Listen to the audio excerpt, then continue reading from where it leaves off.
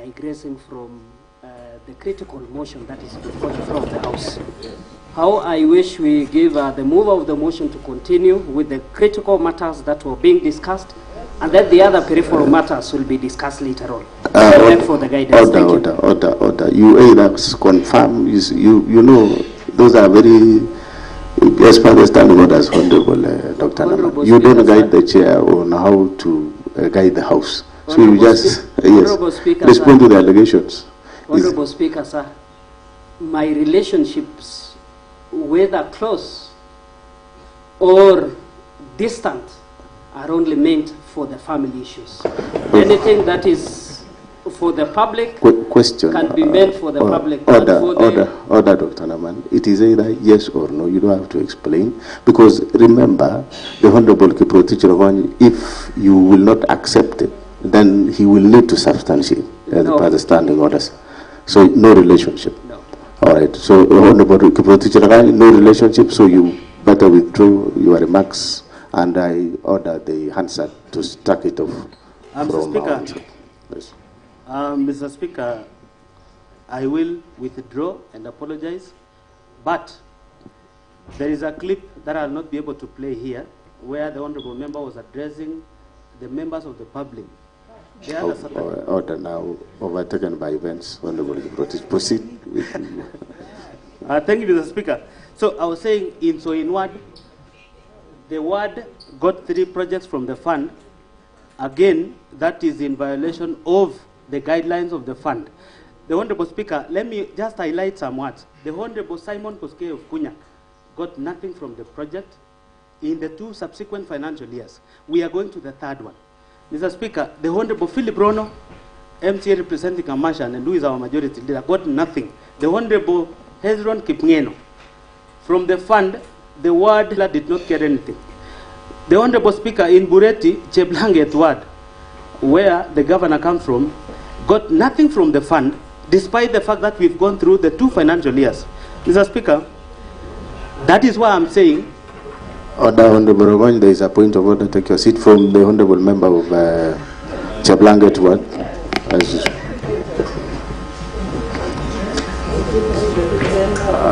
Thank you, Mr. Speaker, sir, for giving me this opportunity to stand on a point of order, number 98, on statement of facts. I'm lucky to have been a member to the Committee on Environment, and the flocker gave my ward a project. They supplied avocados of 2.9 million. So, just like you have said, Mr. Speaker, that you alleges must prove. Let Honorable Rogon prove or visit the flocker projects before he table a statement which is so not normal. I don't think what Honorable Rogon is saying is true. And what he said now proves that everything he's going to say is pure lies. Thank you, Mr. Speaker. All right, Honorable Rogon, you have heard the Honorable Kibet possible. Thank you, Mr. Speaker. Mr. Speaker, the report is out, and we have the report. I'll be able to share with the member. Is it part of the evidence that is here? Yeah, it is part of the evidence. Already that you have attached here? Yes, in fact, in the report, up to 6 words, except commercial, is not captured. But Cheblanget is one of the words which did not benefit. Now that the member has confirmed the court of avocados, allow me to proceed, Mr. Speaker. Order, Honorable Members, so that we may not waste a lot of time, I'll direct that Honorable Kiprotich Rovanya, I would like you to stick to the very issues that are in this substantive motion. Yeah. And even as you make your contribution, make reference to it so that we don't have a back and forth. Thank you, Mr. Speaker. Number B, the Joint Committee on Water and Sanitation and Environment, Energy and Forestry and Natural Resources, in the report on the implementation implementation status of flocker programs, noted that some projects under the fund, namely Chemamul Water Project in Kabianga, Water and Environment Project in Seretet Cheptoro Riet Ward, Toroich Tany Cooperative Society Milk Cooling Plant in Kapsaos, Soliat Water Tree Nursery Establishment Project in Soliat Ward, Ndonyo Mare Bohol Water Project, and Lelaitich Water Project in Soin are marked as 100% complete, yet there are either defects in their works, incomplete and substandard works. Mr. Speaker, in some of these projects, the payment is already 100%, yet some of them are not complete, others have defects. Number 18, as a result of this unfair distribution of projects, wards like, and Mr. Speaker, from the report of the Committee on Water and Sanitation, Environment, Energy and Forestry and Natural Resources. Mr. Speaker, I sit in Environment, and we paid a visit to a number of wards. Wards like Cheblanget, Litein, Chai, Kipchebor, Chilchila and Kunyak did not get even a single project in all the categories under the fund, namely environment, agriculture and water. Number 4, misappropriation of county funds under the equalizer kazi mtaani. And this one, Mr. Speaker, is very interesting because the Honorable Paul B. was the chairperson of this ad hoc committee. I sat as the vice chair. Number 19, on about 14th of February 2023, Mr. Speaker, it's a typo. It's supposed to be 14th of February 2023, not 31st of August. 31st is when we did the report. The governor engaged in gross violation of Article 10, 183, 201, 207, and 208 of the Constitution and sections 102, 109, and 110 of the Public Finance Management Act 2012 by launching a program dubbed Equalizer Kazi Mtaani Initiative and drawing county funds towards the initiative without a legislation to anchor the initiative, public participation, prior approval of the county assembly and the controller of budget, and prior approval of the budget and appropriation committee approval. Mr. Speaker, under the fund, a total of Kenya shillings 39 million were paid without proper tendering, local service orders, and for the services which were not delivered. The county assembly's report on the ad hoc committee on Kazi Mtaani project pointed out various violations of the Constitution and the law in the rolling out and implementation of the initiative. However, the governor deliberately disregarded the report and it has hitherto not been implemented. Number 22, the deliberate failure, omission and unwillingness to implement the report of the county assembly on Equalizer Kazi Mtaani initiative undermines devolution, the doctrine of separation of powers, and is therefore unethical to the values and principles of governance. Under Article 10 of the Constitution, the objects of the devolution under Article 174 of the Constitution. Mr. Speaker, as I said, this was yet a very good initiative, but it had no legislation. Mr. Speaker, there was no policy. And Mr. Speaker, it is unfortunate because I sat with the Honorable Paul B. and the committee. People, Mr. Speaker, were given jobs. There was not a single documentation. Mr. Speaker, in Kericho County, that is the Kericho municipality, 9 companies were given the tenders without a single documentation. In Litein municipality, it was supposed to cover the 2 municipalities. 6 companies were given the works. Mr. Speaker, for Litein one, from the report, because we have the report here, the then acting municipal manager, one Isaac Basuben, and the board attempted to do some documentations, but of course, not a single LSO was generated, but all those contractors were paid. In fact, there was a funny case, Mr. Speaker, where a contractor who was given a job to do in Brook was claiming a pending bill of close to 2.7 million shillings. When we inquired from her, because we had to call them to ascertain their works, the lady could not even tell where she was given a place to work. Mr. Speaker, the program was supposed to run for 6 months. The county government of Kericho, led by the governor, through the 2 municipalities, allowed the program to run for close to a year. drawing all the development funds meant for the two municipalities in the first financial year and the subsequent financial year. And Mr. Speaker, we will prove when we called on the staff led by the former CEC, who is now an employee in this assembly, one Wakili Brian Langat. They were unable even to tell us who got a document. How will you pay for will you pay a contractor without even an LSO? Mr. Speaker, to date, it has never been resolved.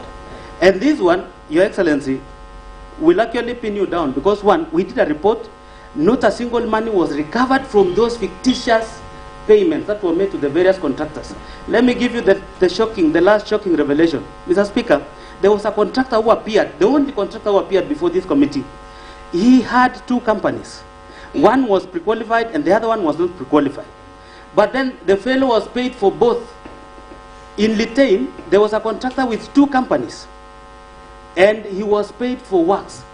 And then lastly, the funny scenario, Mr. Speaker, a contractor was given a job in Caps House, Capsoit, and Capsuser, gave a list of laborers who were working in Caps House. The same list was taken to Capsoit, and the same list was taken to Capsuser. How on earth is that possible? How will you take somebody who works in Caps House to go to Capsoit, and then finally to go to... So the list that was generated, Mr. Speaker, was only meant to account for the money. Money is paid to that contractor.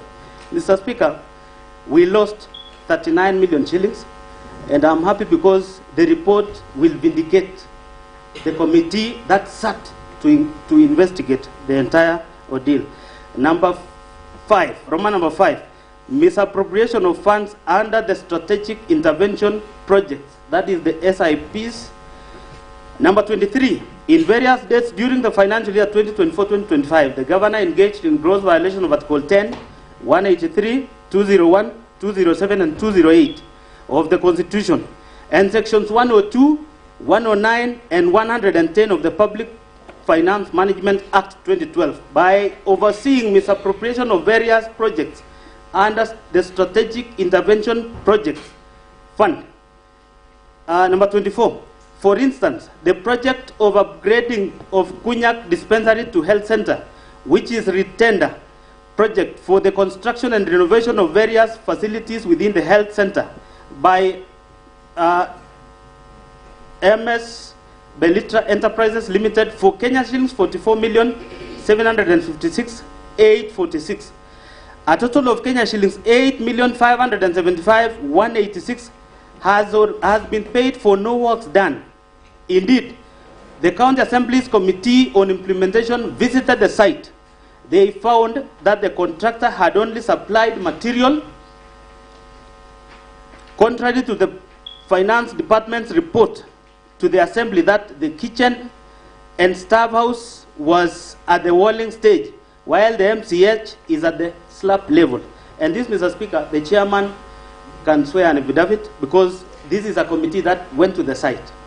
And the contractor that evening was rushing to the site because he had already been discovered to have been paid without beginning the works. Number 6, Roman number 6, other violations of the Constitution and the law.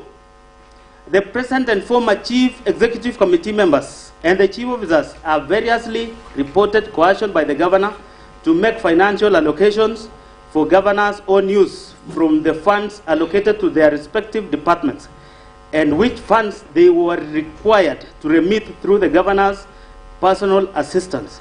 Mr. Speaker, the CECs who are fired, and Mr. Speaker, the Governor holds a record in this county, having fired 10 county executive members since he was elected, and 5 chief officers since he was sworn into office in 2022.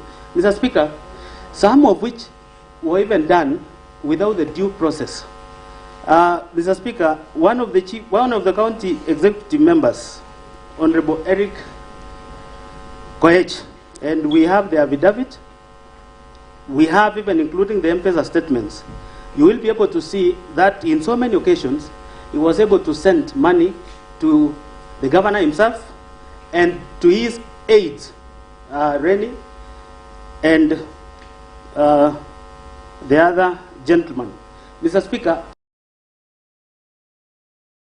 this confirms that the governor has, in so many occasions, forced his own employees to remit some of those monies through the PAs and some of his staff. Number 26, violation of Article 201 A, D, and E of the Constitution of Kenya 2010 on principles of public finance management, and Article 226 as read with Article 227 of the Constitution by presiding over glaring irregularities evidenced by number A, irregular award of contracts and evasion of accountability; B, willful interfering in the procurement process and the award of tenders; number C, skewed tender awards to various contractors at inflated rate and in collusion with fraudulent contractors and suppliers; number D, irregular implementation and unfair distribution of various programs in the county;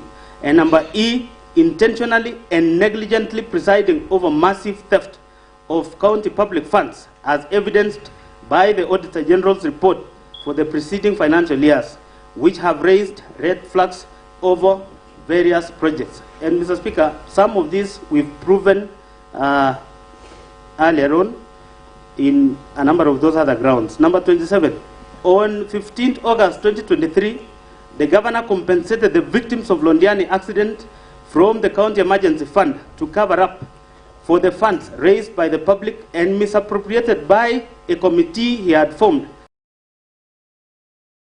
to steer the fund drive, and without cogent explanation of how the funds publicly raised for the victims had been expended.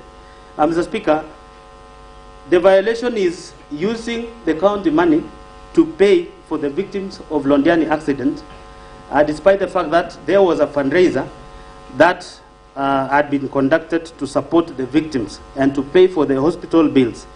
Evidence of the governor's engagement, connivance, and complicity in the aforementioned acts of misappropriation, misallocation, and illegal drawings of the county revenue and county finances is to be found in, number 1, the report of the ad hoc committee on the alleged fictitious payments, which we have the report, that is KCA exhibit number 1. We have it here, Mr. Speaker. This one. Number 2, a bundle of sample of vouchers, payment requisitions, delivery notes, LSOs, etc. The payments are made. That is KCA exhibit number 2, which is also here. Then we have number 3, Roman number 3, Joint Committee Report of the County Assembly on implementation status of National Agriculture Value Chain Development Project, NAFCDP, in Kericho County. Kericho County Assembly exhibit number 3. The report is here, Mr. Speaker. Number 4, World Bank Project Implementation Manual for NAFCDP, KCA exhibit number 4, which is here too. Roman number 5, Joint Committee Report on the implementation status of FLOCA programs, KCA exhibit number 5. It is also here, and that was done by the committee, Joint Committee on Water and Environment. Roman number 6, reports on the ad hoc committee on Kazi Mtaani project, KCA exhibit number 6. It is also here, Mr. Speaker. Roman number 7, committee on implementation report on the motion of strategic intervention projects, KCA exhibit number 7. It is also here and it is ready. Roman number 8, a bundle of vouchers for the payment of various projects under the strategic intervention projects, KCA exhibit number 8. It is also here. Number 9, Roman number 9, affidavits of Mr. Erick Mutai, KCA exhibit number 9. And number 10, video clips, KV 001 and KV 002. Mr. Speaker, I would wish we play that video when I handle Roman number 2, that is the misappropriating and or abetting misappropriation of funds publicly raised for the victims of Londiani accident, because that is the clip. Number 1, on various dates between 4th July 2023 and 9th July 2023, the governor grossly violated provisions of Article 10, 73, and 75 of the Constitution, and Sections 29 and 34 of the Leadership and Integrity Act 2012 by number A, overseeing misappropriation of funds raised for the victims of horrendous Londiani Junction accident tragedy, in which over Kenya shillings 9 million of public raised funds were lost. Number B, redating on his undertaking to implement the report of the County Assembly's ad hoc committee formed to probe the misappropriation of funds meant for the victims of the accident. There is evidence that the governor filed a suit and or supported a suit by those implicated in the report of the County Assembly's ad hoc committee. So, committee in Kericho, ELCR code petition number E006 of 2023. That is Dr. Wesley Bor and 5 others versus the governor, the county government of Kericho, and others. And Kericho ELCR petition number E014 of 2023. That is Victor Tum and others versus the Kericho, the governor, Kericho County government, and others. Number C, being personally and directly complicit in the flawed award of direct tenders for the service providers during the fundraiser and requiem mass of the victims of the accident.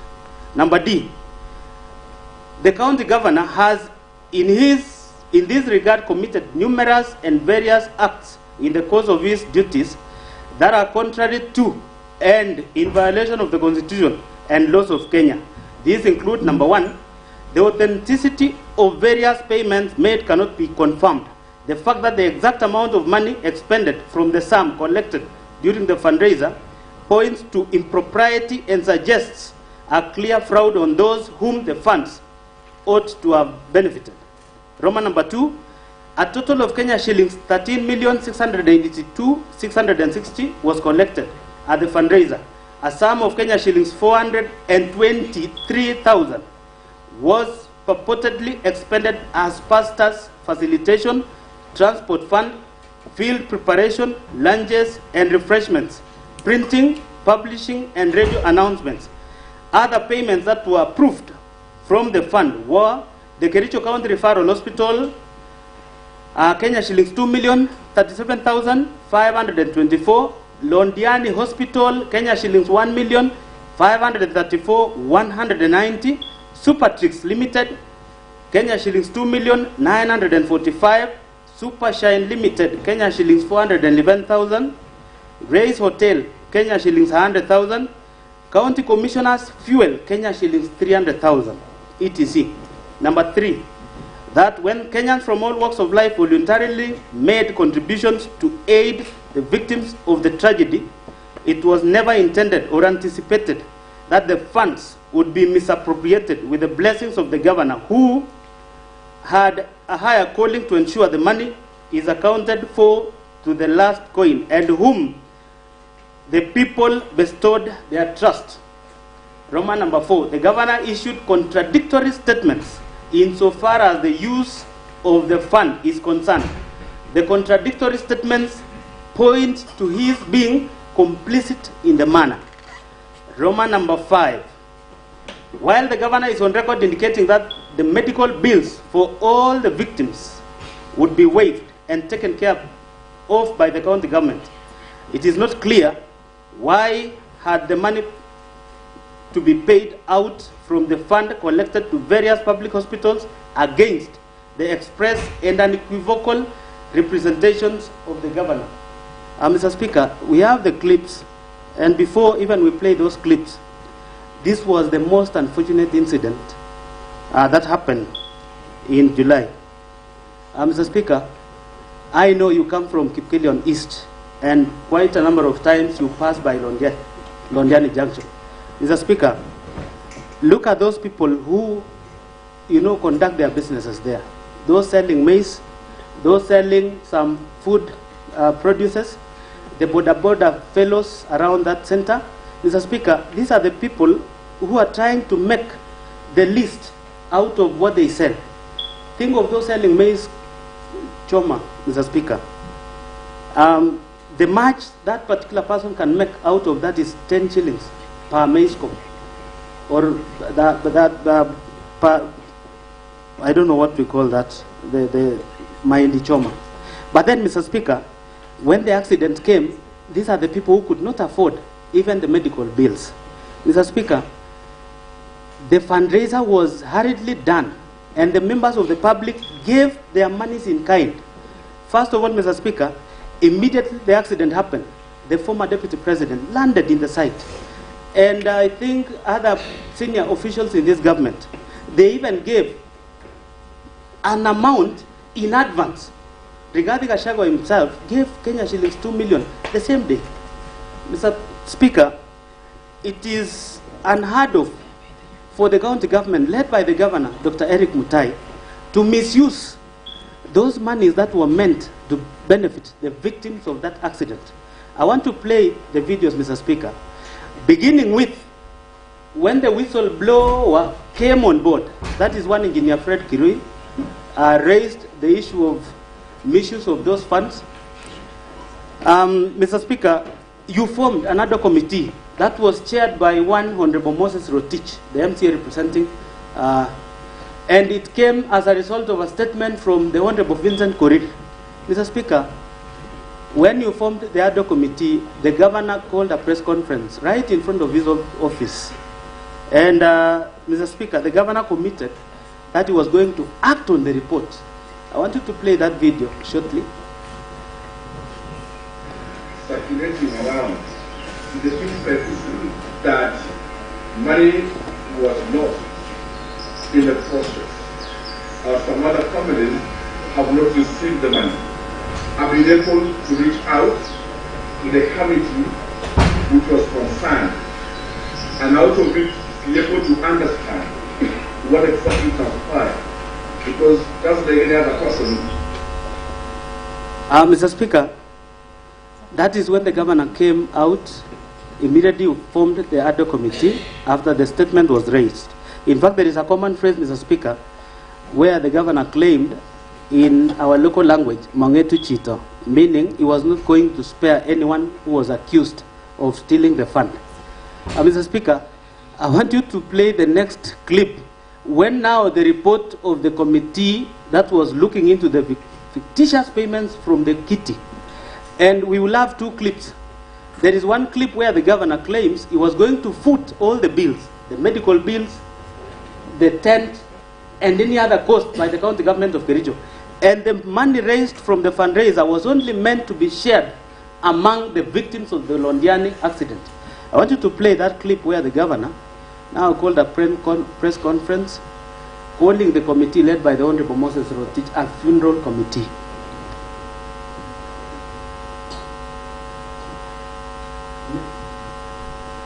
I must admit that having looked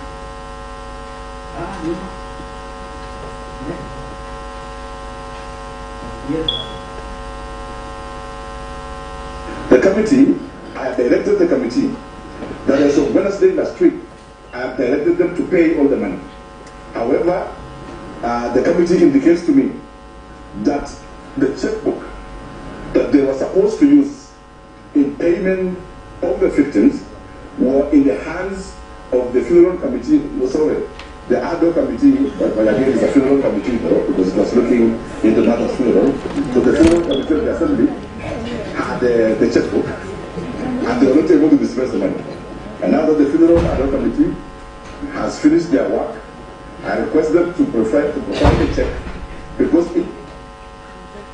Mr. Speaker, if I had an opportunity to play the entire clip, because we were able to pick that one because of time, Mr. Speaker, the governor even went an extra mile and said that my hands are tied.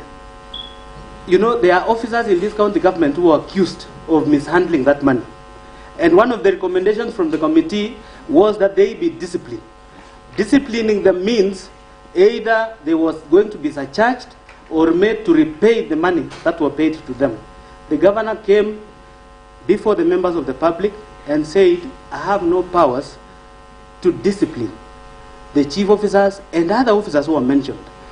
Mr. Speaker, I'm talking about the governor who contradicts himself in so many occasions. And number two, this is a governor who demeans a honorable committee that was looking into issues of the victims of Londiani accident. Mr. Speaker, calling the other committee that was looking into Londiani accident compensation a funeral committee is something that, Mr. Speaker, I'm worried. Because one, that act alone amounts to violation of Article 10 of the Constitution. And Mr. Speaker, that is why I still insist before this House, Your Excellency, there is no choice, but when the time comes for us to vote, you need to exit this county, Mr. Speaker. I mean, the governor has to, the governor has to go. And Mr. Speaker, let me read number E.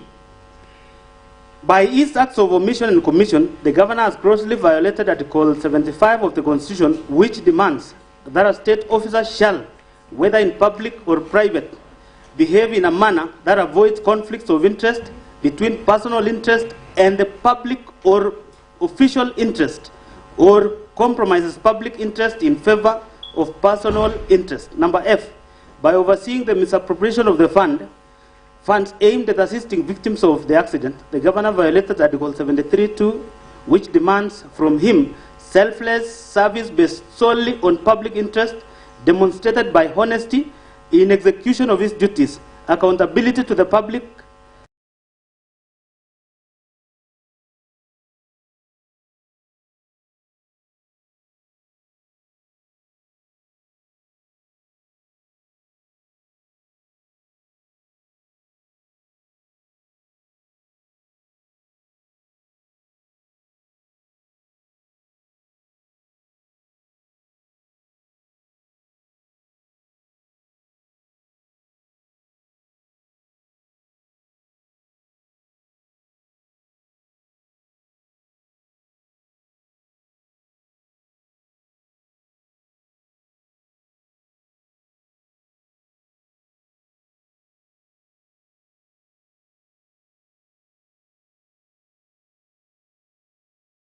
A, Roman 2 and 3 of the Constitution, which demands that he at all times demonstrate respect to the people and brings honor and dignity to the office he holds.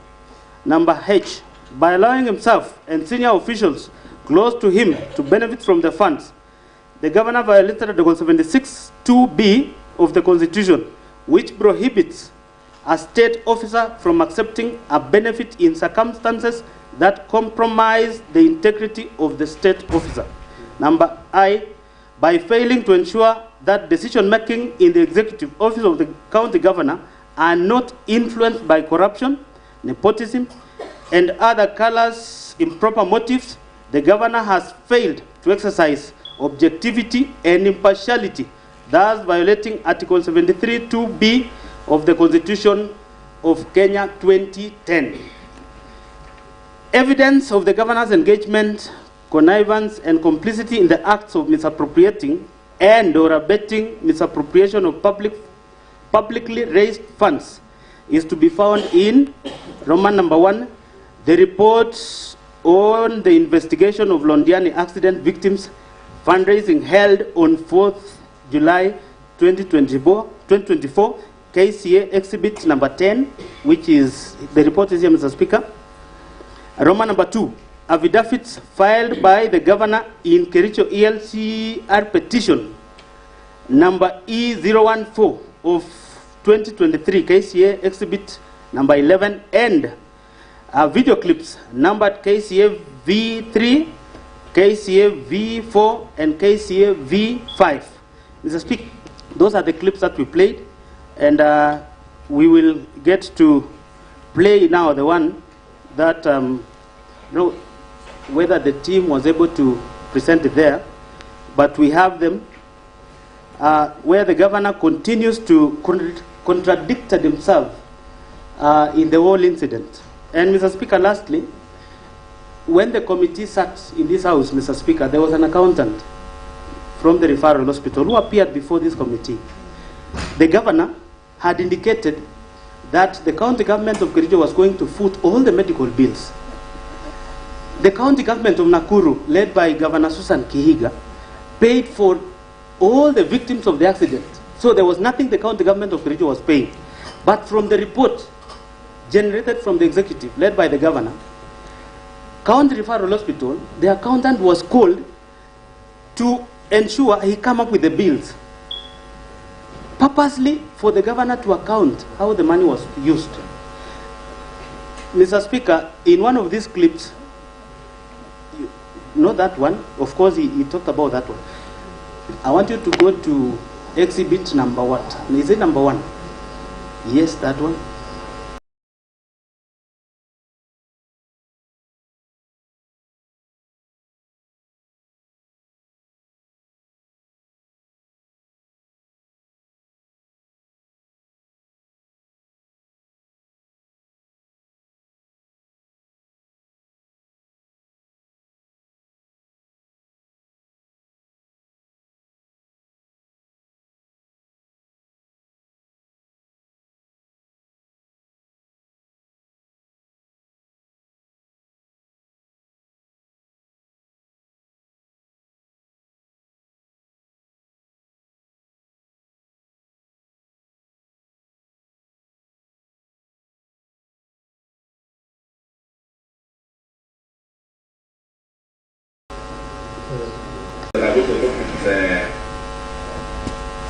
To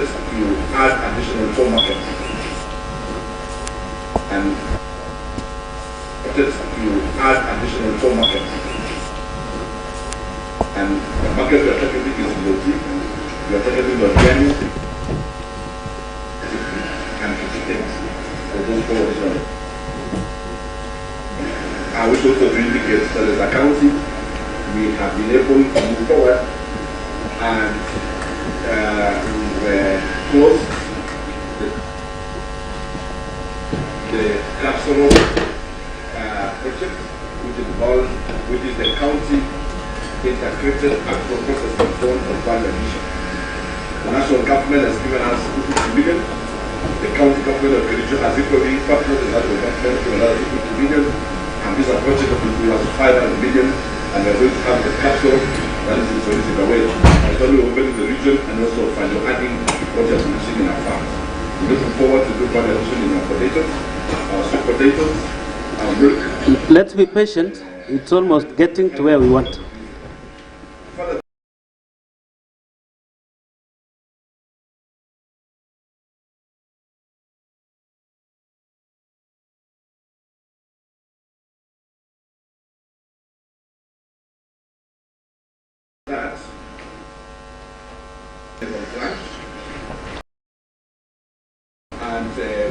And we are still collaborating with the MCAs of the community so that the remaining facilities, which is around 7 million for its completion, together with Kericho and private investors, we're looking forward to be able to run and complete the project so that we can add our vegetables rate and then expand the product and surrounding community. We are here because as a county we had a very serious project in Lodiani which saw a number of people lost. When we were that I was on 52, and then went around the clock, reached out to. Sorry, Mr. Speaker. Do you want us to continue that? What I want there, or maybe I can explain. On what's there, the governor is making his commitment that the county government of Kericho was going to foot all the medical bills for the victims and the tent and anything that was going to be used throughout the whole exercise. Mr. Speaker, unfortunately, from the report, the county government of Kericho, led by the governor, was able to pay Supertrix 2.945 million shillings. Mr. Speaker, the county government of Kericho again budgeted for Londiani Sub-County Hospital and our Kericho Referral Hospital, and without blinking an eye, they also budgeted for the Nakuru PGH Hospital and Molo Sub-County Hospital. Mr. Speaker, why would you budget for what you had claimed the county government of Kericho was going to pay? Why would you use the same fund to meet the expenses which you had authoritatively stated in that clip that the county government of Kericho was going to foot? Mr. Speaker, in the whole exercise, the governor was trying to account for the misuse of the fund that was meant to be paid to the victims of the accident. We will, of course, get a clearer video of that, that evidence we are adducing, because it is important. This is where we will not let the governor go, because when we went to Senate last time, Mr. Speaker, our case was not heard because of what most of our members know. So we are going to produce this as an evidence. The governor had the overall responsibility to ensure the fund was used prudently and to benefit the victims. Later on, Mr. Speaker, the governor, I want to believe in his own replying affidavit, is going to prove how he was able to retrieve or to get back the money that he eventually used to pay to the victims. However, Mr. Speaker, to date, there are victims of that accident who claim they have never been paid to date. Mr. Speaker, it is wrong, it is immoral, even to steal from the people who lost their loved ones. Number B. Order, Honorable Wayne. Now that you take your seat, now that you have played a clip that is not clear and audible and not flowing, ensure that you perhaps you hand over to the office of the clerk a clear one, an audible one, and so that we, and the one that is flowing, so that we can also share with the governor. All right. Proceed. I stand guided, Mr. Speaker. Number B, abuse of office. And Roman number 1, illegal appointments, unlawful dismissal and transfers, and usurpation of the constitutional and statutory functions of the county public service. Number 1, the governor has variously engaged in Roman number 1, gross misconduct, Roman number 2, gross violation of Articles 10, 73, 75, 232, 235, and 236 of the Constitution. And Roman number 3, gross violation of Section 17 of the Public Officer Ethics Act, Section 55, 59, 59A, 60, 62, 63, 64, and 65 of the County Governments Act, Section 4 of the Public Appointments, County Assemblies Approval Act of 2017, and variously abused his office by, number 1, skewed and competitive and nepotic appointments of the county employees of various cadres. For instance, the governor recently hired his own brother, one Victor Mutai, as a revenue clerk. Similarly, the governor's personal assistant's wife, one Chepkirui Mercy, who was recently hired as a nurse on contract basis, was confirmed. Yet there are a number of nursing staff who have been serving on contract for long without confirmation. Number B, illegally appointing one Mrs. Alice Bett, now a judge of the High Court, as the county attorney when there was a substantive office holder, an act of which the Employment and Labor Relations Court, Honorable Lady Justice Wasilwa, affirmed was irregular and procedural and unlawful in Sang versus Governor Kericho County, and 2 others. Petition E001 of 2023. In that case, the governor was found by the court to be in gross violation of Article 73 and 232 of the Constitution. His actions found to be illegal and unconstitutional, and ordered to pay costs of Kenya shillings 2 million and costs personally. The governor has therefore been already adjudged to be in gross violation of the law, and all the Assembly and the Senate. And this is very interesting, Mr. Speaker, because one, the governor was taken through the justice system, and the judge ruled that the governor violated Article 73 and 232 of the Constitution. And that means, Mr. Speaker, if the governor has been found to have violated the Constitution, you know, the governor stands adjudged. In this instance, Mr. Speaker, the governor even doesn't need to be brought to this house to be impeached.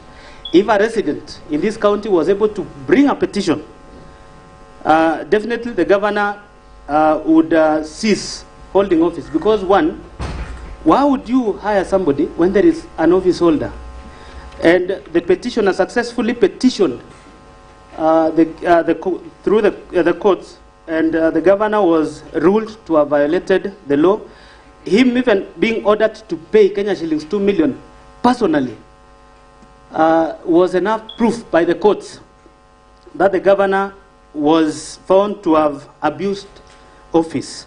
Number C, causing the advertisement of the positions of doctors, nurses, early childhood education ECD teachers, just to endear himself politically when he knew the county government did not have capacity to hire. The applicants were subsequently not shortlisted, or the alleged vacancies fill up. And this is what came up, I think, around 2023. We have the advert, Mr. Speaker, where so many positions were advertised, and they were never filled. It is only recently when the health workers were successfully recruited, but then the other cadres in education and all the other positions have never been filled up.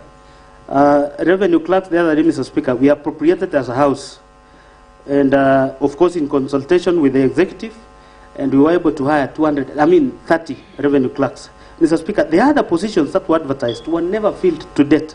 The replacement of ECD teachers has never been done, despite the fact that the governor, through his authority in writing to the County Public Service Board for advertisement, they did that. People applied, they were never shortlisted or interviewed. Of course, Mr. Speaker, that is wrong. Number D, illegally deploying health staff via notice dated 22nd July 2024 without any justification, authority, and involvement of County Public Service Board, thus creating crisis in the health sector. And this was very interesting, Mr. Speaker, because one, the governor instructed the then county secretary for a number of transfers.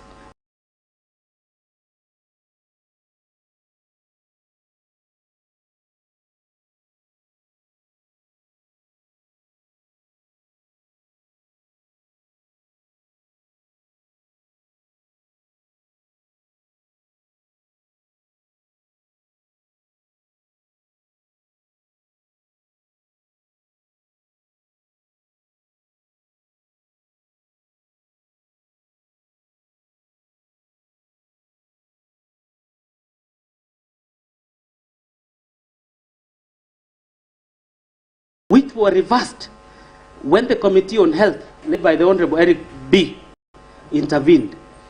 Of course, Mr. Speaker, the duty pursuant to County Governments Act Section 69 and 72 of the County Governments Act vests the authority to the various chief officers within the department to do the transfers. And 72 is for the county secretary to do the transfers across the departments. In that case, Mr. Speaker, the then county secretary did transfer. A number of them lost morale. Had it not been for the Committee on Health to intervene, perhaps, Mr. Speaker, service delivery was going to be hampered in this county. Number E, since his assumption among other senior county staff without compensation in damages, the governor has perpetuated this firing spree not for any reason but as a show of might, power and authority. And that is where the abuse lies. Mr. Speaker, the worst one was last year in December, where the county executive members, 6 of them, were fired via a Facebook post by the governor. In fact, the governor quoted Section 40 of the County Governments Act. And that particular section has already been repealed by the Senate. Mr. Speaker, using a law that is non-existent to fire county executive members is something that we need to worry about. And you know, Mr. Speaker, we have a number of staff who've lost their jobs without any cause. Mr. Speaker, I know of CECs who are very young as the governor. Some of them are going through problems now. Their families are broken. The governor has never considered even a single thought about such employees. Mr. Speaker, why would the governor just wake up one morning, dismiss the CECs? And when he's asked why, there was an instance, and I'm happy, Your Excellency, you're here, where I was calling him to inform him, don't fire this particular officer. He told me, I'm the appointing authority. That was a phone call conversation. And then, Mr. Speaker, I wonder, why would you hire somebody who had a job, a well-paying job? 4 months down the line, you fire that particular individual. Case in point is Malel Kipruto, who was the TSE director in Turkana. The governor implored on him to come take up the job in the county government. This individual went through 4 departments within 4 months. He was hired. You know, Mr. Speaker, I'm a member of the appointment committee. When the name of one Malel Kipruto came to this house, he was the CEC in charge of public service management. Hardly 1 month later, he was taken to ICT. A month and a half later, he was in charge of lands. How will this particular officer learn the ropes to be able to, you know, offer services to this county? Yes, Mr. Speaker, the governor has continued to abuse office by firing left, right, center officers he himself, you know, proposed through this house for them to be hired. This is the height of impunity, you know, that the governor has continued to show ever since he was elected. Evidence of the governor's engagement, connivance, complicity in the foregoing acts of illegal appointments, unlawful dismissal and transfers, and usurpation of the constitutional and statutory functions of the county organs is to be found in, number 1, the judgment of Employment and Labor Relations Court in Kericho in the case of Collins Sang versus Governor Kericho County, and 2 others, petition E001 of 2023. And it was in 2024, the judgment actually was published.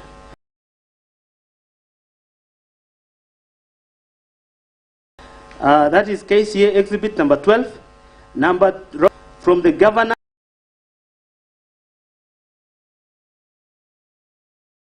and other staff. KCA exhibit number 13, Roman number 3, copies of bundles of sample court documents filed in various cases.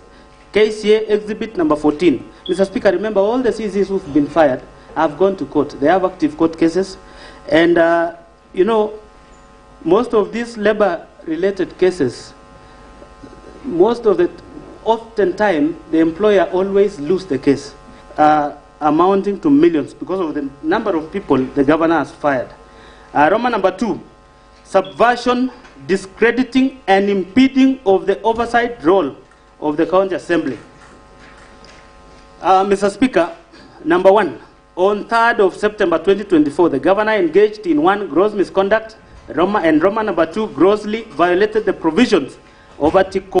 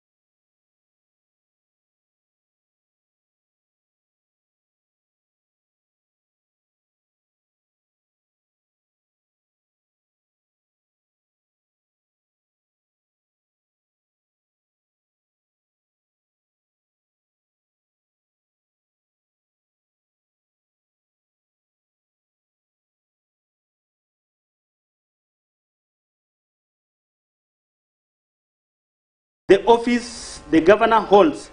Further, as a result of the illegal actions of the governor, the county was condemned to pay costs. Mr. Speaker, we have the clip, and before we play, this is a case where the governor again lost. The proprietor of the parcel of land went to court. And this was funny, Mr. Speaker, so that you know it is wrong to get it wrong from the word go. This is day 2 after swearing in. The governor led a mop, tore down the fence of that particular proprietor. Even if the governor knew that the land is claimed to belong to the county, there is a due process. You don't repossess illegally, make it a dump site without any approval. And then when the proprietor went to court, he won the court case. The county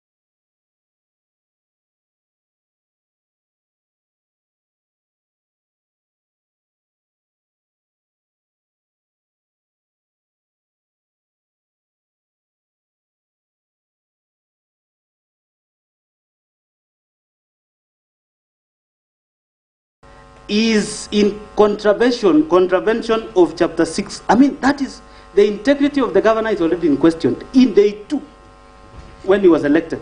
Tell me, Mr. Speaker, why this governor should continue holding office, even with the judgment rendered by the courts that he was in violation of the Constitution, that he forcefully entered into somebody's land, made it a dump site, without any approval, Mr. Speaker. And that is why I'm here to say, members, giving him an opportunity, I do not know how this county will be run even until 2027.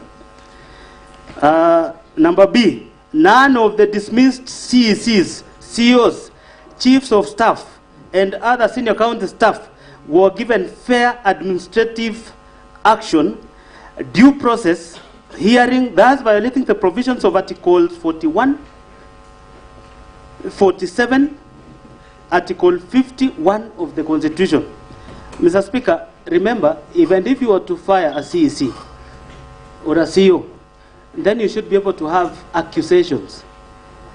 I've seen CECs in other counties go to court and win the cases. I do not know for Kericho, because case in point, Mr. Speaker, is the December 23rd one, where the governor just updated a Facebook post, and days later he came up with letters of dismissal. The grounds to date is not known, but we will then prove, because they are our witnesses now. Mr. Speaker, in the case of Erick Mutai and the other 3, the governor actually messed up with their reputation. I want to bring to your attention, Mr. Speaker, Engineer Erick Mutai is a village boy who went to school, Kakibei, Kapkeburu Primary, Kahaki Bay, as a day scholar, scored an A- from that small school, went to Kenyatta University, get the best grade. He worked, before even joining us, he had worked for Water Trust Fund. This is a young man who had ambitions. Now, firing him with a phrase of incompetence rendered the life of that young man useless. Mr. Speaker, this is a governor who wants to be given chance. Yet, whenever he has authority, he has never given chance to anybody who works for him. And that is why, Mr. Speaker, his continued to run the affairs of this county is untenable. And I want to beseech members, when the time comes, let us act, with a lot of feelings to the many who've gone through the hard times through the leadership of this governor. Number C, the governor has persistently intimidated, molested, harassed county officers who do not sing to his tune, leaving officers jittery and creating an atmosphere of fear, uncertainty, and despondency in the county, and thus creating toxic work environment. This violates the principal provisions of Section 11 and 13 of the Leadership and Integrity Act. Number D, the governor has persistently used divisive and unbecoming language, which undermines the office he holds, contrary to Section 8 of the Leadership and Integrity Act 2012. Number E, the acts of the governor enumerated above have collectively brought dishonor and disrepute into the office of the governor in violation of Chapter 6 of the Constitution and the Leadership and Integrity Act 2012. Evidence of the governor's engagement, connivance, and complicity in the preceding acts of incitement, vilification of people and staff is to be found in number 1, affidavit of Joseph Langatkogo, sworn on 23rd September 2023 in support of the notice KCA exhibit number 17. Aroma number 2, judgment of ELC petition number E001 of 2022, Joseph Langatkogo versus the county government of Kericho. Number 9, we have the video clips. And Mr. Speaker, you've been able to see one.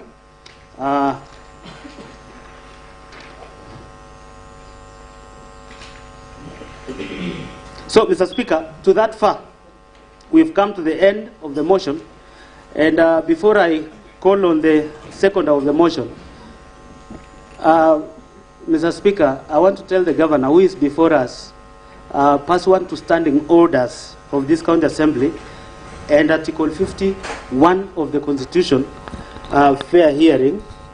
Mr. Speaker, it is important that the governor knows that on various dates ever since he was elected, his actions has brought us this far.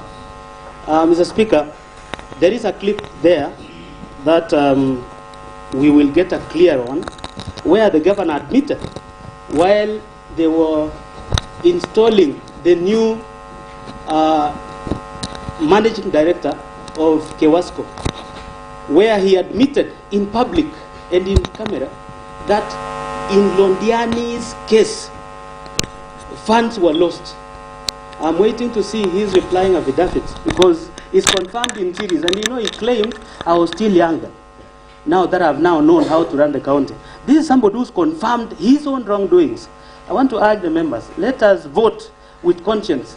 We will save this county, and the county of government of Kericho will vindicate our actions in future and for the generations to come. To this, Mr. Speaker, I beg to move the motion.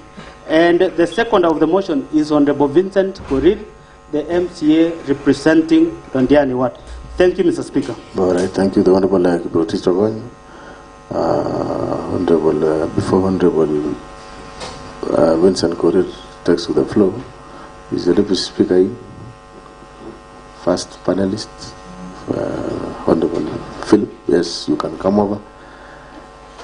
As the Honorable Vincent Korir, you will take the floor, you second the motion.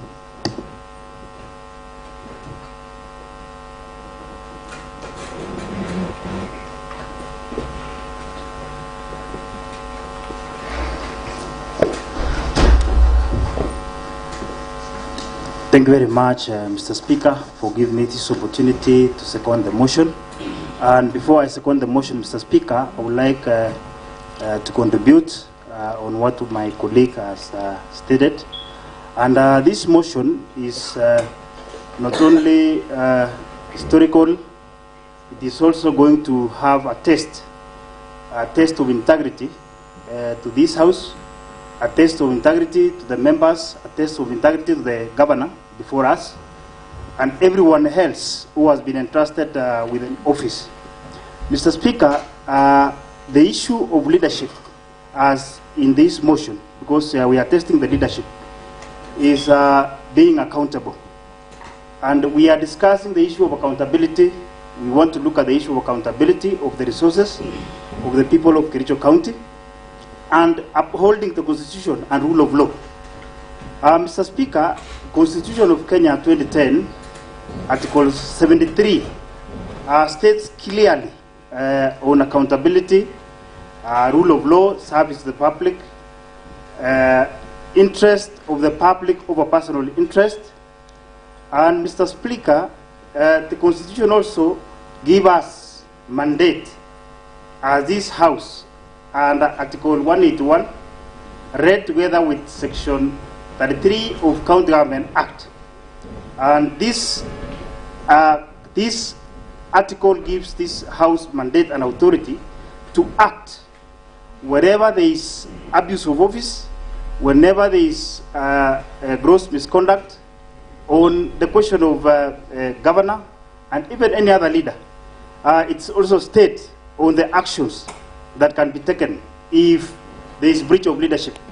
Mr. Speaker, this motion clearly also will test us as members of this House, Mr. Speaker, because when you hear about the issues of fictitious payments, I, representing the people of Londiani, I will not tolerate a farmer who woke up very early in the morning, as I stated before, when this motion was being tabled, that I cannot tolerate the farmer who woke up to queue behind us and to support us to be given under supply of goods and services, yet they are supposed to get fair share of their resources and the revenue and taxes that we are appropriating in this House. Mr. Speaker, I will not tolerate that as a member. Mr. Speaker, there are issues that have been touched on corruption. There are issues of fake tenders. There are issues of inflated projects. There are issues, Mr. Speaker, of impunity. Last time, I don't have a word to call this, because fictitious payments will attract even the worst names, like thuggery, theft, and robbery, because that's not what we should entertain as a House. Mr. Speaker, consequently, when you breach these laws, for instance, the governor, the law says you will be impeached. For a public officer, you will be disqualified. You will still be prosecuted, and the assets should be recovered. That is what the law says. Mr. Speaker, on the issue of leadership, it is not just a constitutional requirement. It is a test of a character of a person. And our silence in this House, Mr. Speaker, will not absolve us. The people are watching. History will judge us. And if money was stolen, then it means there is a hospital that is lacking drugs, there is a road that is not being repaired, and there is a Mambomboga now, currently, who is suffering out there because they have not received. There is a farmer who has not received the services that are required. Mr. Speaker, as a House, we have that mandate to interrogate these issues, to look. That is why we have the reports on the pending bills. We have the reports of Auditor General. We have the reports of fictitious payments. We have the reports on Londiani accident victims. We have deliberated as a House because we are doing the oversight, the role that we are mandated to do.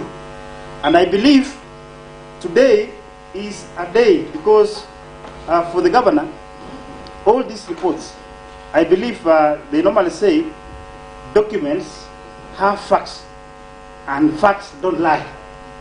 And I believe whatever was documented here are hard facts. And we cannot divert attention to try and blame any other person. Because I saw in the clips played by my colleague here, where the governor was praising the committee and giving them good names. And later when the facts came out, the names of the committees changed to other names, name calling. We want to believe that in this house, we want to see facts. Mr. Speaker, on the fictitious payments, the 85 million, I'm very sad, because a contractor was paid way in advance, before even the services are delivered. Where on earth can someone do this? When we have genuine contractors who have done excellent job, and they have never been paid for a very long period of time, they are still waiting to be paid. And I want to thank the whistleblower, because if the whistleblower could not have mentioned all this, then it means whatever was being supplied to Toroj time last week could not have been supplied. Whatever was supposed to be supplied to Ruskebe, that is in our sub-county, could not have been supplied. Then it means whistleblowers are very important. We should thank the whistleblower for giving us this information as house. And we took the right step of investigating, looking at the documents, and it was done in public. It was all over in our social media. Everybody who was interested will have followed. And even the public told me, some of the members of the public told me, before the fictitious payments were being done, already the public had a report on their own, and they could be able to analyze the report. So it means, Mr. Speaker, these issues of gross misconduct, gross violation of the Constitution, is a test of our leadership. And today, Governor, before us, you see, I was elected by the people of Londiani, and I know my mandate is to do the oversight and representation. That doesn't affect the friendship, maybe between the governor and the MCA. But we have to put you in check and balance. And it is our role. It is not anything to do with politics. It is not anything to do with personal differences. But I'm doing my mandate as the area member of County Assembly from Londiani. And I'm representing that Mambomboga, or that person who queued before to elect us. Honorable members, it is not that we are the best in leadership. There are others who are supposed to be elected, but people trusted us. They given us trust to elect us to represent them, and that is the mandate that I'm going to discharge. Honorable Governor, Your Excellency, the issues mentioned, I'll leave alone the issue of all those stories. Let's pick one point of the housing in Kericho, where a contractor, when there was a whistleblower was done, a contractor rushed at night. If it was not for the members of the public, then the contractor could have rushed there to do some job, so that it can appear that work was going on. Yet there was nothing going on. Money already was paid long way ago. Honorable members, it is our duty, and we are being watched. Not only in our county, we are being watched across the country. And it is our duty, if we fail today to send Excellency Governor Mutai home, then we are giving a leeway to the governors to assume that if they have some political support or small support, then it is their way to continue with corruption. We will never allow that. Mr. Speaker, when you talk of the issue of dismissed 10 CECs, 6 CEOs, 2 chiefs of staff, then my question is it coincidence? It cannot be coincidence, Mr. Speaker, sir. This alone. And I want to actually speak to the governor that when there are rats in your store, and the rats are raiding your maize that you have harvested for your children, You don't call people to come and burn the store, plus the maize and the rats. You kill the rat, and you remain with the store and the maize. Mr. Speaker, you see, there are doctrines. There is a doctrine of leadership, where a leader, if you are the head of or in authority, you are held liable for whatever your staff are doing. That is doctrine of leadership.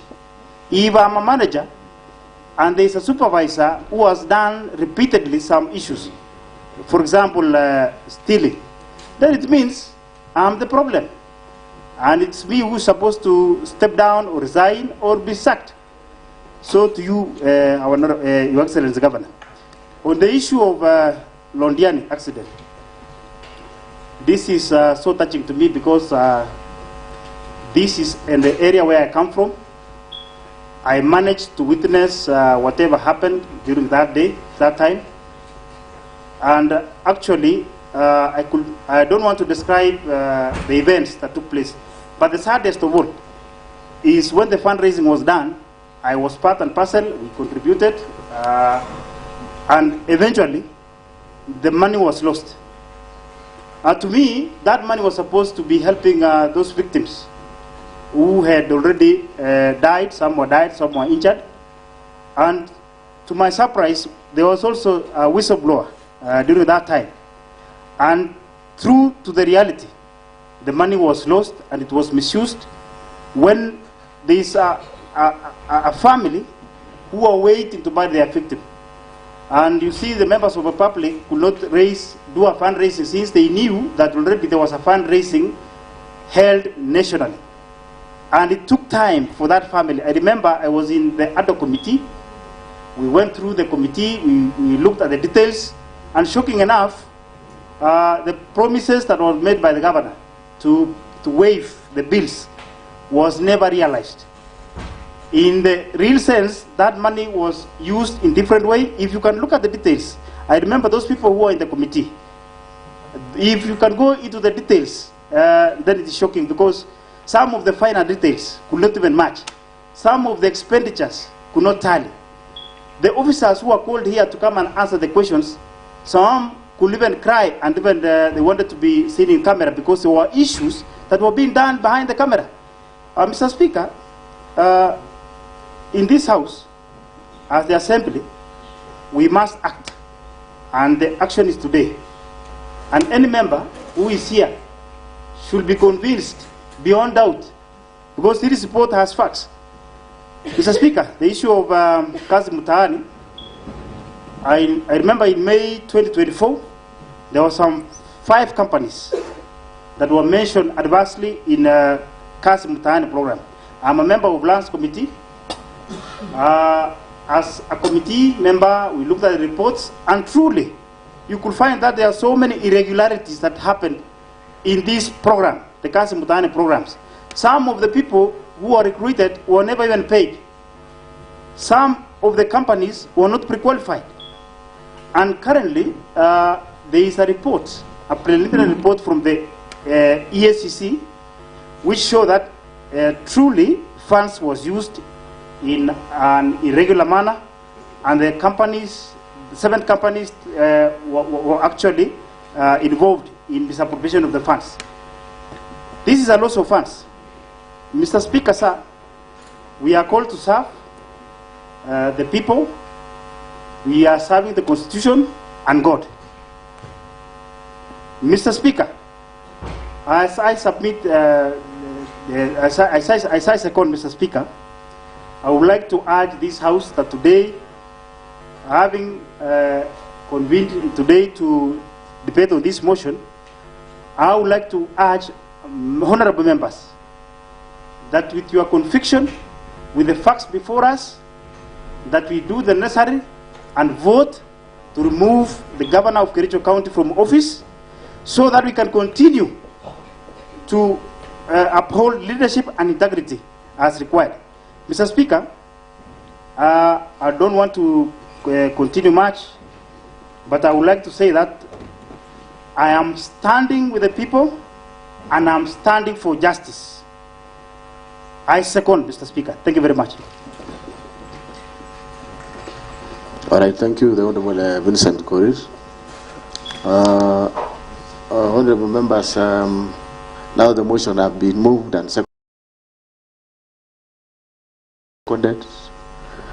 I now propose a question pursuant to the provisions of Standing Order number 65. Which is, you will bear with me, I'll have to read the motion verbatim, but I'll be very fast.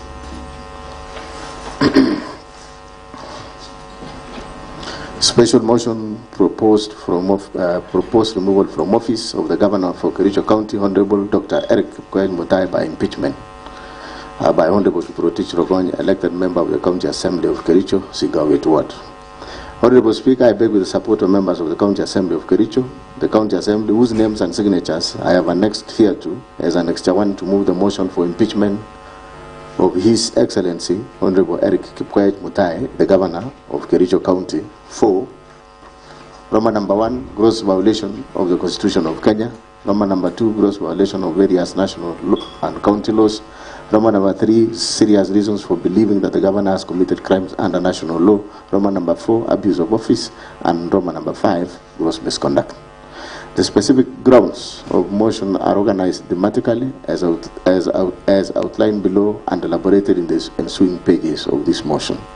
The evidence in support of the motion is set out in 1. Affidavit in support of this motion duly sworn on 5th August 2025 by Honorable Kiprotich. Exhibits annexed to his affidavit in support of the motion. 3. The witness statements affidavits to be presented at the hearing of this motion. Further, the affidavit presented here verifies the accuracy and reliability of exhibits to the motion. Whereas Article 2 of the Constitution of Kenya 2010, hereinafter the Constitution, restates the supremacy of the Constitution as the supreme law of the Republic and binds all persons and state organs at both levels of government.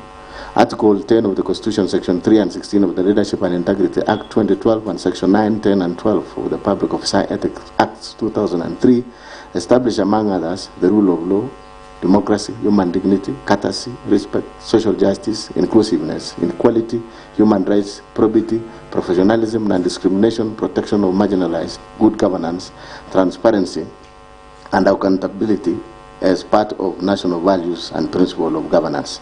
Article 10, 73 and 75 of the Constitution requires state officers at all times, whether in public or private life, to behave in a manner that inter alia brings honor to the nation and dignity of the office of the state officer holds, portray selfless service based solely on the public interests, demonstrated by honesty in execution of public duties and declaration of any personal interest that may conflict with public interest, ensures decisions made by the state officer are not influenced by nepotism, favorism, and improper motives, demonstrate discipline and commitment in service to the people, and 4, avoids demeaning the office that the state officer holds. By dint of Section 11 of the Leadership and Integrity Act 2012, enjoins the governor as a state officer to treat members of the public and other public officer with courtesy and respect, and further, by dint of Section 34 of the Leadership and Integrity Act 2012, the governor, being a state officer, is precluded from bullying any person by engaging in a behavior that is vindictive, cruel, malicious, humiliating, and is intended to undermine a person. Article 73, 2D and E of the Constitution provides for accountability of a state officer to the public for all decisions made in exercise of the powers of the office they hold, and that accountability is a critical principle of leadership and integrity. Article 10, 232, 235, and 236 of the Constitution and Section 59, 59A, 60, 62, 63, 64, and 65 of the County Government Act 2012 provide for the values or principles of public service and establish an elaborate framework for the establishment of county public officers and the recruitment, employment, and dismissal of county public officers.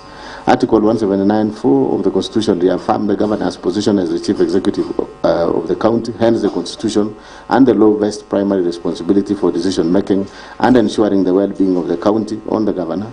This is a strong expression of the county governor's commitment and expectation to provide effective leadership, strategic vision, and direction to the county in ensuring efficient and prudent use of public resources for the good of the county.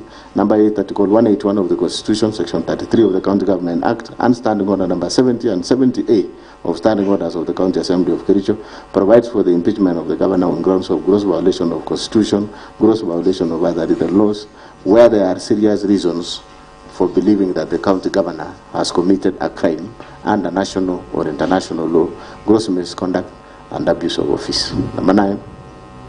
Articles 201, 205, and 207 of the Constitution forms a constitutional basis that guide the counties in raising and utilization of public finances. In particular, Article 207 establishes the County Revenue Fund and clearly stipulates that money shall not be withdrawn from the Revenue Fund unless the Controller of Budget has approved. Number 10, Section 33 of the County Government Act obligates the governor to provide leadership in county governance, be accountable for the management and use of county resources, and to promote, amongst others, good governance and competitiveness of the county. Number 11, the governor has in various instances failed to take charge and rein on the rot, corruption, and unethical practices in the county. Instead, the governor has deliberately aided, abetted, condoned, and encouraged the misuse, misappropriation, misallocation, wanton theft, and pilferage of county finances. Number 12, the governor has in multiple occasions, directly and indirectly, engaged in acts and conduct which severally and collectively constitute gross violation of Constitution, gross violation of other written laws, gross misconduct, and abuse of office. By his acts and conduct, the governor has exposed the office of the governor, the assembly, and the people of Kericho to ridicule, embarrassment, shame, and disrepute. 14, the conduct of the governor has been scandalous and embarrassing to the high office of the county governor, an office held in public trust and whose authority to be exercised in a manner consistent with the purpose and objects of the Constitution. Honorable members, I remind you we are standing orders when the chair is on it, no movement. 15, the conduct of the governor has made it impossible for the county to be governed as it ought to be, comprise service delivery, and jeopardize the functions of both arms of county government of Kericho. It has therefore become untenable for the governor to continue being in office. 16, the governor has variously committed constitutional wrongs that subvert the structure of government and undermine the integrity of office and even the constitutional itself. The significant effects of the conduct, i.e. undermining the integrity of office, disregard of constitutional duties and oath of office, arrogation of power, and abuse of government process, has had an adverse impact on the running and administration of Kericho County government. And number 17, the governor has continued to stay in office, has and will continue to undermine effective service delivery to the detriment of the people of Kericho County, in whose trust the governor holds the office. The Assembly resolves to impeach the governor under Article 181 of the Constitution, Section 33 of the County Government Act, and Standing Order number 70 and 70A of the Kericho County Assembly Standing Orders on the following grounds. A, gross violation of the Constitution and other laws. That is, gross violation of Constitution of the Republic of Kenya 2010, the County Government Act 2012, Public Procurement and Asset Disposal Act 2015, the Public Finance Management Act 2012, and Kericho County laws. 1, misappropriation and misallocation of county finances. On various occasions since his election as a governor and subsequent assumption of office, the governor has engaged in various acts of gross violation of Article 10, 183, and 201 of the Constitution, Section 102 and 109 of the Public Finance Management Act, Cap 412A, and the provision of the Kericho County Rating Act number 5 of 2019 as follows. Roman 1, fictitious payment of works, goods, and services. Between January 2025 and July 2025, the governor engaged in gross violations of Articles 10, 183, 201, 207, and 208 of the Constitution, and Sections 102, 109, and 110 of the Public Finance Management Act 2012, and Section 33F of the County Government Act 2012. The governor aided, abetted, and or condoned the fictitious payment of goods, services, and works which were neither delivered nor done, occasioning the county loss of Kenya shillings 85,704,522.90 in A, services which were not rendered and or partially done, e.g. maintenance of 15 residential houses in Kericho and West Sub-County at a cost of 2,999,000. B, goods not delivered, including soya beans, maize jam, sunflower and seed cake, and cotton seed cake, alleged to have been supplied for Kenya shillings 14,908,640. C, overpriced goods, including sodas, alleged to have been bought for about Kenya shillings 500 shillings per 300 millimeters bottle, and a bale of tissue paper, alleged to have been bought for Kenya shillings 2,750 per bale of 10 tissue papers, and a hand towel priced at Kenya shillings 3,600. B, works, goods and services alleged to have been procured for Kenya shillings 5,172,715 and 60 cents from companies including Mengro Products Limited, Ildama Construction and Supplies Limited, Brisa Construction and Supplies Limited, Prospera Ventures Limited, and IBM Pro Construction Limited without any supporting documents. And E, payment of contractors from the retention account for the works done more than 5 years ago, some of which companies had already been paid and therefore misappropriating county funds through double payments. 2, some of the goods, services and works were procured without following the procurement processes. No tender opening committees were formed contrary to Section 78 of the Public Procurement and Asset Disposal Act 2015, as read together with Regulation 25 of the Public Procurement and Asset Disposal Regulations 2020. Similarly, there were no professional opinions done to the accounting officers contrary to Section 84 of the Public Procurement and Asset Disposal Act of 2015. 3, there was deliberate circumvention of competitive tendering of the same goods, services and works by splitting of contracts to suit the request for quotation method, thus violating Section 54 of the Public Procurement and Asset Disposal Act 2015 as read together with Regulation 43 of Public Procurement and Asset Disposal Regulations 2020. 4, most of the goods, services and works were procured outside the approved budget as required under Section 44(2)(a) of the Public Procurement and Asset Disposal Act 2015.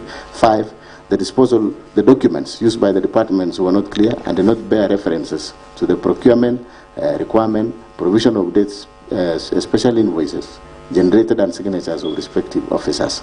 There was therefore blatant violation of the provision of Regulation 68 of the Public Procurement and Asset Disposal Regulation 2020.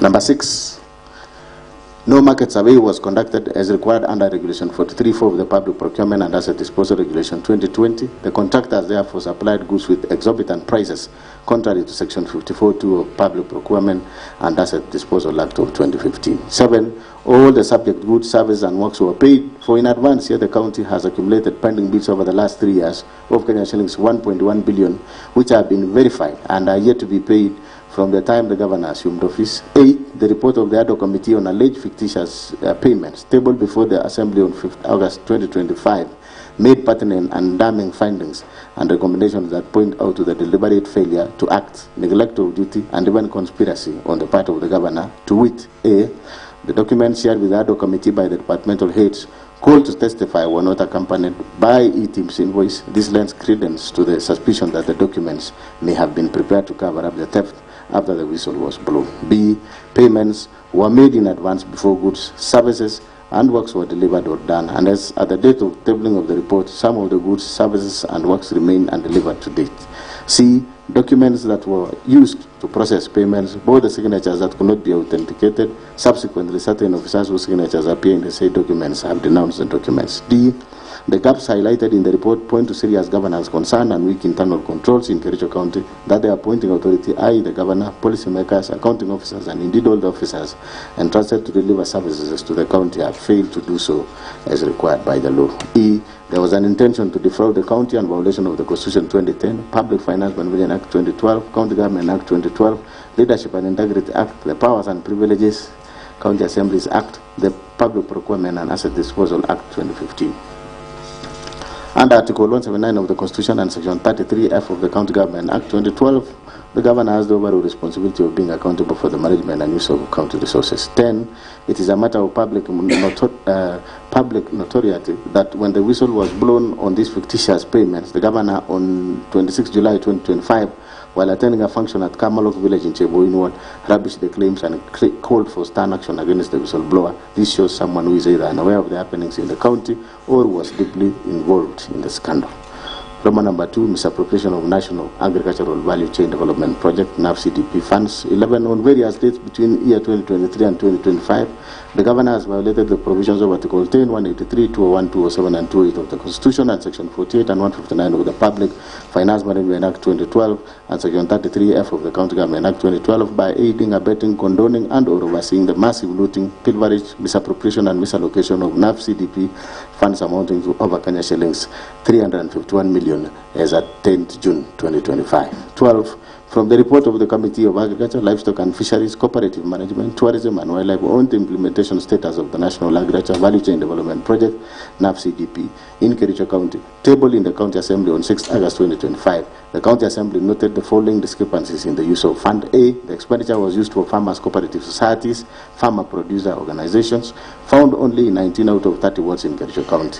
This implies that the funds were meant for agripreneurs, whose role was to enumerate farmers and organize them into circles, was not adequately utilized. B, each ward circle was meant to get Kenya shillings 1 million, yet the committee found out that of the 19 circles under the program, only 7 have ever received financial support since the inception of the fund. C, it is further indicated in the report that some SACCO received nominal support in kind or form of office furniture and some farm inputs, while others have never received any support. D, even though SACCOs and farmer producer organizations which received support in kind did not receive delivery notes when the furniture, computers and other supplies were delivered, and they cannot therefore ascertain the prices, source and therefore quality of what was supplied. E, procurement of furniture and equipment under NAVCDP program was conducted centrally with minimal involvement of key stakeholders. This does not only undermine the principle of transparency in procurement, decision making and lack of ownership, but also created room for pilferage and misappropriation of the funds. 13, the office furniture and equipment supplied under the NAVCDP program are largely of substandard quality. There was therefore no value for money and compliance with Public Procurement and Asset Disposal Act 2015, particularly Section 124, which obligates the procuring entity to select quality and cost-based selection QCBS method as the preferred method to be used to evaluate proposals. 14, the manner in which the few projects which were implemented were done show that they were done without following the project implementation manual published by the World Bank to guide the implementation of the projects. 15, again the governor cited all his overall responsibility under Article 179(4) of the Constitution and Section 33(f) of the County Government Act 2012 to bear accountable for the management and use of county resources. 16, there is evidence that the governor has been ordering withdrawals from the fund for reasons other those for which the fund was created by the donor. Evidence of this shall be availed at the hearing and consideration of the motion. Mover will be asked the Assembly to issue an order, Article 195(2)(b) of the Constitution and Section 27(1)(c) and 2 of the County Assemblies and Powers Privileges Act 2027, compelling the relevant banks where the funds were drawn to furnish this House with a bank statement showing the withdrawals of the funds from 2023 to date. Number 3, misappropriation of funds and an unfair distribution of projects funds under financing locally led climate action FLOCA fund. 17, on various dates between the year 2023 and 2025, Governor has violated the provisions of Article 10, 179, 183, 201, 207 and 208 of the Constitution and Section 102 and 107 of the Public Finance Management Act 2012 and Section 33(f) of the County Government Act 2012 by presiding over unfair, skewed and nepotic distribution of projects under FLOCA funds, imprudent use, misappropriation and misallocation of FLOCA fund as follows. A, skewed and unfair distribution of projects under the fund with the governor's home ward, namely Chilmau ward, alone getting projects worth Kenya shillings 21,701,590 shillings, while there are many other wards not only in other sub-counties but even in Bureti sub-county which have received not a single project under the fund. This nepotically skewed distribution of projects under the fund violates the national values and principle of governance and under Article 10 of the Constitution, and in particular the values of equity, non-discrimination, equality, good governance, integrity, transparency and accountability, the principle of public finance under Chapter 12 of the Constitution, as well as the provisions of Section 102 and 107 of the Public Finance Management Act, which enjoins the governor to ensure fiscal responsibility and adherence to the values and principles of the Constitution in the management of county funds. B, Joint Committee on Water and Sanitation, Environment, Energy, Forestry and Natural Resources, in their report on the implementation status of FLOCA programs, noted that some projects under the fund, namely Chemamul Water Project in Kabianga, Water and Environment Projects in Sereteti Tororiet Ward, Throwing Tight Cooperative Society, Milk Cooling Plan in Kafsaos Ward, Soliat Water Tree Nursery Establishment Project in Soliat Ward, and Donyo Mare Borehole Water Project and the Laitich Water Project in Soliat Ward are marked as 100% complete, yet there are either defects in the works, incomplete and substandard works. 18, As a result of this unfair distribution of projects, words like Cheblanget, Litain, Chai, Kipchebor, Chichila, and Konyak did not get even a single project in all the categories under the fund, namely environment, agriculture, and water.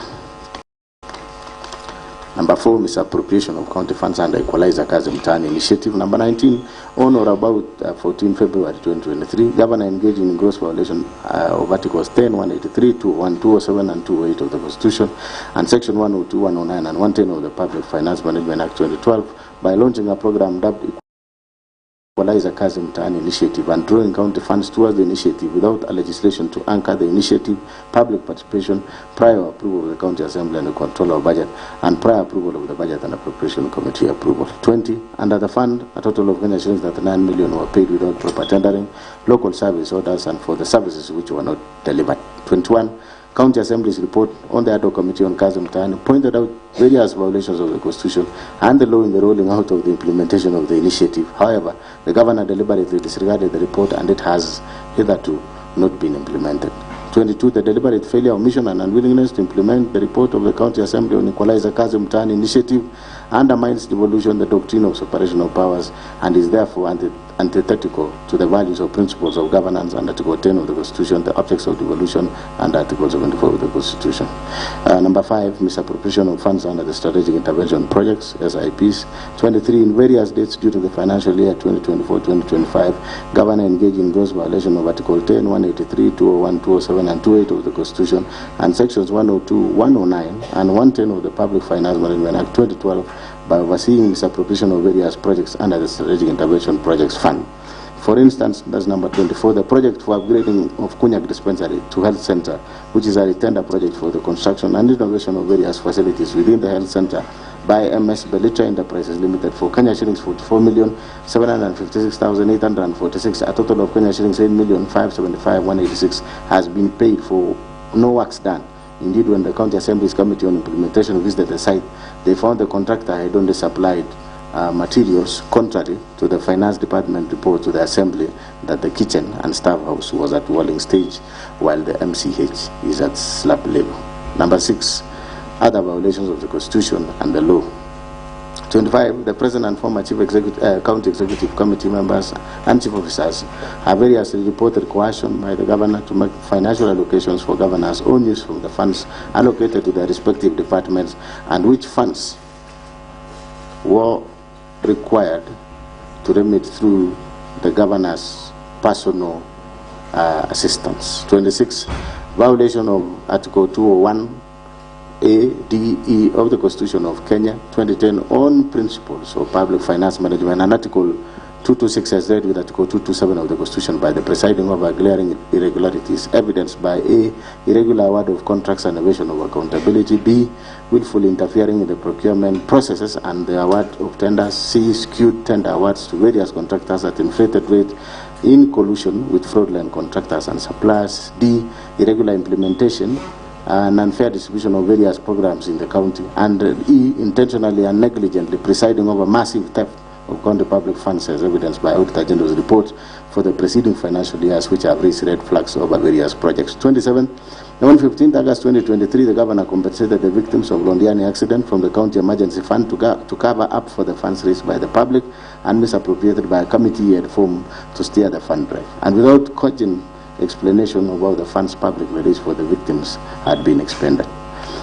Evidence of the Governor's engagement, connivance, and complicity in the aforementioned acts of misappropriation, misallocation, and illegal drawings of county revenue and county finances is to be found in Roman number 1, report of ad hoc committee on alleged fictitious payments, KCA Exhibit 01. Roman number 2, a bundle of sample vouchers, payment requisitions, delivery notes, LSOCTC on the payments, KCA Exhibit number 2. And Roman number 3, joint committee reports of County Assembly on implementation status of National Agricultural Value Chain Development Project, NAP-CDP in Kericho, County, KCA Exhibit 03. Roman number 4, World Bank Project Implementation Manual for NAP-CDP, KCA Exhibit number 4. 5, joint committee report on the implementation status of FLOCA programs, KCA Exhibit number 5. 6, report on the ad hoc committee on Kazi Mtaani, KC Exhibit 06. Roman number 7, Committee on Implementation, report on the motion of strategic intervention projects, KCA Exhibit 07. A bundle of vouchers for the payment of various projects under strategic intervention projects, KCA Exhibit 08. Affidavits of Mr. Erick Mutai, KCA Exhibit 09. And video clips, Mark KAV 01 and KAV 02. 2. Misappropriation and or abetting misappropriation of the funds publicly released for the victims of Londiani accidents. 1. On various days between 4 July 2023 and 9 July 2023, the Governor grossly violated the provisions of Article 10, 73 and 75 of the Constitution and Section 29 and 34 of the Leadership and Integrity Act 2012. By overseeing misappropriation of funds raised for the victims of horrendous Londiani Junction accident tragedy, in which over Kenya shillings 9 million of public raised funds were lost. B. Reneging on his undertaking to implement the report of the County Assembly's ad hoc committee formed to probe the misappropriation of funds meant for the victims of the accident. There is evidence that the governor filed a suit and or supported a suit by those implicated in the report of the County Assembly's ad hoc committee in Kericho, ELRC petition number E006 of 2023, Dr. Wesley Bor and 5 others versus the Governor, Kericho County Government and others, and Kericho ELRC petition number E014 of 2023, Victor Tum and others versus the Governor, Kericho County Government and others. C. Being personally and directly complicit in the flawed award of direct tenders for service providers during the fundraiser and requiem mass of the victims of the accidents. D. The county governor has in this regard committed numerous and various acts in the course of his duties that are contrary to and in violation of the Constitution and the laws of Kenya. These include Roman number 1, the authenticity of various payments made cannot be confirmed. The fact that the exact amount of money expended from the sum collected during the fundraiser points to impropriety and suggests a clear fraud on those whom the funds ought to have been benefited. 2.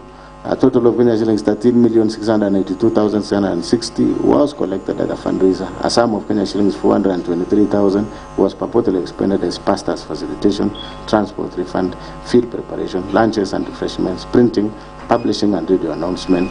Other payments that were approved from the fund were Kericho County Referral Hospital 2,037,524, Londiani Hospital Kenya shillings 1,534,190, Supertix Limited Kenya shillings 2,945,000, Supershine Limited Kenya shillings 411,000, Raise Hotel Kenya shillings 100,000, County Commissioners Fuel Kenya shillings 300,000. Roman number 3. That when Kenyans from all walks of life voluntarily made contributions to aid the victims of the tragedy, it was never intended or anticipated that the funds would be misappropriated with the blessings of the governor, who had a higher calling to ensure the money is accounted to the last coin and on whom the people bestowed their trust. Roman number 4. The governor issued contradictory statements insofar as the use of the funds is concerned. The contradictory statements point out his complicity in the matter. 5. While the governor is on record indicating that the medical bills for all the victims will be waived and taken care of by the county government, it is not clear why money had not been paid out from the fund collected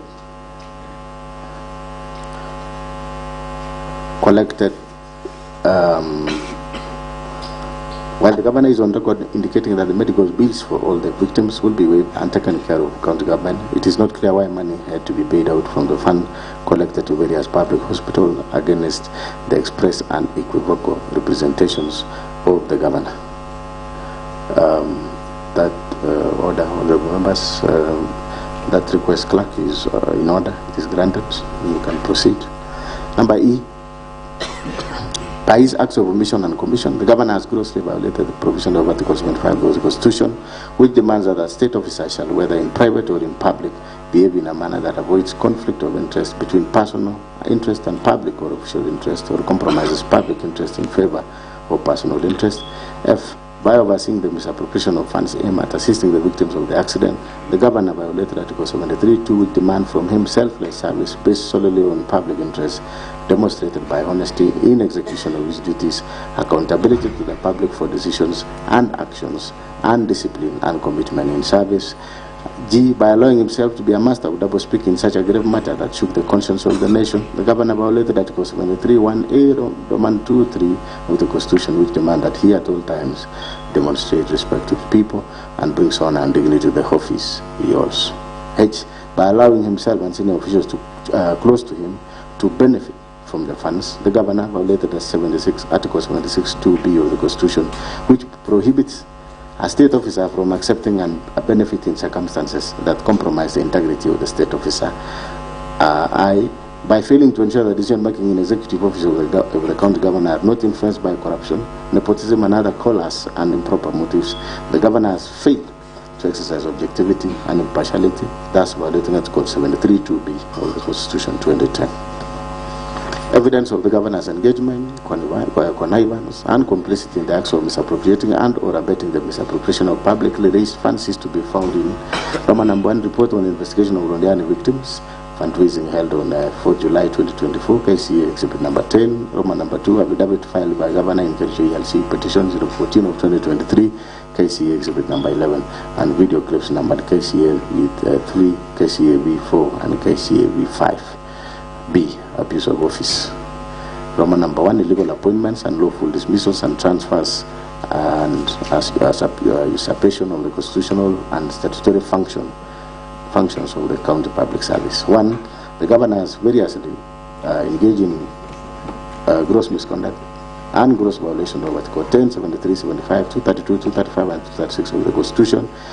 Gross violation of Section 17 of the Public Officer Ethics, Section 55, 59A, 60, 62, 63, 64, and 65 of the County Government Act, Section 4 of the Public Procurement Appointments, County Assembly's Approval Act 2017, and variously abuses of his by A, skewed and competitive and nepotic appointments of the county employees of various cadres. For instance, Governor recently hired his own brother, one Victor Mutai, as a revenue clerk. Similarly, the governor's personal assistant's wife, one Chief Mercy, who was recently hired as a nurse on contract basis, was confirmed, yet there are a number of nursing staff who have been serving on contract for long without confirmation. B. Illegally appointing one Mrs. Alice Bate, now judge of the High Court, as a county attorney when there was a substantive office holder, an act which the Employment and Labor Relations Court, Honorable Lady Justice Wasilwa, affirmed was irregular and procedural and unlawful in Sang versus Governor, Kericho County, and 2 others, petition E001 of 2023. In that case, the governor was found by the court to be in gross violation of Article 73 and 232 of the Constitution. His actions found to be illegal, unconstitutional, and ordered to pay cost of Kenya shillings 2 million and cost personally. The governor has therefore been already adjudged to be in gross violation of the law and of the Assembly and the Senate. C. Causing the advertisement of the position of doctors, nurses, early childhood education, ECD teachers to endear himself politically when he knew the county government did not have capacity to hire. The applicants were subsequently not shortlisted, nor the alleged vacancies filled up. D. Illegally deploying health staff by the notice dated 22nd July 2024 without any justification, authority, and involvement of County Service Board, thus creating a crisis in the health sector. E. Since his assumption of office, the governor has dismissed a total of 10 county executive committee members, 6 chief officers, 2 chiefs of staff, among other senior county staff, without any cause or reason, thus exposing the county to protracted litigation and the risk of huge compensation in damages. The governor has perpetuated this firing spree not for any reason but as a show of might, power, and authority, and that is where the abuse lies. Evidence of the governor's engagement in connivance and complicity in the foregoing acts of illegal appointments and lawful dismissals and transfers and usurpation of constitutional and statutory functions of county organs is to be found in Roman number 1, Judgment of Employment and Labor Relations Court in Kericho, case of Colin Sang versus Governor, Kericho County, and 2 others, petition E001 of 2023-2024, KEELRC, KCEA, Exhibit 12, number 12. Roman number 2, a bundle of notices from Governor dismissing CCs, CEOs, and other staff, KCA, Exhibit number 13. Roman number 3, copies of bundles of sample of court documents filed in various cases, KCA, Exhibit 14. And number 2, subversion, discrediting, and impeding of oversight role of the County Assembly. On 3rd September 2024, Governor engaged in gross misconduct and grossly violated provision of Article 10, 73, 75, 174, and 185 of the Constitution and abused his office by writing to the Speaker, purporting to direct the Speaker on inter alia the timelines the Speaker should give the Chief Officers who are summoned by the Assembly for questioning in exercise of the Assembly's oversight mandate. Evidence of the Governor's engagement, connivance, and complicity in the foregoing acts of subversion, discrediting, and impeding of the oversight role of the County Assembly is to be found in Roman number 1, a letter by the Governor dated 20th August addressed to the Speaker, to the County Assembly of Kericho, KCA Exhibit number 15, and a letter from the Speaker to the Governor dated 3rd September 2024, KCA Exhibit number 16. C. Gross misconduct. Roman number 1, bullying, incitement, vilification of people and county staff.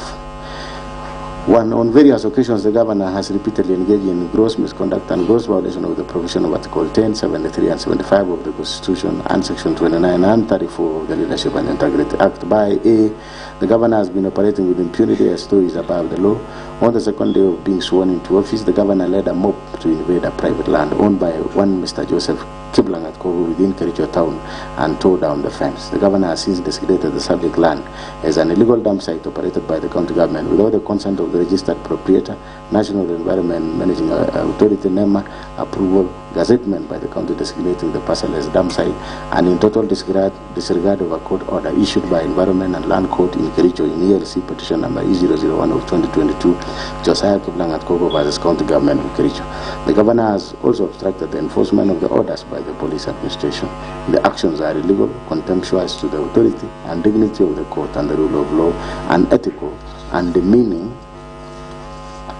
the office the Governor holds. Further, as a result of the illegal actions of the Governor, the county was condemned to pay the cost. B. None of the dismissed CCs, chief officers, chief of staff, and other senior county staff who have given fair administrative due process and hearing, thus violating the provision of Articles 41, 47, 51 of the Constitution. C. The Governor has persistently intimidated, molested, harassed county officers who do not sing to his tune, leaving officers jittery and creating an atmosphere of fear, uncertainty and despondency in the county, and thus creating a toxic environment, work environment. This violates the provision of Section 11 and 13 of the Leadership and Integrity Act of 2012. D. The Governor has persistently used divisive and unbecoming language which undermines the office he holds contrary to Section 8 of the Leadership and Integrity Act 2012. E. The acts of the Governor enumerated above have all collectively brought dishonor and disrepute in the office of the Governor in violation of Chapter 6 of the Constitution and the Leadership and Integrity Act of 2012. Evidence of Governor's engagement, connivance, and complicity in the preceding acts of incitement, vilification of people and staff is to be found in Roman number 1, Affidavit of Joseph Kiblang at Kogo, sworn on 23rd September 2023 in support of notice KCA Exhibit number 17, and 2, judgment of ELC in ELC petition number 001 of 2022, Josiah Kiblang at Kogo versus County Government of Kericho, KCA Exhibit number 18, as well as the video clips. Thank you, honorable members, for your patience.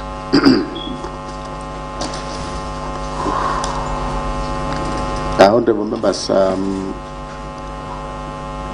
before we begin to debate, honorable members, before we begin to the debate on the motion that is now before this House, it is a fundamental principle in law that an accused person has the right to be heard and to face the accuser on the allegations before them. Indeed, this is the essence of Article 47 and 50 of our Constitution. To this end, I will now invite His Excellency the Governor of Kericho County, whether by himself or by council, to take the floor and make his submissions to the grounds and particulars of the motion before this Honorable Assembly for a period not exceeding 2 hours.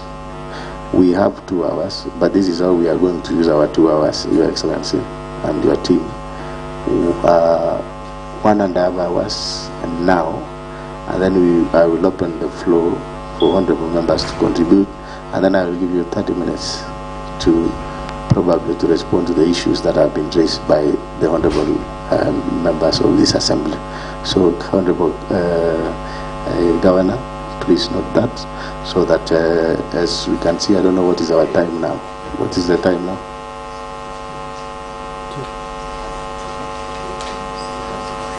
So it's 2. It's 1:50. So we have 1.5 hours for your submissions. Should you use 1.5 hours? That is okay. Should you use less minutes? That will be better for some of us, because I'm even told the Governor and myself had requested that we take a cup of tea because we have really sat here from morning. But nevertheless, we will give you 1.5 hours, and then 30 minutes at the end to make it 2 hours as per our standing orders. So you will take to the floor and make his submissions to the grounds and particulars of the motion before this Honorable Assembly for a period not exceeding 2 hours. The 2 hours shall be split into two. First shall be 1.5 hours after proposed, and the last 30 minutes before the mover of the motion is called upon to reply. Honorable members, please note that His Excellency the Governor submitted his response yesterday, the 14th August 2025 at 8:50 a.m. The said response was delivered by David Kirui, the Acting Principal Administration Officer. Upon perusal of the response, the Office of the Clerk noted some pages were unclear, missing, and communicated the same to the said officer. The missing and clear pages 29, 30, 31, 32, 52, 56, 57, 71, 72, 80, 81, 83, 128, 143, 166, 167, 168, 172, 173, 206, 211, 212, 213, 216, 235, 236, 260, 265, and 311. Only page 29 and 30 was submitted through the office email address. The Office of the Clerk has made several requests to have clear copies of the pages to no avail. I don't know what is the current position. Clerk, are the pages, do you have all these pages now? Not yet. His Excellency the Governor, you have, there is a challenge there for the missing and unclear pages, and I think your team had been notified. I want to note that Katwa, maybe you will speak about it when you will be presenting. And now, honorable members, this is the high time we will allow the Governor to make his submissions for a period not exceeding 1.5 hours. This time includes time allocated to his councils on record. If more than one council on record, the councils will share this time. I hope that is in order. So we need to administer the oath, starting with His Excellency the Governor. And then I don't know the lead council, whether every council will be speaking.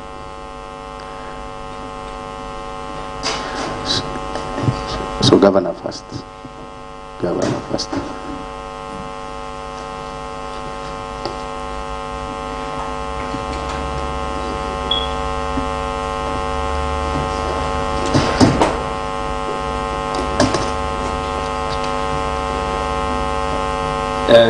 Good afternoon, Mr. Speaker, His Excellency the Governor. Order, just a bit. Order.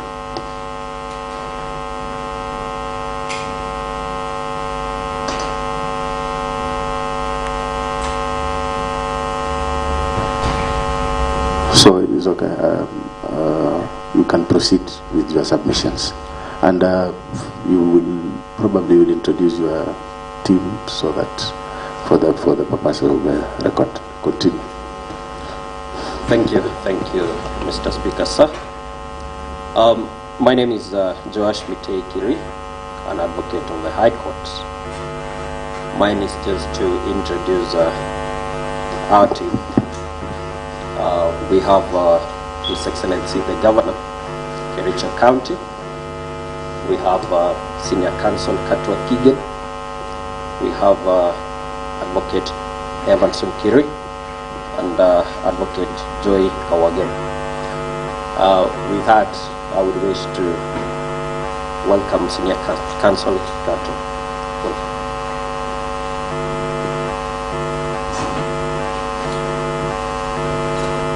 Good afternoon, Mr. Speaker, sir, and the Honorable MCAs, sir. Good afternoon, Katwa Kigen.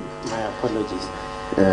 Sorry, I don't have a copy here with me. I guess it's because of the challenges that we had. So can I get a copy? Because I'll be following it keenly.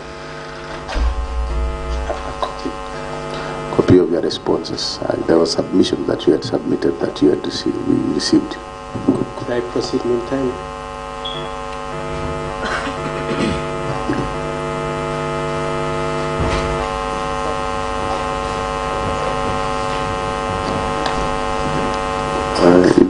can be kind enough, I have a copy if you have more than 2, so that as we wait for the others, copies to be provided.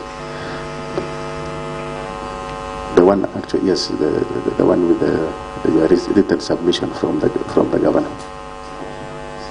Yes, I can have just a copy, and then I'll use it and then I'll give it back.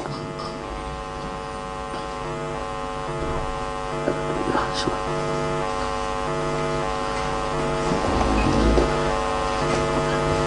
All right, sorry, thank you. We can proceed, Kato. Thank you, Mr. Speaker, sir, and I trust you will give me a discount of the minutes you spent doing that. Yeah, sure.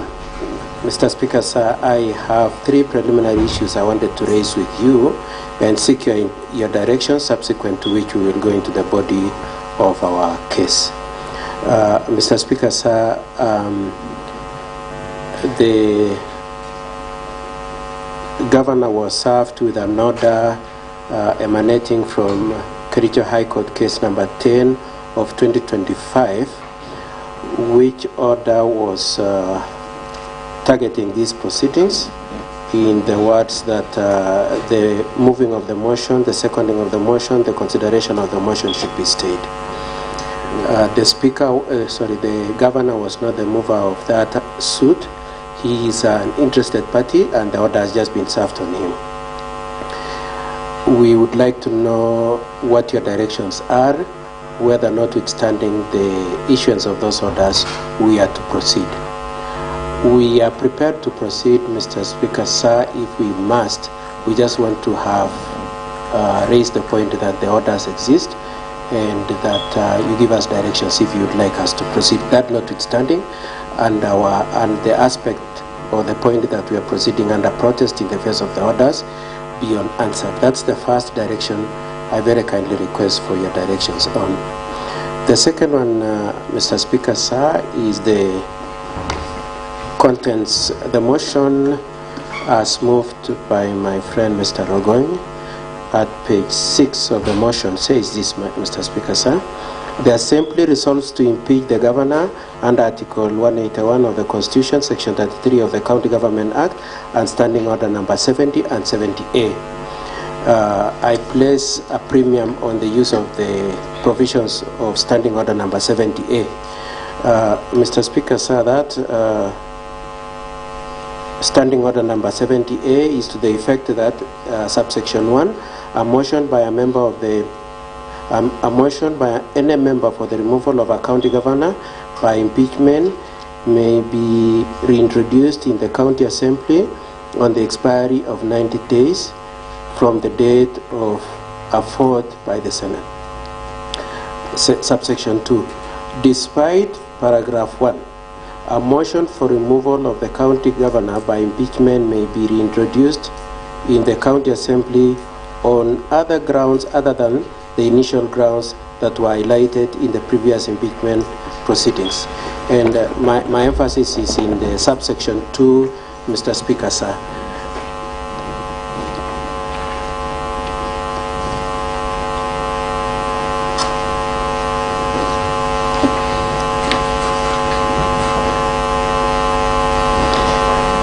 So, Mr. Speaker, sir, I was making reference to Standing Order 70A, subsection 2, which says that none of the things, and I just want to put emphasis on the words used by your standing orders, that were highlighted.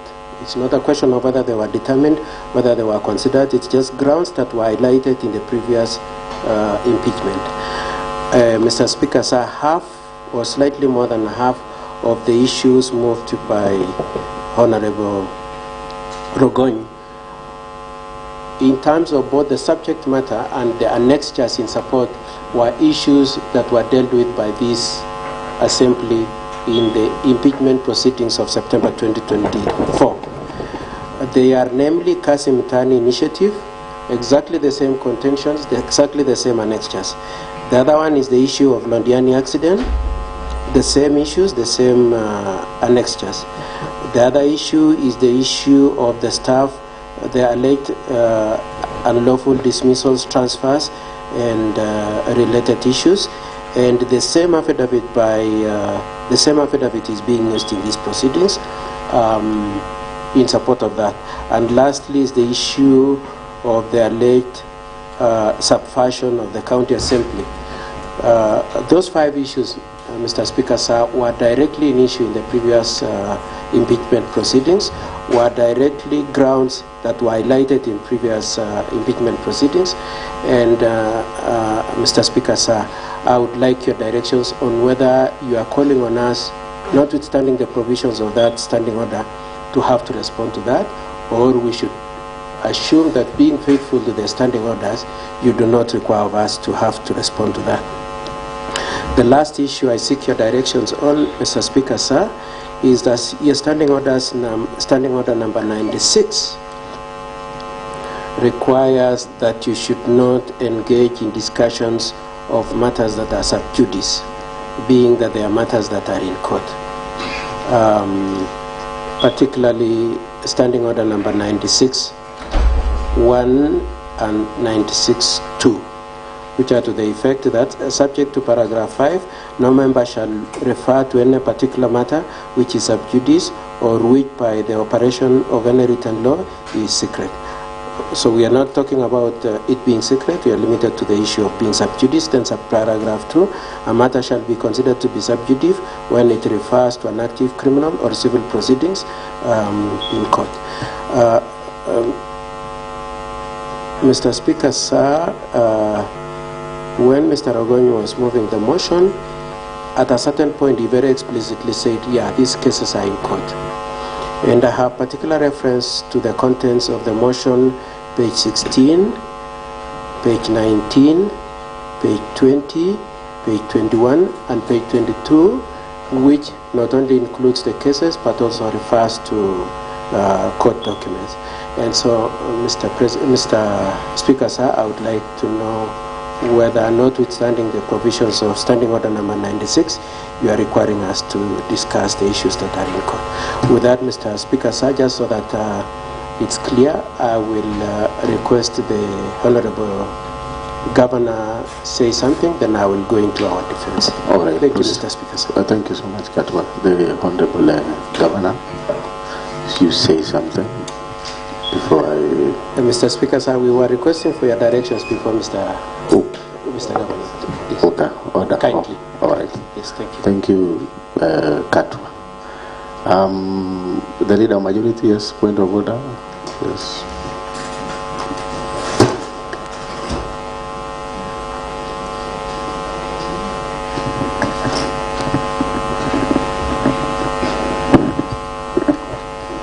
Thank you very much, Mr. Speaker. I'm rising on the same standing order number 96, Mr. Speaker. Since the senior counsel decided to refer to the previous matter or to the previous impeachment that was conducted in this House, Mr. Speaker, and subsequently it landed in the Senate, Mr. Speaker. Number one, Mr. Speaker, I remember the senior counsel, Honorable Katwa Kigen, that time, Mr. Speaker, filed a preliminary objection, and through the ruling of the Speaker, Honorable Kingi, Speaker of the Senate of Kenya, Mr. Speaker, on the issues of court injunctions, Mr. Speaker, I'm aware that indeed we were sent back to this House, Mr. Speaker, or the motion was unable to be discussed in the floor of the House, Mr. Speaker, because of, one, the preliminary objections that Mr. Katwa Gigen, the senior counsel, had filed with the Senate, Mr. Speaker. And during the ruling of the Senate Speaker, number one, Mr. Speaker, he ruled, and based on the Supreme Court rulings, Mr. Speaker, that a process of a county assembly, of a national assembly, and that of Senate, Mr. Speaker, cannot be injected. And by that, Mr. Speaker, I didn't see Senior Counsel Kigen challenging the findings and the ruling of the Supreme Court at that time. And so, before we even, I'm not trying to guide you, Mr. Speaker, on the same, But since he decided to refer to the previous matters that were in the Senate, is the one that did file the PO at that time, Mr. Speaker, and the ruling was done, and it was referred to the previous ruling of a Supreme Court, Mr. Speaker. So it was just informing the House. Thank you very much, Mr. Speaker. Okay, thank you. Leader of Majority. Okay. So, thank you so much, Katwa, Lead Counsel Katwa Kigan, on the issues that you have raised. Number one is on the matter of, you have mentioned of court order, which we are not in receipt of that court order, and therefore I am limited even to respond to it. And maybe just to guide you a bit is that we have our County Assembly Service Powers and Privileges Act, that is CAP 265C, on service of civil process, and to that effect none has been served before us. Maybe you can just refer to that. I don't need to read to it. So on that matter, we shall just proceed, because we can't admit, for instance, maybe you have it here, we can't admit any strange documents at the moment in this House, because already the motion, we are already discussing and debating the motion. I don't even want to talk about what the Leader of Majority has spoken about on the matter of the ruling made in the Senate on the issue of injuncting parliamentary process. I don't want to speak about that, because I think as a lead counsel, and of course you know, as a senior counsel in this republic, you know the ruling, the Supreme Court's ruling on that matter, because we are in the midst of a process that is ongoing. Secondly is on the issue of the motion mover, standing order number 70A. Of course, carefully, as you can see, under number 8, the motion mover relied heavily on Article 181, Section 33, as well as the standing order number 70 and 70A. So there are two. Katwa, you've chosen only to rely on 70A by opposing it, but you have not considered 70. Nevertheless, we also appreciate the fact that you were with us last time until the Senate. And as you know clearly, is that what the Leader of Majority has raised is true.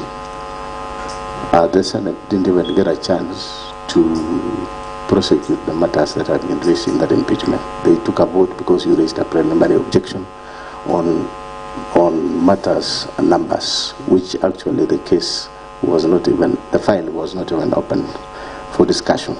Nevertheless, the standing orders also, as you can see, uses the word may. You may underline that, may, not shall. I think those are the things that small things that we need to look at. And then on the matter of sub judice now, because already we have addressed the issue of court order, then I think that one I will not now, that is overtaken by the event now, because we have not received any court order. So we would have even loved to address it in a different manner, but as at now we cannot talk of something that has not been received officially, or not officially. I've not even been received. I've not even heard about it personally. In fact, I've just heard about it now, when you just took to the floor, Katwa. Let it be on record. So I think I'll just direct you to proceed to the main, your main submissions, so that we can proceed and also save time before we give it to the governor. So do you still want me to give to the governor, or I give it to you? You proceed to the main submissions. Okay. Thank you, His Excellency the Governor. Probably you can step forward here, Your Excellency. maybe you can, yes.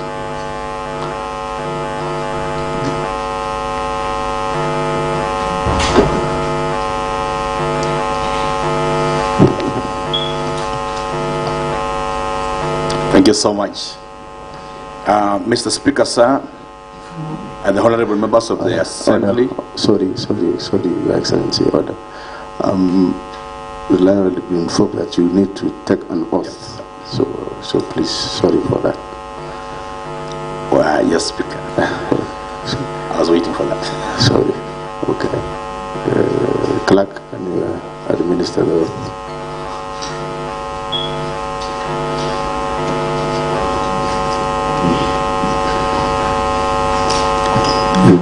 I, His Excellency Dr.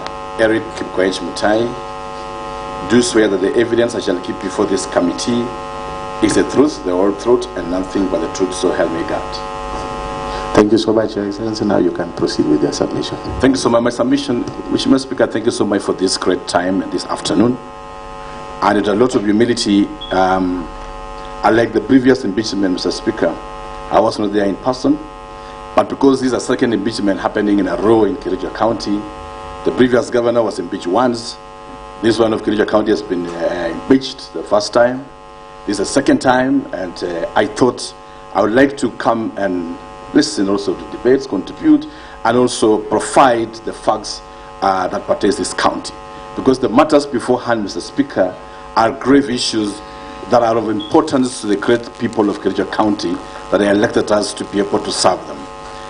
Secondly, Mr. Speaker, I'm very happy that my persistent accuser, Mr. Ragoin, today did not prod anybody in Buibui. And it's an improvement from the previous impeachment, Mr. Speaker. I was looking around, and when he was presenting videos, I thought I would see suddenly a Buibui, and we were not prepared for that, Mr. Speaker. But I'm happy that today he has improved a bit from the previous one, which is very good for all of us, because we're now discussing real substantive issues. Number three, Mr. Speaker, is to really appreciate your kind gesture since we came to this house. You've received us very well. The debates has proceeded very well. And I think this is a strength of maturity in the democracy of a nation, where we can agree, we can disagree to agree, and at the end of the day, we are able to debate on facts and even provide proper directions for the county governments that the Lord has placed us under jurisdiction. Number four, Mr. Speaker, I would just like to make some few observations that as it is and the matters before us at hand, the matters that has been raised substantially here, I received the reports of this house after the impeachment has been tabled. A discussion was made in this house on the ad hoc committee on fictitious payment. Mr. Speaker, sir, it's just the following day after the discussion that I was able, and the impeachment motion was tabled in this house notice at around 2 p.m. Mr. Speaker, on the committee report on NAFCDB and the report on flock reports, these were debated long after the impeachment notice has been given, Mr. Speaker, and the reports were then submitted to me way after the notice of impeachment has been done, Mr. Speaker. In all human possibility, I had not even had a chance to go through the reports, Mr. Speaker, but when I was waiting for the reports to work on it, already an impeachment motion has been tabled in this great house. I say this, Mr. Speaker, not because we don't want to adduce to the fact, but just to let the people of Kericho understand that when we will get to a point of saying that the governor had not acted in the report, it is good to know that these reports came way even after the impeachment notice has been done, and this was substantially is forming part of the grounds of the impeachment that has been made, Mr. Speaker. It is only fair in natural justice to be able to provide, like this report would have come to me in good time, read the report, interpret it, and then come out to the public to indicate or write to this honorable assembly on the steps that the governor intends to do based on the reports. I've looked in the reports. It has given me days of around 28 days to be able to implement, Mr. Speaker. But the impeachment came even before the half day began, Mr. Speaker. Thirdly, Mr. Speaker, I am committed to this great assembly and the great members here and the people of Kericho to go, or having gone through the report, to do the following. Number one, to be able to act on the same report in totality within the stipulated framework that was given by this House. That is and still remains my commitment towards the given report. Mr. Speaker, to demonstrate our commitment in settling these matters, funds embezzlement is not a political question. It is criminal questions in nature. I have indicated times and above that corruption is what has taken Africa back and is what has destroyed nations. My commitment is demonstrated by the fact that EACC, DCI, has taken sense of the matter. As a county government, we have already submitted the documents to EACC and the DCI, who have been sent to come and prosecute this matter within also the relevant structures which portrays what this great assembly has done. Our commitment is to fully implement, cooperate with the agencies to ensure that the same is done and justice is served by the people, is served and given to the people of Kericho. Mr. Speaker, matters have been raised on the inconsistencies of the governor on this matter. One such matter is my speech at Cheborigei, whom it says I glorify the committee which I held at very high esteem, and also seems to be providing the same direction. It is then in my view that if we listen to the entire of that clip, I did indicate it, that those who are found culpable must face the law. And it is a commitment that I have. I don't have the instruments of investigation. Probably this House has, the EACC has, and the DCI. But a governor does not have the instruments. And this relies on the report that has been given to me. Mr. Speaker, I also rose because my lead counsel will use the smallest time we have, and we promise, Speaker, we may not even take 1.5 minutes, Mr. Speaker, because I really need the tea. It's been 1 week of agony and pressure, and we will really take the tea, Mr. Speaker. And I know when you had bet, and my good friends will take the floor here, some of the things they will say here may force pressure to go up a bit, Mr. Speaker, and I would like to safely hide me in your office, Mr. Speaker. Secondly, Mr. Speaker, Mr. Speaker, questions have arose on the imbalanced distributions of works in this county. My chief accuser, who is also my good friend, Honorable Rogoin, didn't report to this House as a few weeks ago he was doing a road in his ward, Mr. Speaker. I thought he was going to tell his people that he has just done a road, and so many others.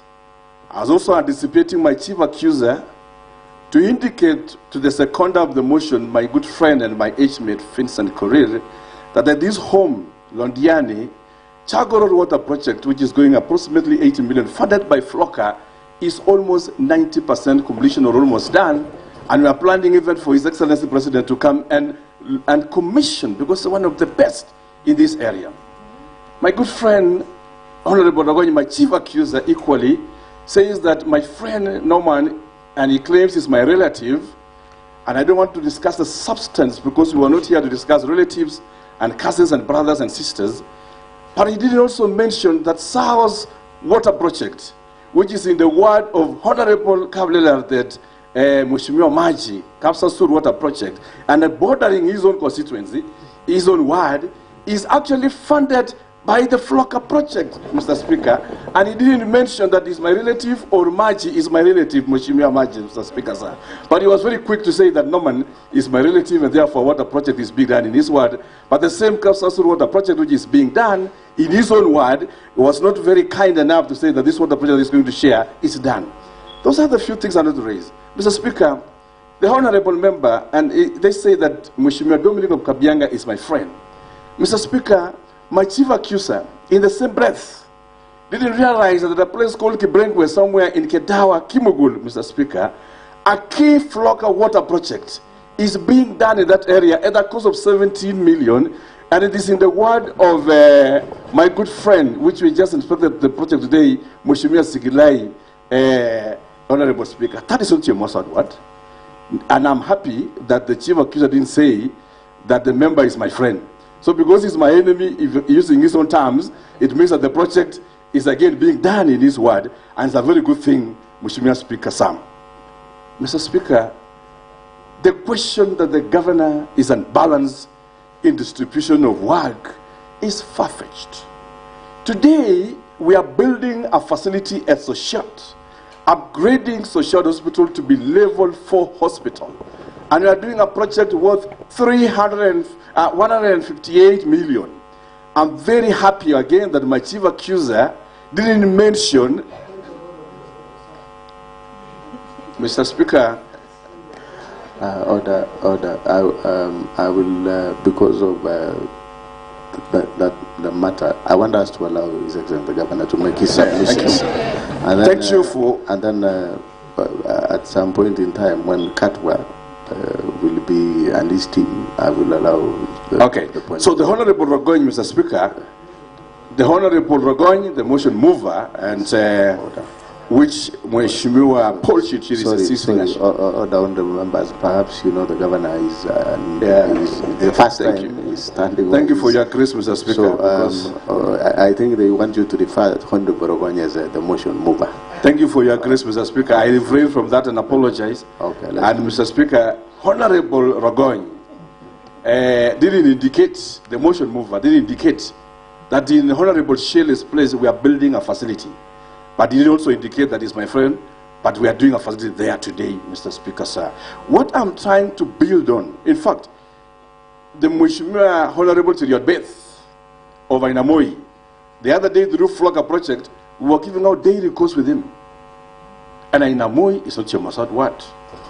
And the motion mover correctly did indicate that we are doing something. So the accusation of the governor that he has not balanced the word, I want to believe in the history of devolution, this is the time that we are speaking live to many of the wards across this county.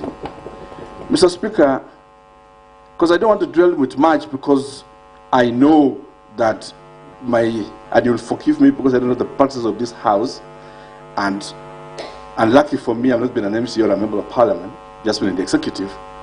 I would also just like to mention a few things, and this is for the clarity of the county.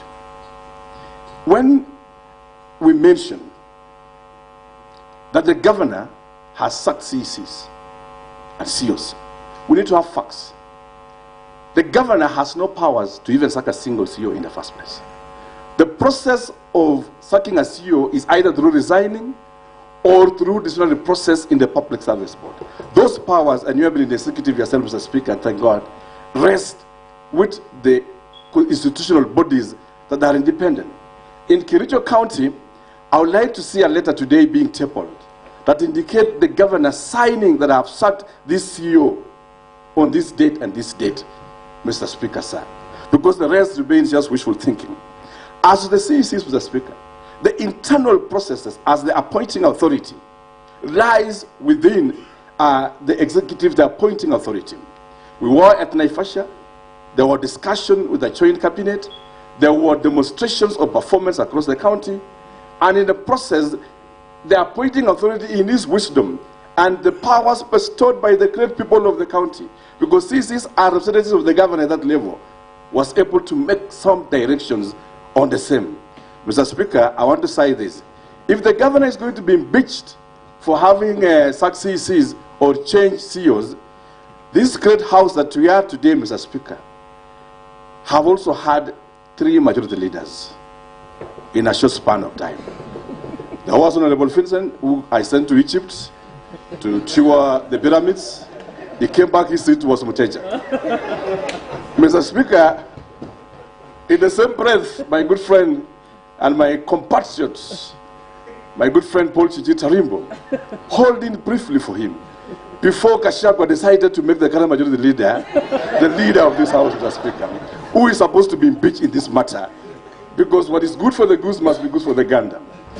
Mr. Speaker, the great house we are today, and I'm proud to be here, have had different committees at different levels, at different transition, different chairs of committees in the places. The governor has never challenged or anybody, because the powers of the house cannot be challenged by anybody. It is rested on you, Mr. Speaker, sir, and the Constitution vests powers on you and the members. The latest of those casualties is my good friend, Honorable Kimarus, Mr. Speaker, who was a chair for Rose the other day, but now is home. But who is going to be impeached now on all these things? So what I'm trying to say is that... It's okay, for the purpose of record, because we are unanswered, I guess you must have been referring to Honorable Gilbert Ngetich.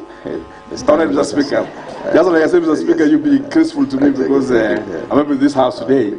So what I'm just saying is that institutions have their strengths, institutions have their powers that cannot be challenged by anybody. In this same case, the institution of the county governor's office also, the people vested powers on him on matters he says, and the public service board have also been given such other responsibilities. Mr. Speaker, sir, I saw something interesting in this motion. One very interesting thing is the governor is accused to have employed his brother and the wife of his staff. Mr. Speaker, you have been in the executive. The governor have no absolute role in the employment and recruitment and promotions of the staff of the county. The power is vested on the Public Service Board, which is a constitutional independent body. If the governor is facing an impeachment because he's accused of maybe nepotism, Mr. Speaker, then I'll ask myself the same question. The wife of my good friend, Honorable Burchir Shir, is a staff in our county facility, Mr. Speaker, sir, who is supposed to be impeached, Mr. Speaker, sir.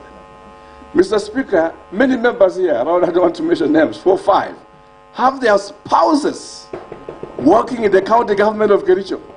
I have even confirmed them because they are noble citizens of this country who have gone to school and they deserve employment, Mr. Speaker, sir. And these things were happening when some of the members were seated in this same house as members of this house. Mr. Speaker, when I came as a governor, we confirmed them and we are working with them because they deserve jobs in this country.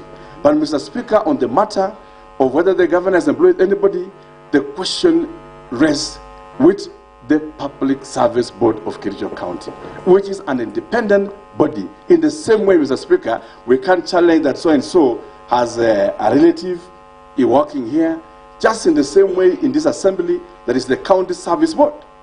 And in the County Service Board, Kenyans and people of Kericho come and apply a job. In one way or the other, there can be a coincidence that they can be relative of so-and-so. That, Mr. Speaker, is something that I think the Constitution provides for the same. Lastly, Mr. Speaker, I wish to say this. As a governor of this county, I regret that we're in this situation.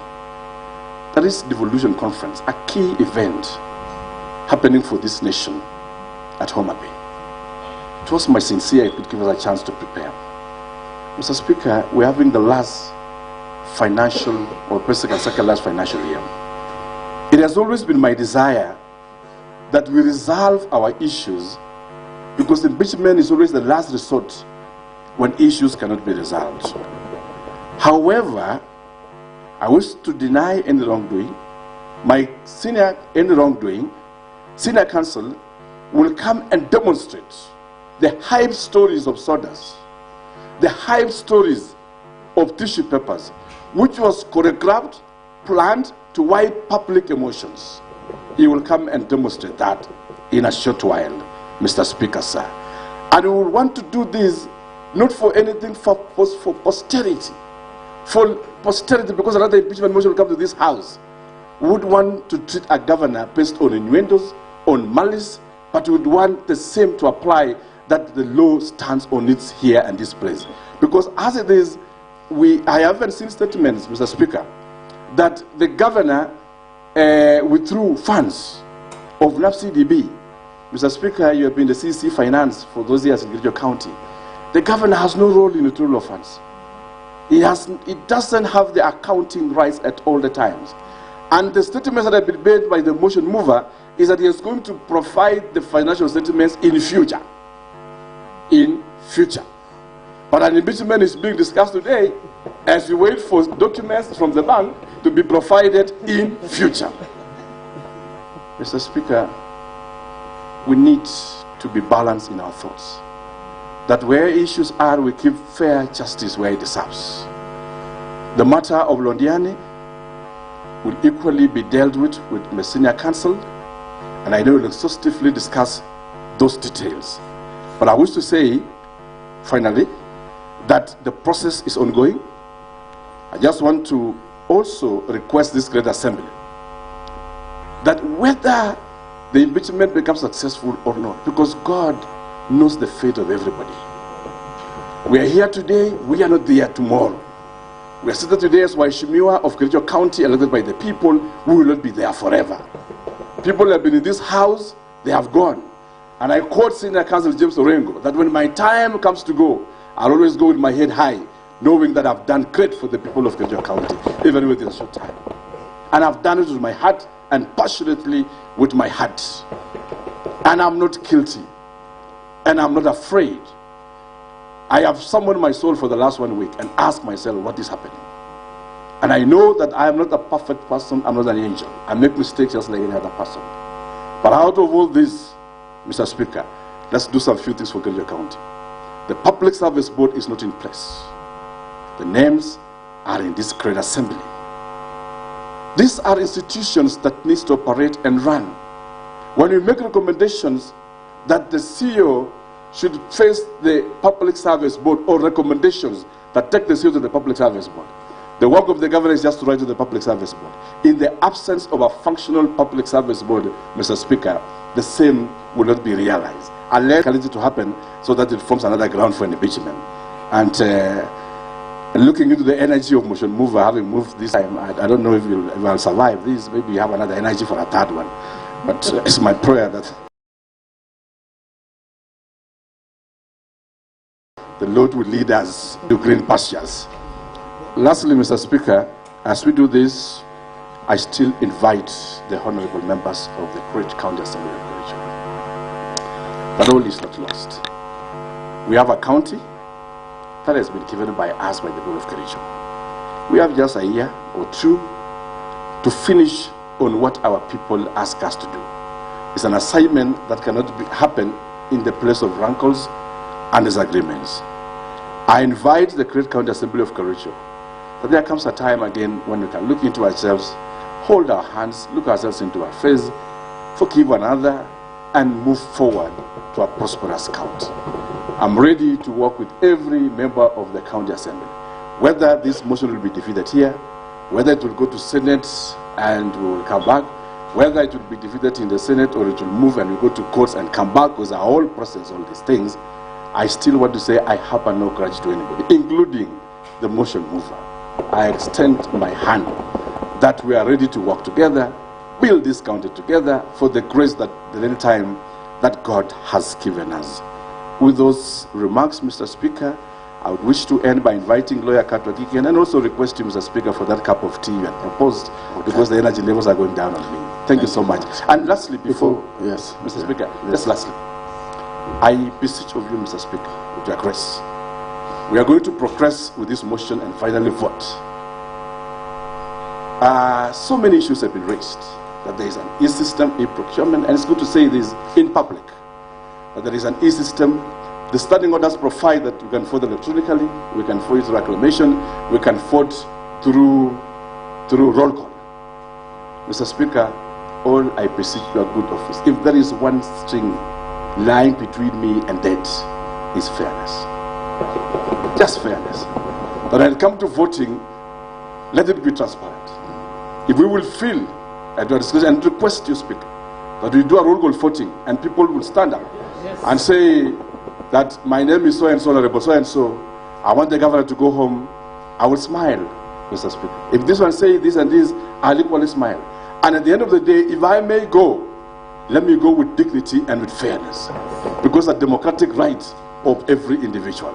Thank you, Mr. Speaker, and looking forward for the cup of tea under your grace. Thank you so much. All right, thank you so much, His Excellency the Governor, for your submissions and responses. Before you proceed, I think I want to,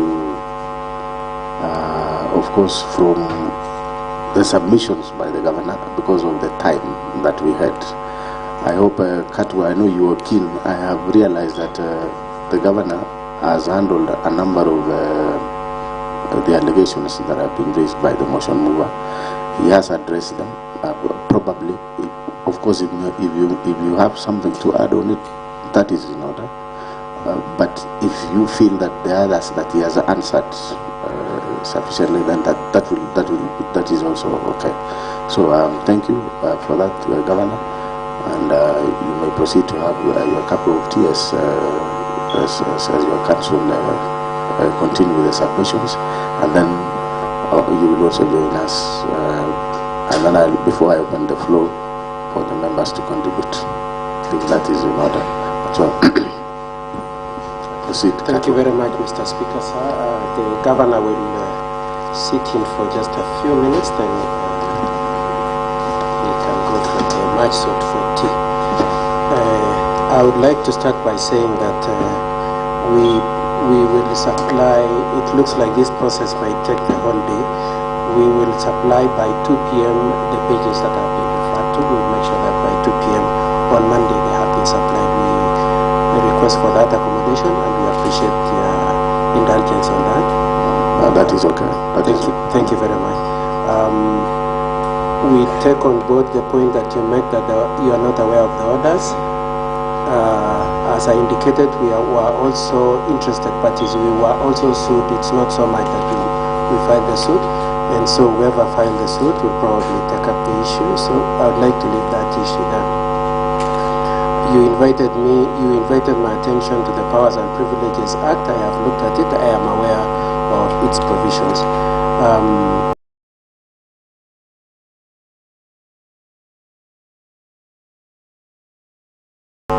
On the issue of whether or not we can proceed to discuss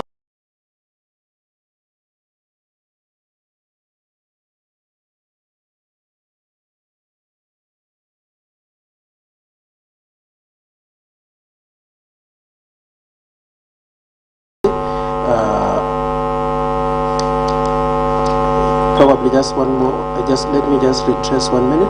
On the issue of the court orders, we just want to be on record on the Hansard that we are proceeding under protest in the face of the fact that we have no choice, and we cannot deny ourselves the opportunity and directions. We will proceed. Now, discussing the issue of the previous motion may be brought after 90 days. However, notwithstanding that, a motion for removal of a governor by impeachment may be reintroduced. So the mainness, the latitude, the discretion is in whether or not it will be brought. It is no discretion as to whether or not you can rely on the grounds. That one you are wrong, Mr. Speaker. So the greatest I was referring to subsection 2. Yes. On the matter on May. Yes. It says, motion for the removal of a governor by impeachment may be reintroduced, and that is the only place where the word "may" is used in that standing order. May be reintroduced in the county assembly on other grounds other than. So it is absolute, other than. It is exclusive. It doesn't allow for any room to bring back Londiani, bring back Kasimitani, bring back the affidavit of Kogo and the other staff member. It doesn't allow for that, Mr. Speaker, sir.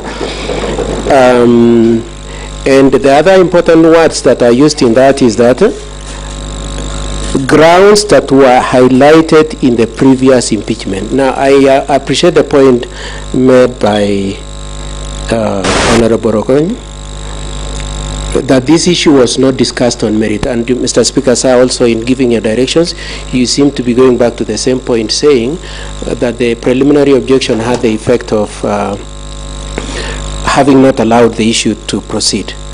But as pointed out to me by my colleague, Mr. Evans, highlighting is what is done in this floor, in this house. The fact of moving the motion, the fact of discussing it in this house is the aspect of highlighting, so that the moment you have exhausted the point of highlighting, you cannot bring it back. It doesn't matter what happened in the Senate. It only matters that it has been a subject that was highlighted in moving the motion. It is a subject that was highlighted in discussions on the floor, and it was debated on, and it was voted on in this assembly. For those reasons, Mr. Speaker, sir, I would like to say that with the greatest respect, the assembly would be mistaken to allow and entertain issues relating to the previous impeachment. Order, Katwa. I had already actually made a ruling that we proceed, yes. Despite that I only allowed you to protest a bit, but you wanted to proceed. Yes, I just wanted to have said that, yes, so that it is on record. And just in case you change your mind, Mr. Speaker, sir. Okay, proceed. Okay, thank you, Mr. Speaker, sir. Now, Mr. Speaker, sir, there is an issue that my client has very particularly said I should mention before he goes for this extremely important cup of tea of his. It is the issue of the voting, Mr. Speaker, sir. Mr. Speaker, sir, my client comes from a very uncomfortable position that the information we have is that a voting system was installed last night, specifically targeted at the handling of this process. Both the timing, the hurry, makes us very uncomfortable. We also have information, Mr. Speaker, sir, that some votes belonging to some people supporting him, that is Amos Birir, Martin, Edna, and Dominic, have already been manipulated. Yes, we just want to be on record as protesting right from the one. Sorry, Mr. Speaker, sir. Cut one. That okay, fine. I will still refer you back to our standing order number 98, the responsibility for statement of facts. Of course, you have mentioned that already on the matter of voting, which I don't even know how you will now, unless you are being guided, because we're still prosecuting the matter, debating.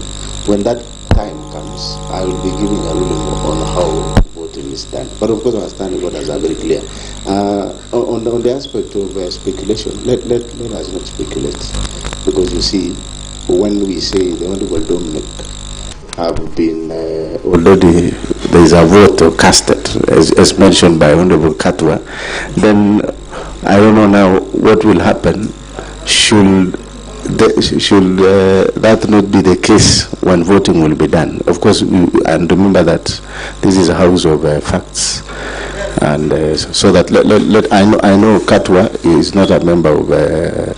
I don't know whether he has been a member of Parliament before or a member of County Assembly. Probably he will understand that whatever he mentions, he needs to substantiate. Even the issues of procuring the system and all those things.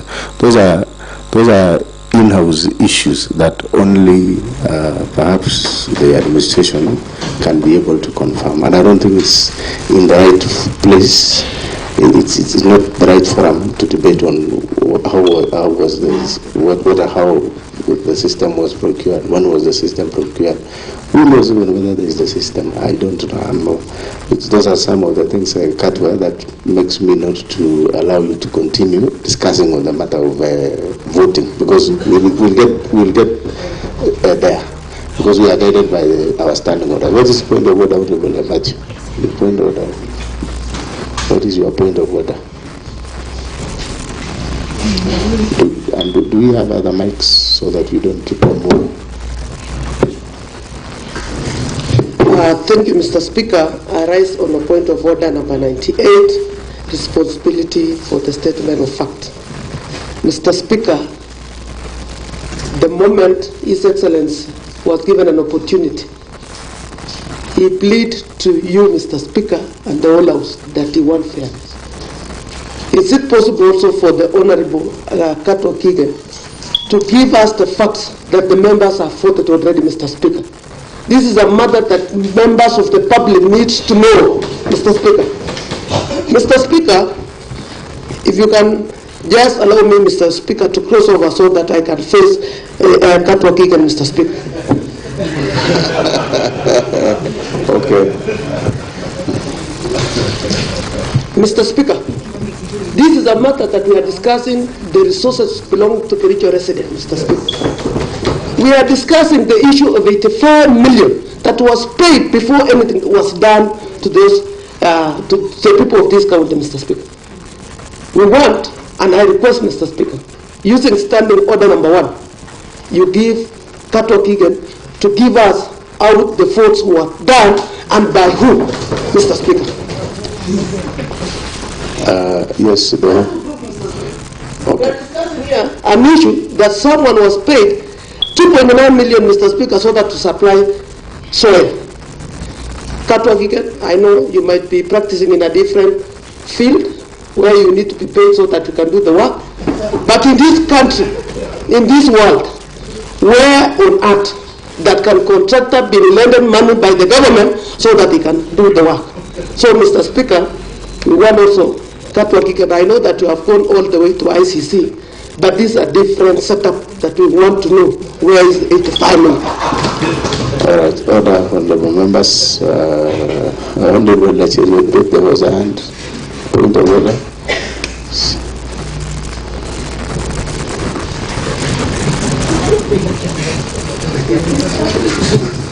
Mr. Speaker, thank you, Mr. Speaker, for giving the people of Ainamoy an opportunity to be represented. Mr. Speaker, I was raised on the same point of order. You know, Mr. Speaker, what we are discussing here, Mr. Speaker, is a very serious allegations that was, labeled against our governor, Mr. Speaker.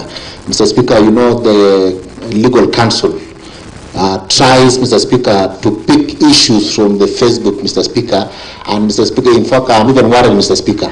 Why is it that they are saying probably members of the county assembly that are supporting the impeachment because they have already, done the voting, Mr. Speaker, or are they, in my view, Mr. Speaker, I think they are just preparing our minds, Mr. Speaker. Maybe they have also, voted against the impeachment, Mr. Speaker. So he needs to substantiate, Mr. Speaker. And the same standing order, Mr. Speaker, 98.2. If the member cannot, because we treat Katwa as a member now because he, is giving us information. He needs to have those facts. If he doesn't, substantiate, Mr. Speaker, with facts, I think you need to make him, withdraw and apologize, Mr. Speaker. In case he doesn't, Mr. Speaker, you rule him out of order, Mr. Speaker, and of course, you know what normally is done when someone refuses to, to apologize, Mr. Speaker, and throw him outside the county assembly, Mr. Speaker. Order. There is a point of order by Honorable Gilbert Ngatich first. There is a point of order by Gilbert Ngatich. Remember that these point of orders are eating the 1.5 hours that we had. Okay, thank you, Mr. Speaker, sir, for this opportunity. Yes. I'm also given on the standing order number 98 on statement of facts that although we want to say, Mr. Speaker, sir, we live in a society where social media is much vibrant, Mr. Speaker, sir. And I also saw a voting which was done last night of 34 members voted. And then we wanted also to know how this 34 was obtained, Mr. Speaker, because even if it is the social media, Mr. Speaker, an honorable member seated in the House, Mr. Speaker, wrote it, Mr. Speaker, and we also felt threatened that some voting has been done, Mr. Speaker. Thank you. Honorable members, I want to give to, I'll only give to two. I'll give to the Honorable Paul Chipsil, and then I give to Honorable Erick Bet, and then finally leader of majority, and then I give direction so that we proceed. I don't want us to measure on the matters that are not in the substantive motion. We'll proceed, Honorable. Thank you very much, Honorable Speaker, for giving me an opportunity while I rose on a point of order, Mr. Speaker. This is a special sitting to discuss very, very weighty matters to do with funds, resources for the county of Kericho.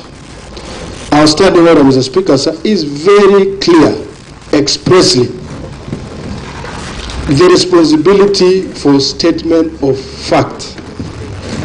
Mr. Speaker, sir, if a member can rise, and especially a senior member like Katwa Gigi, can rise before this house, we have a mess that is representing authority in this house, Mr. Speaker, sir. Mr. Speaker, sir, how can a whole senior member make very serious allegations that maybe some voting has been done? Mr. Speaker, sir, two things. It's either he substantiates with facts, or if he's unable to substantiate with facts, he apologizes. Or if he does not do that, Mr. Speaker, sir, you rule him out of order. Because, Mr. Speaker, sir, the whole country is following us. Mr. Speaker, sir, how can a whole member, a senior member, rise again and bring serious issues that voting has been done about some 34? Mr. Speaker, how do you admit into this house information? We are a house of rules and procedures. Anything that has not been processed to be admitted in this house is foreign, Mr. Speaker, sir. Then I take you back again to the statement of facts. Mr. Speaker, the Honorable Gilbert Yatich, if he is unable to substantiate, Mr. Speaker, sir, his allegations of 34, Mr. Speaker, sir, you better rule him out of order, Mr. Speaker. Number 3, the Honorable Governor, a whole governor, Mr. Speaker, sir, can rise and make very serious allegations that the Honorable Rogon, the motion mover, is doing a road. Mr. Speaker, sir, this is answered. We are a house that does representation, legislation, and oversight. We do not implement, we do not execute anything, Mr. Speaker, sir.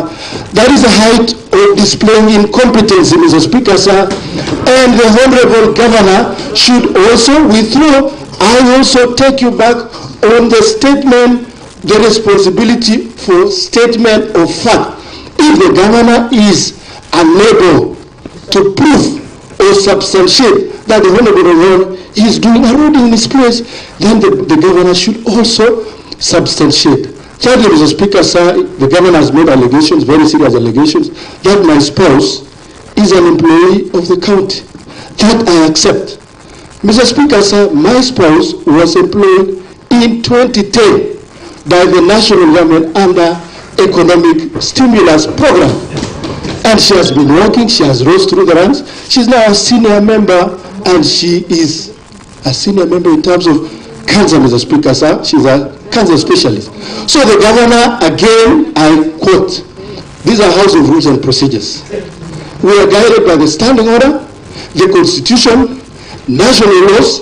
If you are unable again to substantiate, the Honorable Governor, you better withdraw and apologize so that it goes on record that you are saying the truth. Thank you, Mr. Speaker, sir. We are guided and we are ready to prosecute this very serious matter on the embezzlement of 85 million, the procurement irregularities, Mr. Speaker, sir, that this county has continued to perpetrate.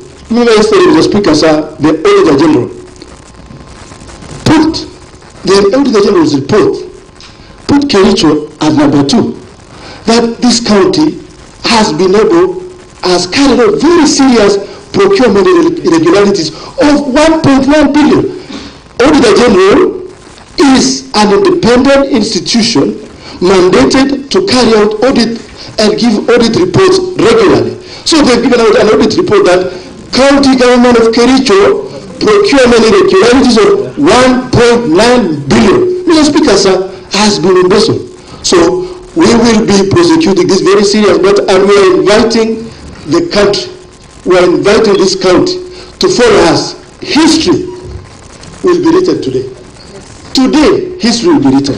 And we want to stand with the people of Kericho. Finally, Mr. Speaker, sir, the statement, the responsibility for the statement of fact, standing order number 98, guides us. Thank you, Mr. Speaker, sir. Thank you, Honorable Erick Mutai, and then Leader of Majority. Okay, Honorable Leader of Majority, and then I will give direction.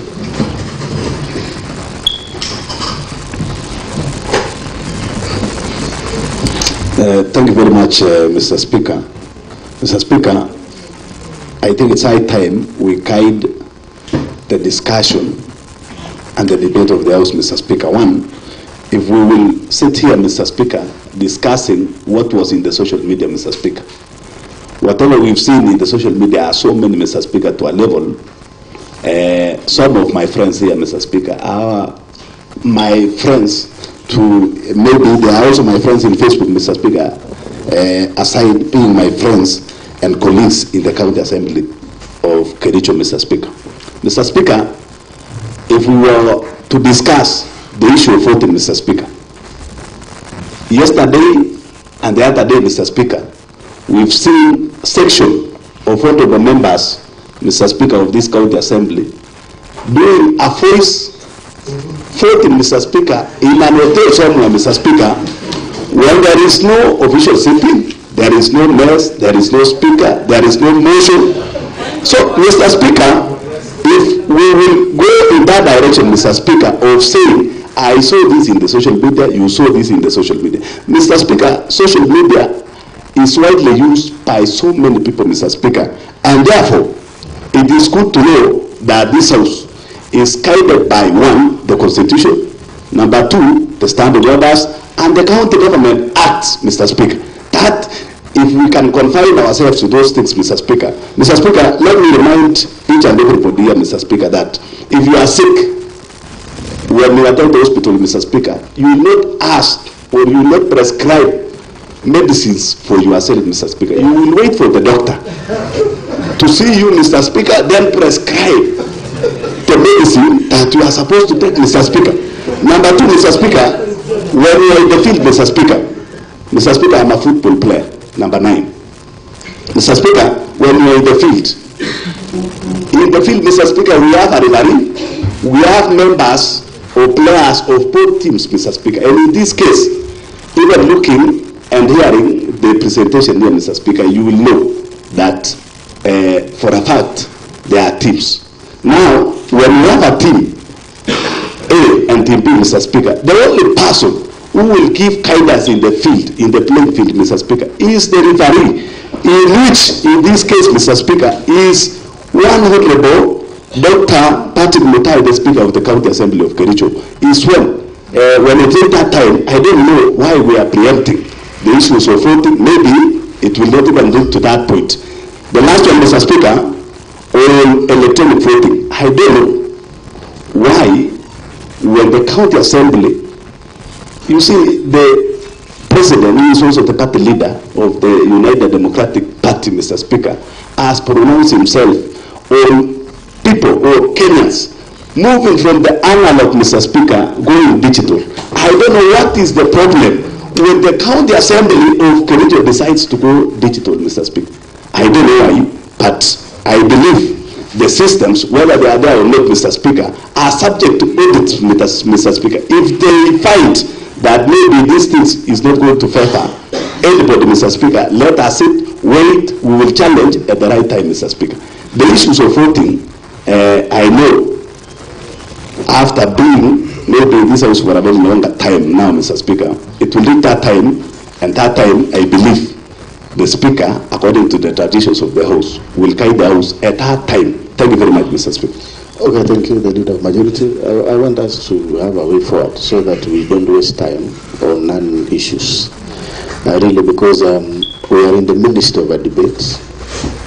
The only thing that I request both parties, the representatives of His Excellency the Governor, as well as the honorable members, is that I think that standing order of responsibility of facts is very important. So let us not make, let us just avoid making statements that will require you to substantiate, that means you'll be eating on the time that we have allotted to the governor.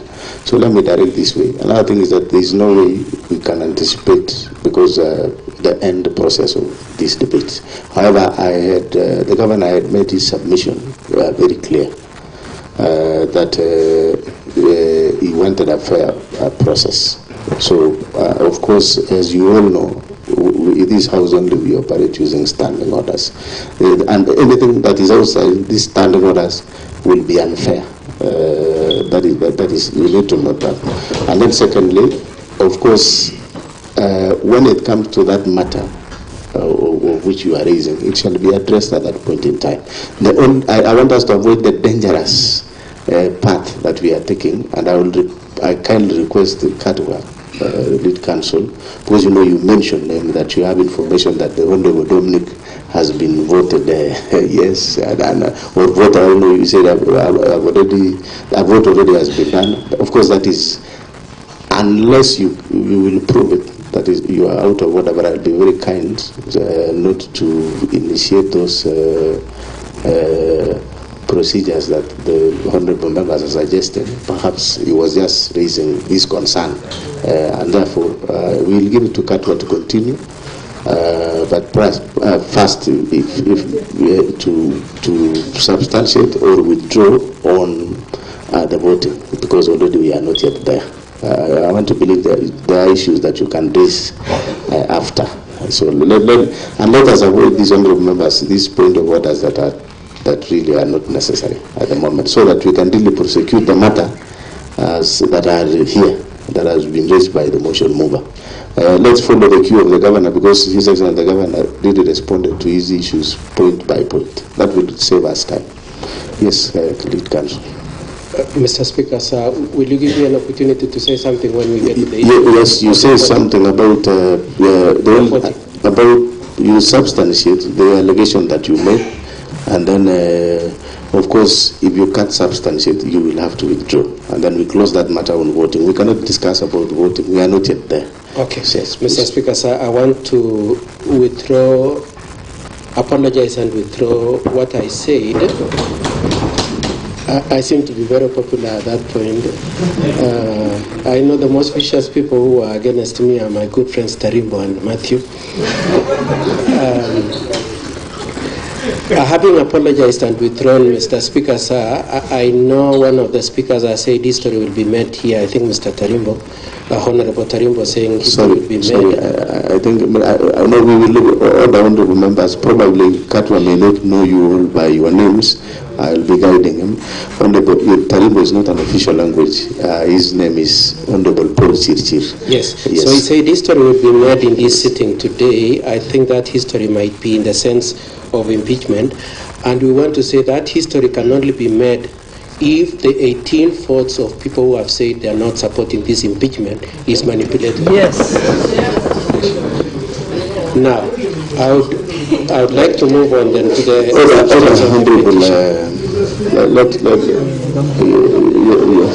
yes, the honorable Paul Chirchir, what is it?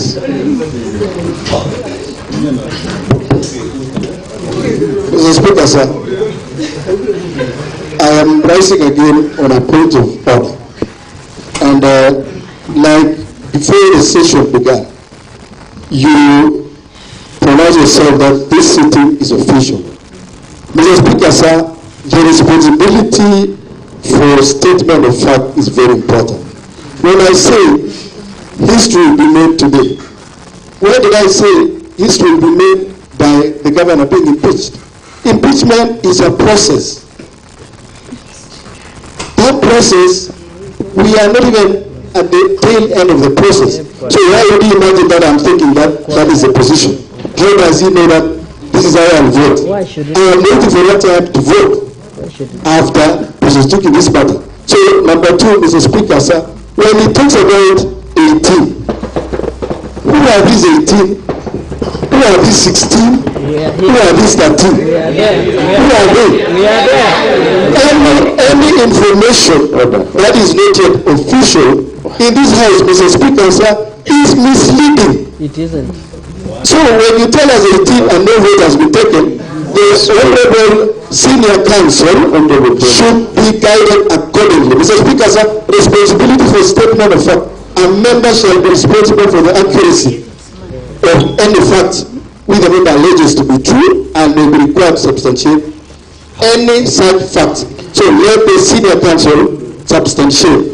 Using the right procedure, there are ways of admitting information into this honorable house. Thank you, Mr. Speaker. Order, members, order. We will, if we continue that way, we will lose the direction. Already Katwa withdrawn the comment on the matter of voting by voting for some honorable members, and we have agreed that we are not yet there, and we cannot anticipate a process. So now, going forward, so that we move forward, there should be no discussion on the matter of voting until when the chair will give direction and that thing ends. So that we proceed, so that we finish, we continue. So Katwa, you can now continue making your submissions. There is a submission by the governor.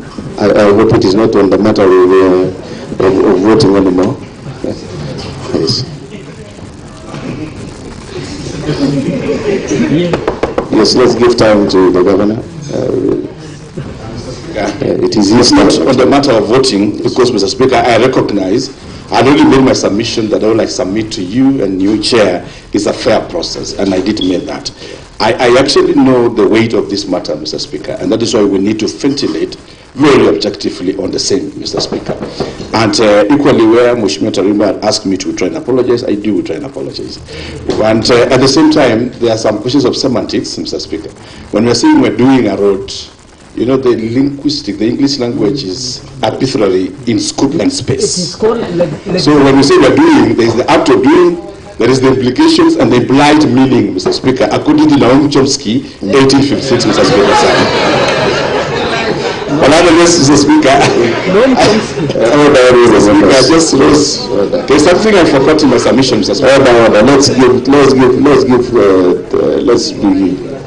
Mr. Speaker, because I know you have limited time, there is an accusation, Mr. Speaker, that has been made, and I thought I forgot to respond, and it's a very important allegation that touches directly of the office of the governor.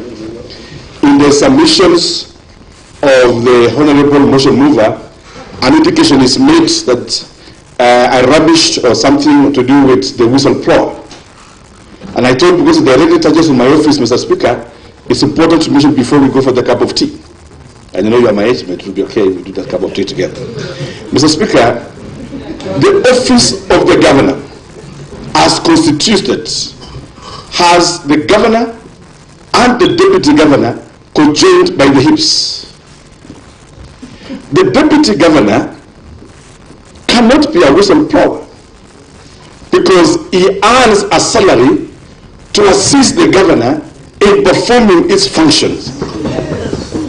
Part of the functions is not whistleblowing, because the deputy governor, is important for the people to know this, the deputy governor has the responsibility of chairing sub-cabinet committees. These are very critical committees because you have been a CC, Mr. Speaker, which involves processing of materials and guiding the county on even matters discipline. And when I say this, Mr. Speaker, I have noted two concerns: that in the Montgomery report, the whistleblower was still the deputy governor. In this other report, I don't know if you are going for me. Thank you. In this other report, Mr. Speaker, in this other fictitious payment, the whistleblower is still the deputy governor. It is good for this House to make a determination in a fair way that the governor and the deputy governor are elected on the same pair of tickets. Salaries are drawn by the deputy governor. My view, Mr. Speaker, as you appreciate even whistleblowing, is that there must be a boundary between malice, political aspirations, and discharge of duties given by the Constitution. The whistleblower in this matter is an interested party because, one, is elected to serve the people of Kericho. In this service, it's about providing governance, directions, and administrative work to the CCs, the CEOs, and the staff of Kericho County government. So when we say that the governor found it irresponsible for his principal assistant to have uttered such remarks, it is a constitutional matter that must be looked beyond even this assembly. Because if today there's a president here, we have the deputy president. If the deputy president will come and say, I'm calling for a press conference to make the nation be aware that money has been stolen in State House, Mr. Speaker, is paid money to support the president, advise the president, and guide the president. It also the same principle within devolved structures.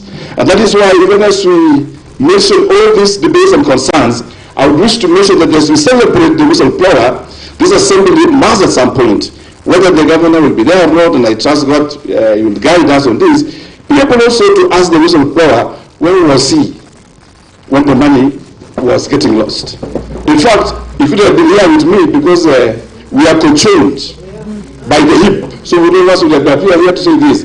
But however, Mr. Speaker, I'll give you a scenario. You equally have, you also have a deputy speaker in this house. The formation of the county assembly is that the speaker and the county speaker. It is going to be very across a portion of justice. If your deputy speaker will call a press conference today outside this precinct and say that the service board of the assembly has stolen this money, or this committee is not working. His business is to come, guide you, and alert you, and sit together as top administrators of the county assembly do so. So it is this out of this concern that I rose to also make this submission that while we celebrate that there's a whistleblower of this one, then we must also be recognized of the fact that at the same time, the same whistleblower are to join with the governor to do service for the people of Kericho. Once again, Mr. Speaker, thank you for your grace, and I know that God will give us justice and help us to move forward as one people of Kericho County. Thank you so much. Thank you so much, Governor. I think you have made your point very clear on the matter of whistleblower. Now, now you proceed in the manner that I directed, so that we save on time. We started at 14:00. I can see it's 15:20.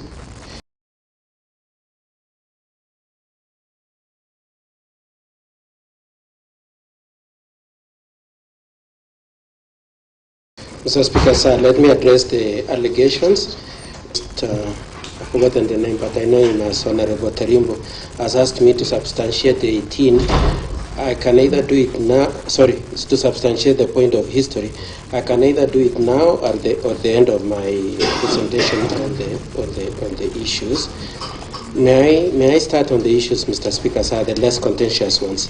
The first allegation that was made against His Excellency, I want to say that our overarching contention, our position generally on the whole of these allegations are three. The first one, Mr. Speaker, sir, is that it cannot be right, as Honorable Rogon said, that the moment an accident occurs somewhere, or a death occurs in an hospital, or somebody steals 1 shilling, you rush to the governor to take responsibility for it. It is our view that it is only when the issue is brought to the attention of the governor and he fails to act that his responsibility is triggered. It is not in place or in lieu of the responsibility of the individuals. And that is why this assembly is given powers to call in the CCs and to recommend their removal, and your recommendations can result in their actually having to retire from office. And that is why also there is criminal responsibility for anybody who is culpable for any wrongdoing. There is civil liability for any wrongdoing. There are proceedings also for asset recovery.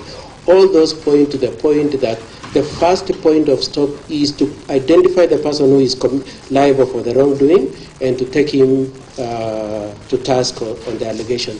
It is not correct to say, as Honorable Rogon said, that you start by knocking out the governor and then you de-escalate the issue to the person responsible. Now, the other issue we want to say is that the entirety of the allegations, all the allegations that have been brought here, about 12 of them, in none of them is it said that the governor either was participating in the tender evaluation or tender award, or that he signed the checks for the payments to any of those contractors or any of those individuals, or that he procured any of the services or any of the goods or any of the works, or that he went to the bank to withdraw money. None of the allegations point to him in person. And so we just want to put emphasis on the fact that much as this motion has been coined in a way to suggest that the governor is personally liable, the truth of it is that the totality of the documents do not point to him in person.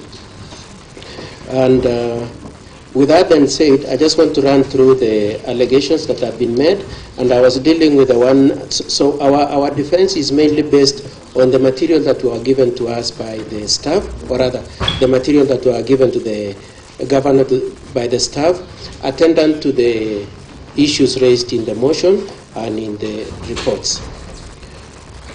The governor, as he said, would have really cherished an opportunity to be able to act on those reports, Mr. Speaker, sir. And given an opportunity, he commits to act. And whether that act will entail suspension of anybody, dismissal of anybody, referring somebody to the Public Service Board for disciplinary measures, reporting anybody to the DCI or to EACC, the Honorable Governor is committed to taking action in case any impropriety is found. And for purposes of that, he is committed to starting the report from this assembly and doing his own investigations, attendant to which he will take action.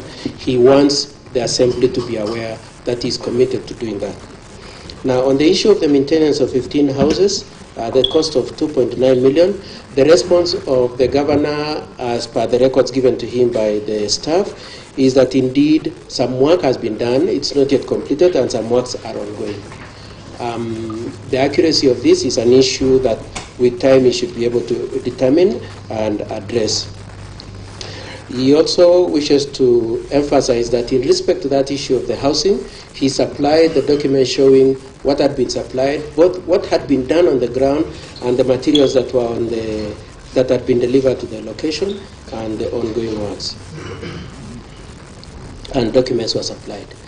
I would like to move on to the next allegation, being the alleged goods that were not delivered, and that is soya beans, maize, jam, sunflower, cottonseed, at the cost of 14 million.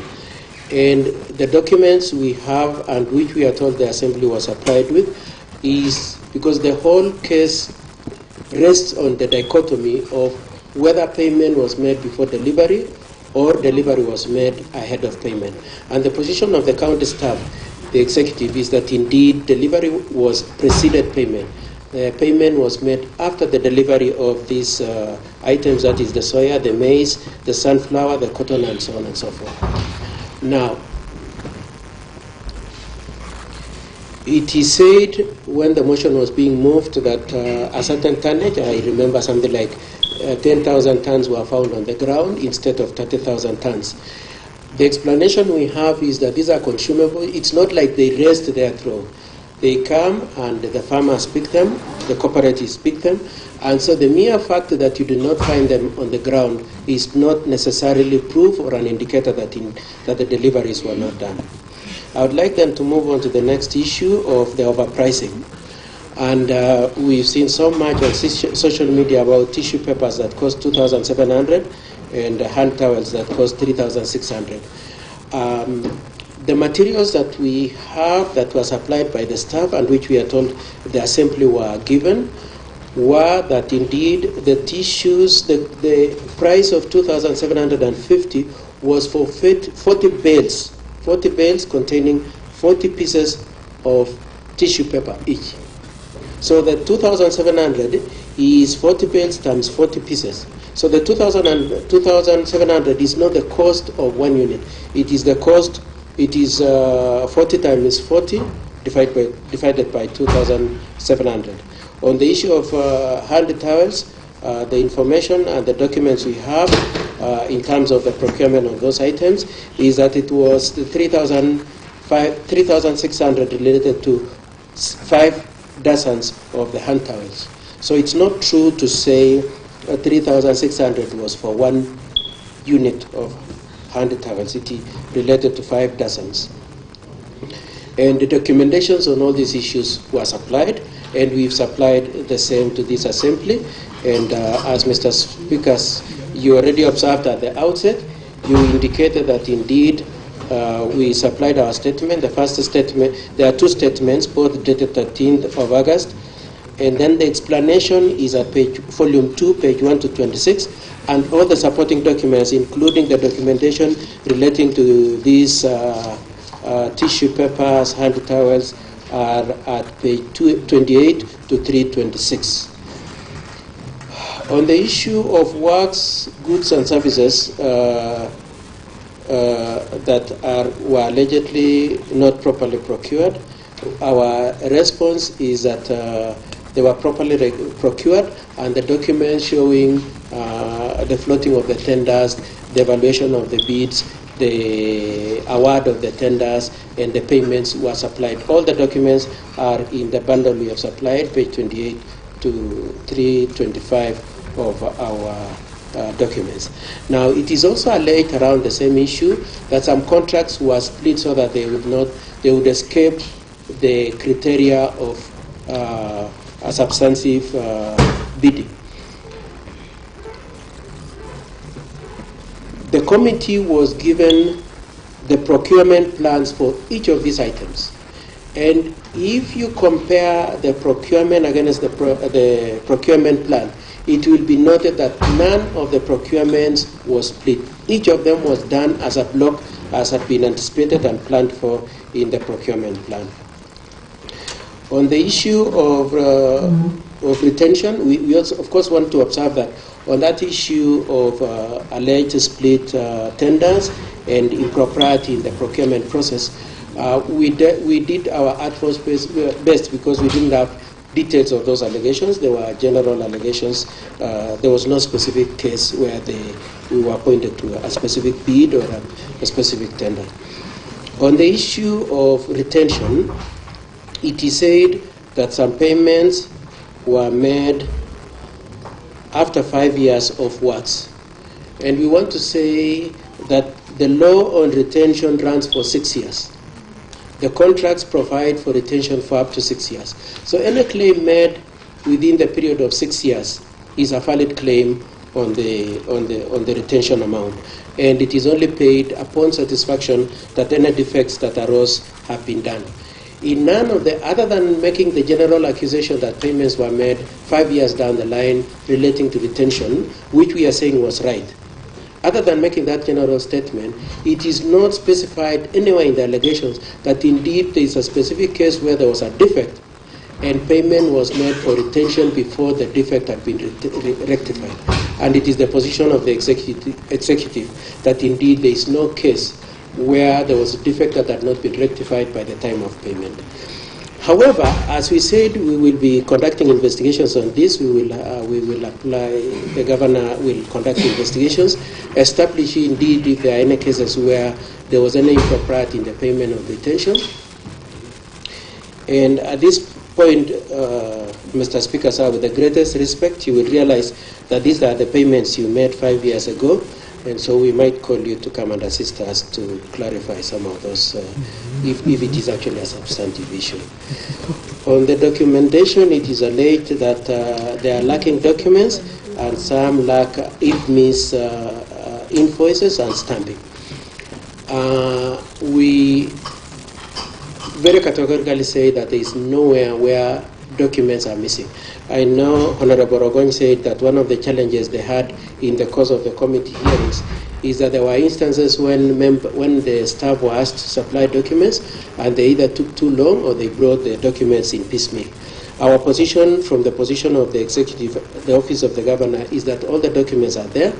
They have been supplied in the documents we have supplied in this assembly. But we would like to make additional explanation on the issue of IFMIS to this effect. All payments that were made using the IFMIS system. And so the contention made in one of the allegations that indeed some taxes were avoided cannot be true, because the IFMIS system itself not only secures the guarantee that the payments are made, but it is also interconnected with KRA, and so nobody who has been paid can escape having to pay taxes. And so that allegation that indeed there were instances when parties or contractors escaped having to pay taxes, or that they were paid outside IFMIS, we deny completely, as we deny the allegation that there are any documentation lacking. And we put anybody saying that the documents are lacking, or that these taxes were not paid, or that payment was made outside IFMIS to strictly prove in the allegation. That allegation is not specified. There is no specified allegation saying contractor X was paid outside IFMIS, or that he escaped paying taxes, or that there was an impropriety in terms of that process. And so I would like to rest that contention there.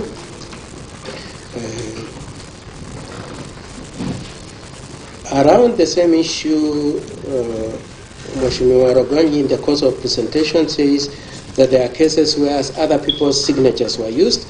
There is no specific point at which it is said person X signature was used by person Y. And if we were supplied with that, we would be able to answer to that. I can see Mr. Roganyi seems to have an answer to that. Probably we'll take it when debating. On the issue of the employment of a brother and a wife of a staff member,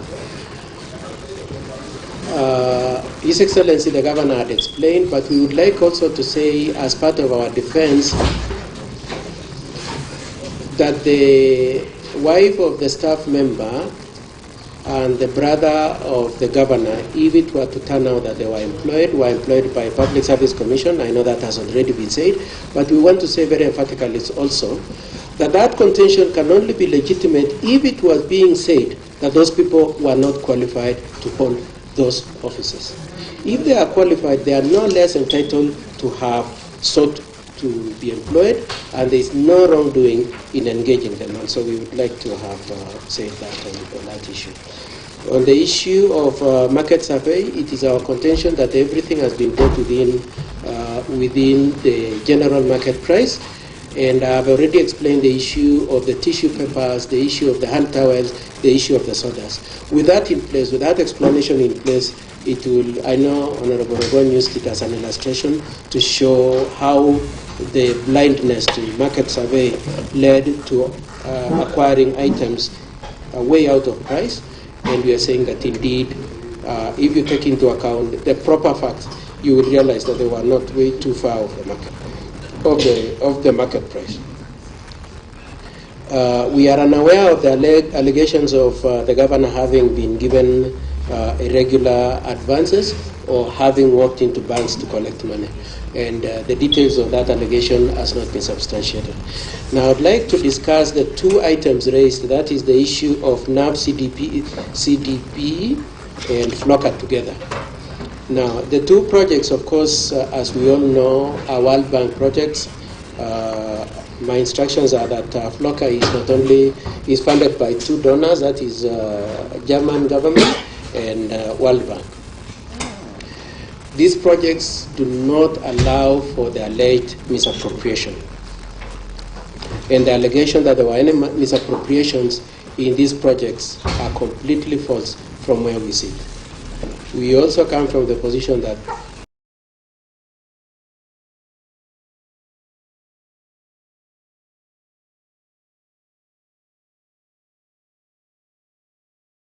it is very unfortunate to flag out a project as this as part of the impeachment, and it can only be intended to drive out the donors who are supporting these projects when there is no justification.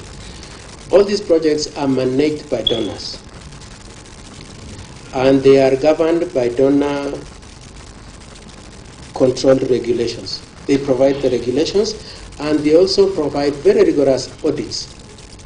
Part of the audits is to the effect that when a program target has been achieved, it is audited before the next phase is engaged in. The consequence, therefore, is that if the previous level has not been properly accounted for or has not been properly done, the next phase cannot be done. And so those checks and balances by the donors are foolproof against any manipulation and abuse. We want to emphasize also that other than the complaints raised for purposes of this impeachment, none of the donors has raised any complaint on these projects. And equally very important is to say the auditors who audit these donor projects are not the county staff. It is donor auditors. And so if there was any impropriety, those auditors would have picked that up. And I want to additionally say all those projects are activity-based. They have project fund utilization guidelines. They have annual work plans, and they have budgets assigned to each phase. And so it's not possible. It's not true that there was any money taken away, lost. It is not possible to have taken away any money from those projects without the donors themselves raising complaints. And so our position is that that is a complete red herring, and it is very unfortunate that it is being brought for the purposes of impeachment when it has the collateral effect of driving away these donors from supporting and assisting the residents of Kericho. On the issue of SACCOs, we want to say it is alleged that 19 out of 30 SACCOs were found to have become eligible for various supports as at the time the committee went on the ground, and that it is also said in the allegations that 7 of them are the only ones who have received support. It is also alleged that some of them cannot account for receipt of items supplied to them, or that some of the supplies were substandard. I would like to answer all those questions on behalf of the governor to this effect. The first one is to say, yes, it is true that 19 out of 30 had qualified. And the reason and explanation is that each of those SACCOs needed to meet some criteria set by both the donor, the national government, and the county government for them to qualify to be incorporated in that project. And so it is only those ones who had qualified that were incorporated. And so the reason why it is 19 rather than 30 is not because anybody was discriminated, it is because of the rigorous criteria processes that are required for them to qualify. Mr. Speaker, sir, in the presentation we've brought here, we've shown that as a result of the efforts of the county executive, the donors, and the national government, the remainder 11 SACCOs have now qualified as we speak now. I'll give you extra 10 minutes because we started at 2. It's 3:40 now. I was kind enough because there was some point of orders here and there. So how many minutes did you say, Mr. Speaker? 10 minutes. Could I beg for 15, Mr. Speaker? All right. 15 only. I'll give you 15. Thank you very much, Mr. Speaker, sir, for that grace. And so our explanation is that the 19 were the ones who had qualified, and as we speak today, all the wards are represented. The other 11 have, as a result of efforts and enterprise of the executive of the county, the executive of the county, the national government, and the donors have qualified, are in the process of being onboarded. Now, the issues of procurement, these are donor-funded projects. The standards set by the donors is such that they can only procure some of those, including those laptops being said that they have been refurbished and so on. That is completely false. The standards are set by the donors, including the furniture.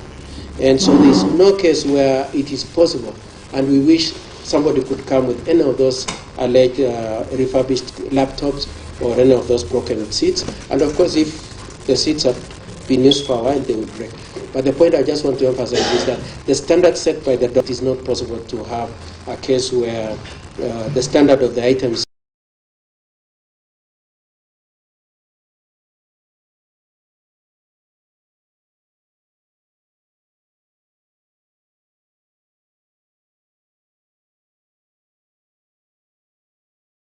delivered. As a rider to that also, my instructions are that it is upon the SACCO itself to requisition for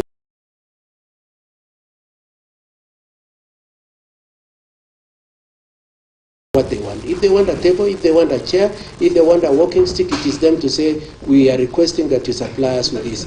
If they want an office, it is them to requisition for that. And so it is only supplied to the extent to which they have requested. So it's not like you wake up one morning and you say you want to distribute pens like it was done this morning in this. It's a requisition for it, it is applied, and they acknowledge it. And the position we have is that each of them has records of the receipt of what was applied to them. Mr. Speaker, sir, in view of the time you've given me, I would like to raise the arguments on those two projects. That's FLOCA and NAFCDB at that point. The issue of the projects which are said to be skewed in favor of the areas where His Excellency the Governor comes from, and probably where my good friend Honorable Anita comes from, it would seem like even before Honorable Okon could let the bird fly, people have already shown that it is not true.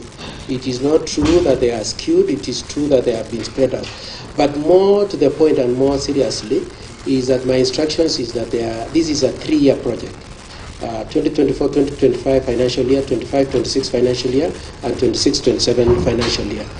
And by close of the year 2027, every ward will have been supplied with this, will have enjoyed the benefits of these projects. And so the contention that Chemosot is being preferred is not true. It is also not true that 21 million was spent. It is actually, the truth is that it is only 16 million that has been spent. The work plans for these projects is such that if it is closely looked at, some of the projects will attract more expenditure than this Chemosot that is being picked on. Some will incur more expenditure than that Chemosot. And there is also reference to some other projects, Toroy Tanya, I think, and and Chemamun. And my instructions that the executive wishes that there was audience for the people from those areas. They would come and say they are very happy. The project was completed, it was handed over to them, and they are very happy with its performance. And so to say that there is any deficiency in those projects is inaccurate. And there is no skewedness, there is no discrimination. I know His Excellency was asked to withdraw the contention about the road. The argument on the road was not meant to say that Mheshimiwa Rogony was doing the road. The point that was being made is that there is no skewedness. Projects are being run through the county. There is no selection of saying it is being taken to where His Excellency's former friend Matthew comes from, and another one is being denied. On the issue of strategic intervention projects, Mr. Speaker, I just have 3 issues to cover. Strategic intervention projects. It is said, and I know Honorable Okon very specifically mentioned this, that indeed no works have been done. On this one, we are ready for any consequence. It is the instructions we have are that the position we gave the committee is the exact position on the ground, being that the kitchen staff is at the walling level and MCH is at slab level. Sorry? Yeah, no, let's allow Katwa to... Yes, but I'm glad that what Matthew is saying. He's saying it's very true what I'm saying, Mr. Speaker. Now, we would like to make the general denial that it is not true that there are weak controls in the executive, that there are inadequate policies in place, that the accounting systems are wanting, that there is either fraud or intended fraud on the part of the governor and his office, or that he has made any withdrawals, or that he has committed any coercions or irregular awards, or that he has interfered with any tender awards, or that he's making skewed tenders, or or that the projects that are being run under his watch are improperly implemented, or that there is unfair distribution or theft. We deny all those allegations. We know that those allegations are not supported. Mr. Speaker, sir, my instructions are to just say that in terms of the governor's commitment to take action on these projects, on the report of the Assembly and the results of any investigations he is going to conduct, is that upon it being found that people are liable to answer to the Public Service Board being found to be culpable, it would require that they be sent to Public Service Board. And therefore, my instructions are also to request that the Assembly kindly considers approving the pending issues of the Public Service Board. In terms of taking action, because I know there was multiple reference to action not having been taken on Londiani, on Kasumitani, and so on and so forth, we would like to indicate that between now and the time that the Assembly made their report, EACC were given documents relating to some of these projects. So it's not correct to say nothing has been done. It is a fact. I hope, Mr. Speaker, sir, you will not ask me to substantiate. Anyway, I can substantiate, but that's a fact. It is a fact that indeed EACC have already been to the county and has already handed over some of the documents for EACC to look at. And so if you have more information, you are welcome to help the governor to redress these issues. And His Excellency requires about 28 days to complete that. Mr. Speaker, sir, I would think that is all I wanted to say in response to all those issues, and I would like to rest my submissions there. I thank you very much for the audience you've given me. Mr. Speaker, sir, you had asked me to substantiate what I said about the history, and that that history cannot happen because there are 18 members. If the 18 members can just stand so that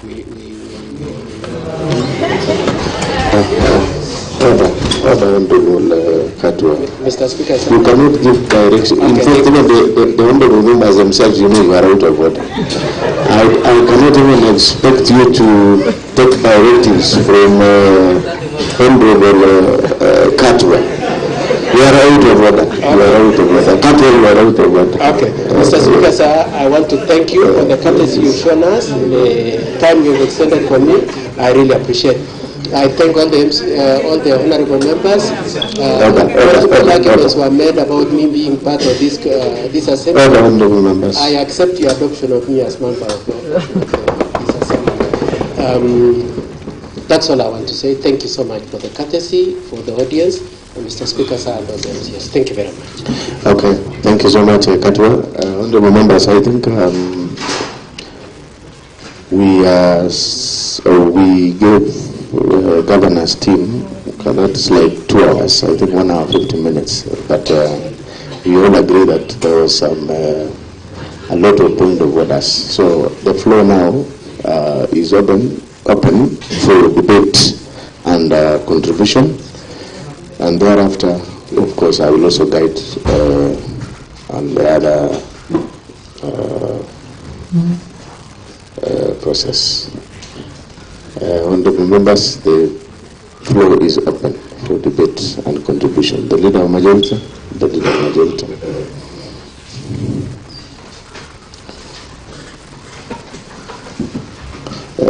And as we contribute, let us try to confine ourselves to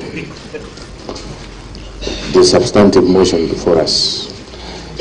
Thank you very much, Mr. Speaker, for the opportunity. Let me also take this opportunity to thank the representatives of His Excellency the Governor and the Governor himself. Maybe, Mr. Speaker, before I table my submissions, maybe to support the motion, Mr. Speaker, you will allow me to inform the House, Mr. Speaker, of the current incidents that has occurred, Mr. Speaker. I think you've been seeing me going out and coming in, Mr. Speaker. It's because of some very serious emergencies, and this will concern the safety of the honorable members. Maybe before you decide, before we finish discussing this motion, it is good to take note that our gate B, Mr. Speaker, I was called upon by the Sergeant at Arms together with the security teams that, and I read the statement, Mr. Speaker, that at around 10:50 a.m. this morning, an unfortunate incident occurred within the precincts of the County Assembly of Kericho. A vehicle registration number KAH075Y, a county government vehicle, boarded and accompanied by close to 50 goods, Mr. Speaker, driven by non-Tiber, because it's a government vehicle, Mr. Speaker, rammed into gate P of the Assembly. The vehicle is mounted with public address system, which is always used by the governor's press team. Mr. Speaker, Assembly officers manning and other working in the kitchen were almost injured, Mr. Speaker, as they scampered for safety. Over 10 police officers who witnessed firsthand the incident. We wish to thank the National Police Service officers who acted promptly toward the attempt, which aimed at forcing their entry in the Assembly and causing injury to the honorable members of the County Assembly as well as the staff. We further wish to thank especially the DCI department, Mr. Speaker. They've told the vehicle that is normally used by the county executive, that vehicle, KAH, it is used for public address issues, Mr. Speaker. It has been told to the police, and the goods has been dispersed, and so far, 5 have been apprehended, and they are in the custody, Mr. Speaker. So it is good for the information of your own safety that this is a weighty matter, that you need to be very careful, even as you move out, because if you see these people trying to come, run into the gate, Mr. Speaker, we have the kitchen closer to that gate, so it is always good maybe for the honorable members and the staff of the County Assembly that even immediately we finish on this, it is a security matter, Mr. Speaker. Mr. Speaker, allow me now, Mr. Speaker, maybe the concerned committees, Mr. Speaker, since it is a county government vehicle, Mr. Speaker, we know the issues of work tickets. It is signed always by the chief officers, Mr. Speaker. We have the transport officers and the activities of that vehicle, Mr. Speaker, when it comes to the issue.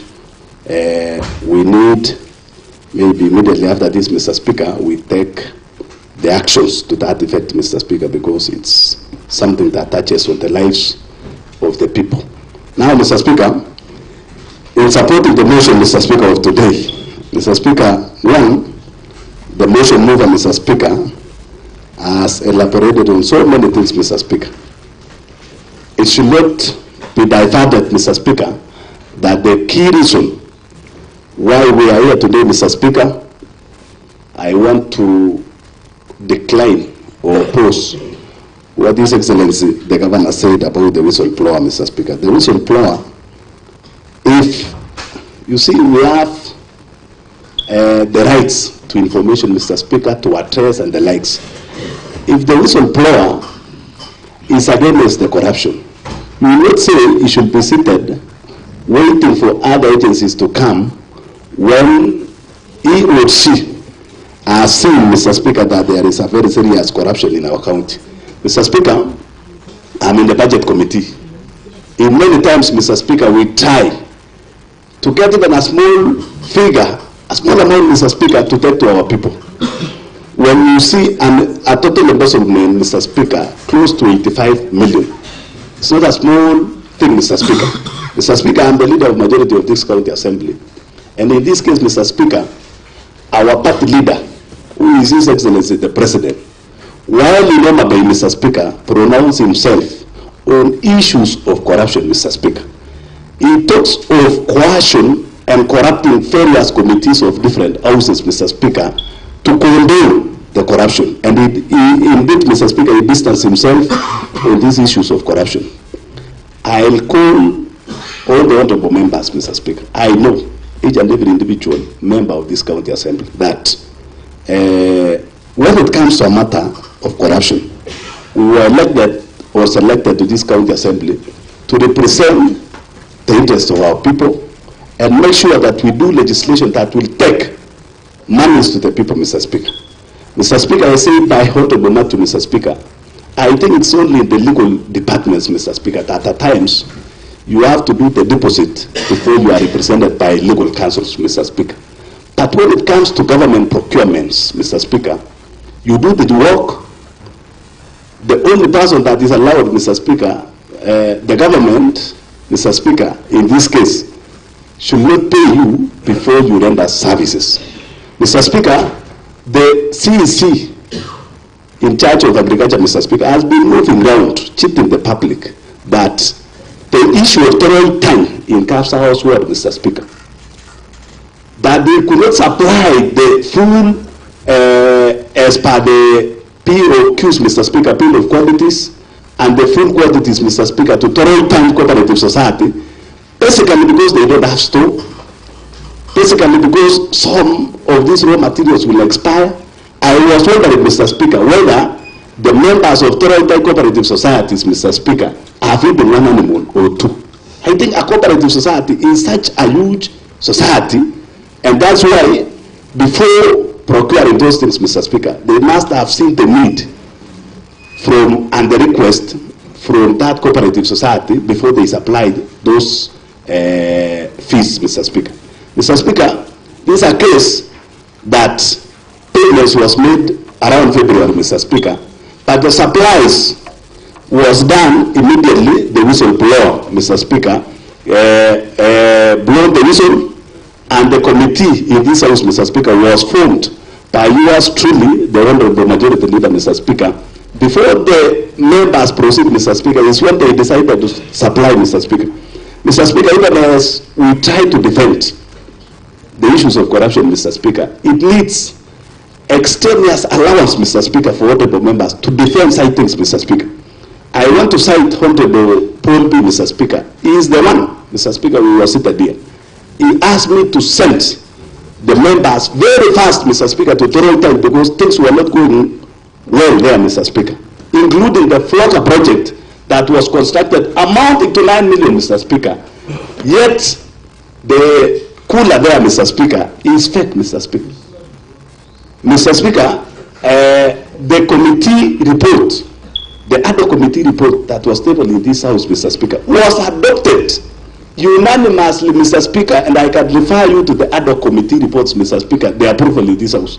All the honorable members of this house approves the report and recognize that actually we had lost money through these dubious methods, Mr. Speaker. Now, Mr. Speaker, I will wait, Mr. Speaker, to see an honorable member who, during the debate, Mr. Speaker, supported the report. And now, since the report formed part of this impeachment, Mr. Speaker, I'm waiting, Mr. Speaker. Coercion is there, Mr. Speaker. And that's the reason I've been seeing Honorable Katwa Kigeni here, Mr. Speaker, insisting that he wants to see these honorable members, Mr. Speaker. We know corruption can even find its way, Mr. Speaker, to this house. So we will be keen to see the members of this county assembly, Mr. Speaker, voting to support the corruption, Mr. Speaker. Katwa Gigen has got the right, Mr. Speaker. That is his profession, Mr. Speaker. But for a honorable member who would represent that Namagoga, Mr. Speaker, who says on the highway, Mr. Speaker, we collect tax, then we take services back to them, Mr. Speaker. When we see people stealing and we support those honorable members, I am waiting for that time, Mr. Speaker, to see these honorable members. That's why yesterday they did, and I was quoting, Mr. Speaker, that during the election of the speakers of the county assembly, which you are among them, Mr. Speaker, I remember there is one notable aspirant of the speaker at that time, Mr. Speaker, and locked close to 31 members of this county assembly in Kisumu, Mr. Speaker. But coming to real voting in the house, Mr. Speaker, the speaker got only 12 votes, Mr. Speaker. So I will not be surprised, Mr. Speaker. The reason why these people are insisting on different methods of voting, Mr. Speaker, is because of coercion and corruption that has found roots to this house, Mr. Speaker. Therefore, Mr. Speaker, you will allow me, Mr. Speaker, Order. Mr. Speaker, protect me. I will give you to speak. Order. So you prosecute your point. Every members not allowed to tolerate. Mr. Speaker, we have your time. We had a refurbishment of county council houses, Mr. Speaker, that now the county government houses, Mr. Speaker. You know the issues of asbestos, and the lawyer Katwa Kigen knows the effects. According to the research, it has been found that the asbestos, Mr. Speaker, that's the reason immediately we removed, Mr. Speaker. We buried them almost 8 feet down the ground, Mr. Speaker, because it infects the human being with the issues of lung cancers, Mr. Speaker. And for that reason, lungs, so it could, Mr. Speaker, that we refurbished those houses, Mr. Speaker. But to our surprise, Mr. Speaker, people were paid before works were done in Kipkelian town, Mr. Speaker, a sub-county where I come from, Mr. Speaker. Mr. Speaker, when we talk of public participation, we've been doing several public participation, Mr. Speaker. I'm not a member of Lands Committee, Mr. Speaker. But at times, Mr. Speaker, it beats logic that you purchase a piece, even the biggest hotel, the 5-star hotel that we know in this country, Mr. Speaker, cannot afford even to sell a piece of soda at a cost of 500 shillings, Mr. Speaker. I don't know now, the common manage who came for public participation could even take a soda worth Kenya shillings, 500 shillings, Mr. Speaker. That's why I say defending this corruption need extraneous allowance, Mr. Speaker. And for this case, Mr. Speaker, I kindly request that whoever will be protecting this corruption, Mr. Speaker, needs to charge the culprits the highest amount, Mr. Speaker, because this is the biggest job I have ever seen. I submit, Mr. Speaker. Thank you. All right, thank you, Leader of Majority. Of course, I gave you more time because you are the Leader of Majority. Now, moving forward, I'll be giving not more than 5 minutes to a member in that order. Honorable Dominic, Honorable Paul Kiptau B, and then Honorable Dominic. Yes.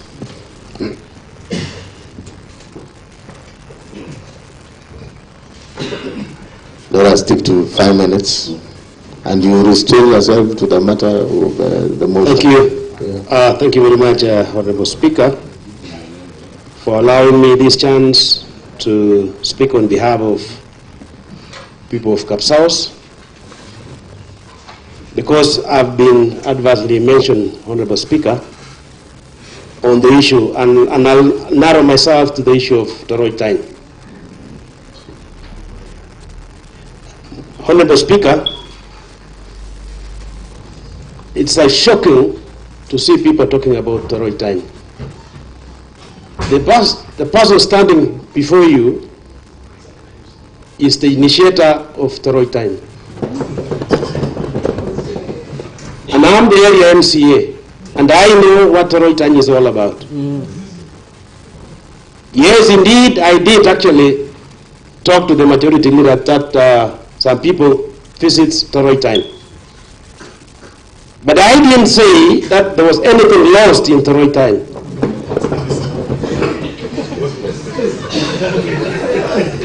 And indeed, Honorable Speaker, with the report that was tabled by the ad hoc committee, yes, I did support it in full. But I wanted Governor to be given time to implement the recommendations made by that committee. It's not about, impeaching Governor. Yes. And that is my stand. Yes. Toroitine's, Honorable Speaker, as I stand here, we have about 600 members. And initially when we started, we had relocated to someone's quarters. In the previous program, that is the Kenya Climate Smart, funded the society. And the society got a formulating machine that assisted them to stand. So when the program started, when the county government wanted to supply what was supposed to be taken to Toroitine, and I want to say it clearly here, and I have minutes for the same. If you want me to supply, you with minutes, Honorable Speaker. The committee, that is the officials, had to sit and decided on where to get the money to build the store. It was not about, there was some embezzlement of money in Toroi time. Immediately when the store was finished, Honorable Speaker, the first budget of supplies went to Toroi time. And when the whistleblower, whistleblower, the next batch was supplied to Toroi time. Number two, Honorable Speaker, the cooler which was supplied to Toroi time. We are laymen. We doesn't understand, what the right cooler is. Now, the serial members, we have to send it to KEPS to confirm, if the cooler that is in Toroi time is the right one. Yes. And, Honorable Speaker, when the day report fellas visited Toroi time and the KCC fellas, they did confirm that the same cooler has been supplied to many places in Pomet. Yes.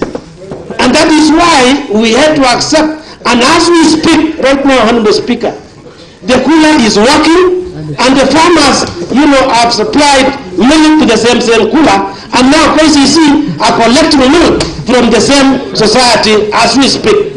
And that is why I said yesterday, or the day before yesterday, that the farmers are working very hard.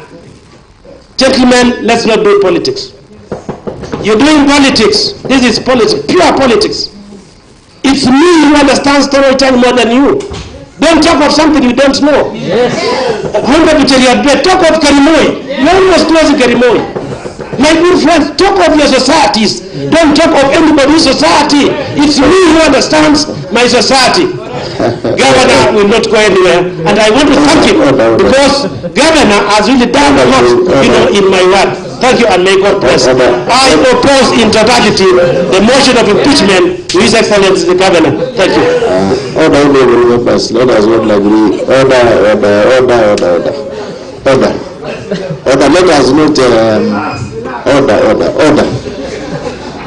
Order, the Deputy Speaker. You are among the leaders of this assembly. Order. Honorable members, we are live, by the way, and we are being followed. So I'll urge you to debate in a manner, of course, that will reflect your title of being honorable members. And secondly, this is a warning. This is a very strong warning that there is no shouting, use of unparliamentary language. Don't invite the chair to make some decisions that will not go well with you, honorable members. I really want you to be in this house, all of you. So let us avoid the shouting. There's a way of applauding, and you know very well how to do it. But the standing orders does not tell us that you should shout and say yes or all those things. So let us debate with decorum, and we stick to the timeline. When we say 5 minutes, it's 5 minutes. So next is Honorable Erick Mutai. 5 minutes, please. Please stick to the rule of debate. Order. I want to repeat, order. That was my last warning. Thank you, Mr. Speaker. Thank you for giving me this chance. I want to register and say from the onset that I oppose the motion. There was on Facebook that I voted yes. And at the time of voting, Mr. Speaker, sir, I want to register my opposing to the motion of impeachment of Dr. Erick Mutai, and I want my vote to be respected. Mr. Speaker, sir, we were here when we were debating about the other committee report on fictitious, and all of us supported it. The recommendation which was there, and each and every issue had recommendation on it. One of the recommendation was we give the governor and the contractors 28 days to finish what they are supplying and what they were doing. And it is in record, it has a record in this house. Mr. Speaker, sir, when you are playing politics, it needs to be politics, and when it's development, it needs to be development. What we have been doing recently is politics and development. No one will condone corruption. But when you are doing corruption, when you are doing politics and talking about corruption, people will not take us serious. We are the third assembly. The first assembly did an impeachment to the governor by then. We are here trying to break the record in this country that we are the champion of impeachment. There are many developments which our people need. There's a lot of people issues. We are the one who's doing budget. The executive are the one who was executing the budget. There is a lot we need to do to our people. Me, as the elected MCA from Kabianga, I will not support impeachment now and in the future. Last year we did impeachment. We didn't finish on our budget. Mr. Speaker, sir, my good neighbor Agon, he has been talking about my ward. I'm the only elected member of Kabianga ward. And those people so fit that I'm being elected to represent the interest here. And I want to have the motion mover that to leave my ward. I know to lobby for my ward. I know to become friend to. I can lobby from the national government. Our projects are lobby from the national government. When I'm doing the corridors in Nairobi, which are ministries. There is a point of order, Honorable Dominic, and when you will resume, you will have 1.5 minutes so that you use your 5 minutes. Yes. Mr. Speaker, I rise on a point of order, pass on to standing order number 98. That is a statement of facts. One of the projects that we visited as a committee on environment is Chemamul Water Project. Now, this project, Mr. Speaker, has solar panel funded by the FLOCA program. But these solar panels, the Honorable Chair Water can attest to this house. They are not functional. In fact, water is being pumped via using electricity. The question is, what happens to the solar panels that were erected by the county government using FLOCA funds? And that was my bone of contention. You know, the Honorable Member, Mr. Speaker, is one of those members who never stepped in this house. He is now indicted. Order, Mr. Speaker. Order. On the last point, I really want to order. I don't want to open debate on that. So, Honorable Dominic, as you finally... I want to urge my friend to leave my ward. If he's moving around towns, doing what he's doing, and he's forgetting his ward, please forget about my ward. I know, and I have a plan for my ward.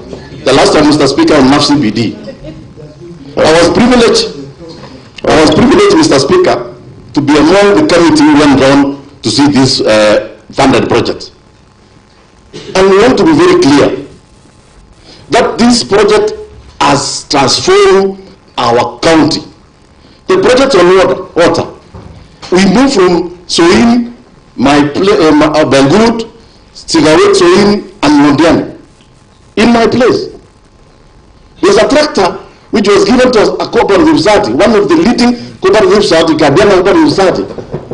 And Mr. you know, you have been there with that cooperative severally, not once. And through their hard work, not friendship with the governor. So we deserve to be given what belongs to us. I oppose this motion, and in the time of voting, I want to be on record that I'll vote no to the impeachment of Dr. Erick Mutai. Honorable Gilbert Ngetich, and then Honorable, I can't see up there. So Honorable, that must be the associate professor in that order. 5 minutes, Honorable Gilbert Ngetich. Thank you, Mr. Speaker, sir, for giving me this opportunity. Also to talk on the motion in which it was before us, which of course I'm opposing, the impeachment of Dr. Erick Mutai, the governor of Kericho County, based on the works I've done also in my ward. Surprisingly, Mr. Speaker, I was impeaching the last time. By then, I have a reason to have, this loving Mr. Speaker should be explained here. The reason as to why I was doing the impeachment last time, I had no projects which were going on. Mr. Speaker, the Kishara dairies, which was benchmarking from Toroltany, Mr. Speaker, I'm hearing the condemnation of Toroltany. But the Chrome Kishara dairies benchmarked in Toroltany, Mr. Speaker, sir.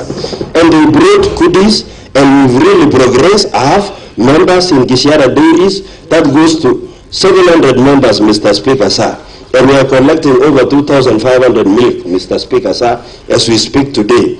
I'll be very keen, Mr. Speaker, when we reach a level of having a supply of a cooler. Mr. Speaker, when we were discussing over the report, I have heard of the tapping of that cooler, Mr. Speaker, for it to function. But today, Mr. Speaker, the area MCA is actually proving and confirming that the cooler is functional.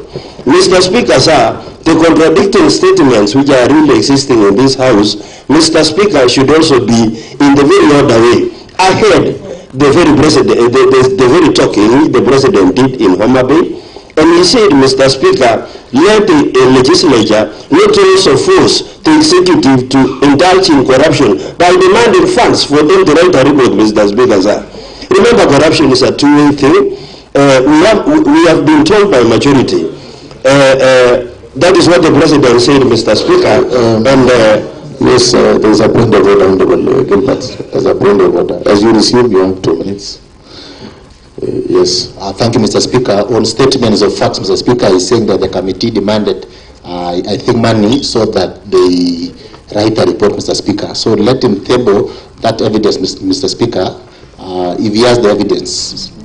That is standing order number 98, Mr. Speaker. Okay. The substantive evidence, Mr. Speaker. You know, those are very grievous allegations that is being labeled against the county assembly, Mr. Speaker. These are House of Rules and Procedure, Mr. Speaker, and House where we do oversight, we represent and we legislate on behalf of the people that sent us here. Okay, Honorable Gilbert Ngatich, is that what you say?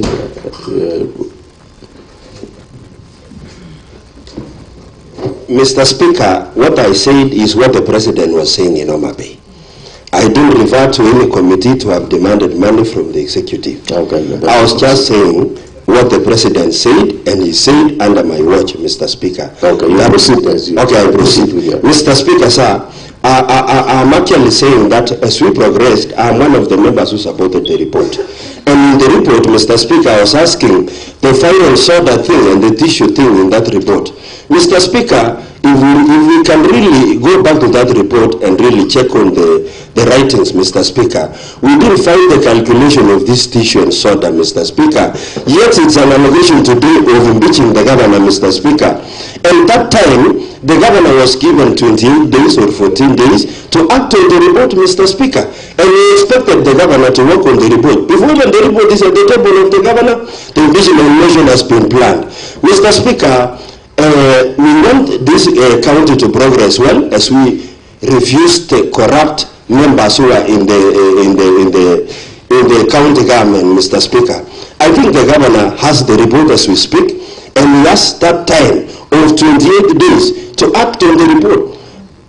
In the actual sense, Mr. Speaker, there is nowhere where the governor wanted the bank to really withdraw the money. There is nowhere where the governor really signed a procurement process to really do some work. There are some people who really did this work, and we have them at the office as we speak. It is high time that we give this governor time to act on the report the other committee made for the works to run well for this county as we clear our term. Mr. Speaker, sir, this is the reason as to why I really not support the impeachment, and then when it comes to the time of voting, I will also vote no. Thank you so much. Okay, thank you. Honorable Dr. Nama.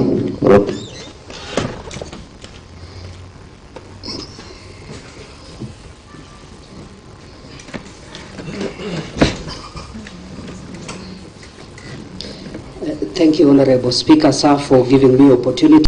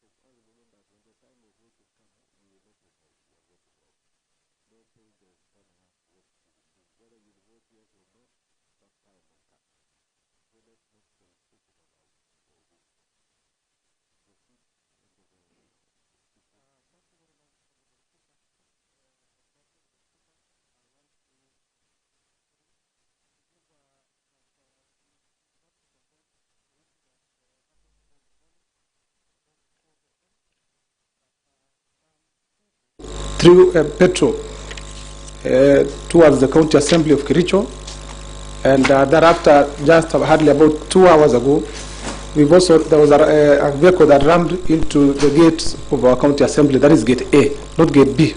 What the Honorable Majority said, I wanted to confirm that this is Gate A and this is Gate B. So, Mr. Speaker, we want to condemn the action and arrested, I'm told, about 5 people who actually happened to have been in the same vicinity where that incident happened. Mr. Speaker, Mr. Speaker, I want to start by saying clearly that I want to support the report that has been ably tabled by Honorable Rogon, well done, stating very clear on various grounds. Mr. Speaker, I have listened from the inception of this sitting, and I want to confirm that, Honorable Speaker, that several grounds has actually been put forth, and I want to associate myself that sections of our County Government Act, our Constitution, has actually been enumerated very clearly, and there's no section that supports the embezzlement of funds and misuse of public resources. Mr. Speaker, I want to start by probably putting forth the report on Londiani. Mr. Speaker, the Londiani victims, Mr. Speaker, as has been ably said by the Kiprotiro, the motion mover, so that we lost several people, about 54 people, Mr. Speaker. And I think justice denied, justice delayed is justice denied. To date, Mr. Speaker, the report that was ably made by, and passed by this Honorable House has not been acted upon. That is my ground. There's nothing that has been acted, Mr. Speaker. And number 2, Council Mtani, that was chaired by Honorable Paul B. The report was made, recommendations were made. To date, Mr. Speaker, I want to confirm that I've never heard of any casualties, probably going as per the report. Mr. Speaker, that is very clear that there was an embezzlement of funds. Mr. Speaker, the other day I was in my rural home at a function. Over 20 young men came to where I was after the function and requested that how far is our money. Mr. Speaker, today I want to state here before this Honorable House that the money that they owe the said contractor, the purported contractor, has not been paid to date, Mr. Speaker. And remember, this report was ably tabled by the Honorable Paul B. hardly over 1 year and some months ago. So therefore, Mr. Speaker, I didn't have any answer when I was asked that one, Mr. Speaker, and I want to state here so that they are watching, so that they know that I've always been following up, but then there is nothing that is forthcoming. Probably the chairman of Kazim Tan, Paul B, could actually say something about that. Number 3, Mr. Speaker, is the issues of fictitious payment. Mr. Speaker, I want to confirm that I sat as a member when we were following up on these issues of fictitious payment, Mr. Speaker, together with Honorable the Chair, Vincent Korir, and other members, probably about 13 members, Mr. Speaker. So the bending days. Mr. Speaker, there were a lot of disparities, probably when we went for the issues like skewed developments, Mr. Speaker.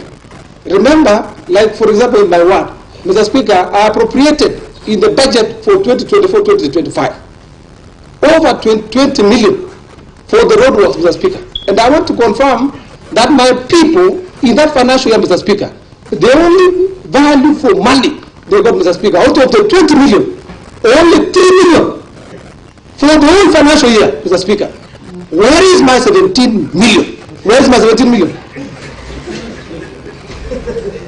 And you want me to come and abuse corruption when my money has not been probably told that this is your money, the money for my people. So there are two people. I want to confirm before this is about Mr. Speaker. I was elected, and remember, Mr. Speaker, I'm a ranking member before this is about. You cannot take my people in circles. When I was duly elected to represent them for my second term, Mr. Speaker, I want to confirm my people are not the budget packs. It will never happen. Number 3, Mr. Speaker, I want to confirm in the report on fictitious payment. Mr. Speaker, there was a clear intent to defraud the people of Kericho, especially on the issue of Kericho housing, Mr. Speaker.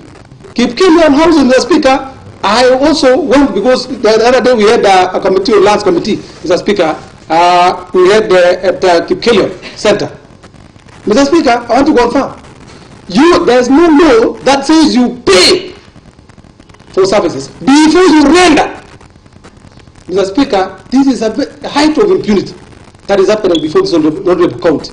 Mr. Speaker, I will not, and I want to confirm before everyone and the world at large that everything must be done to the order that has been prescribed in the law, in the Constitution and the County Governments Act and also PFM Act, Mr. Speaker. So therefore, I want to confirm you cannot pay. It was paid 2.9 million, Mr. Speaker, while the works are not yet completed. I want to thank the lead lawyer, the council, Kato Kige.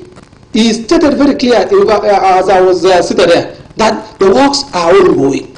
While the money went long time ago. Since when? We are wondering.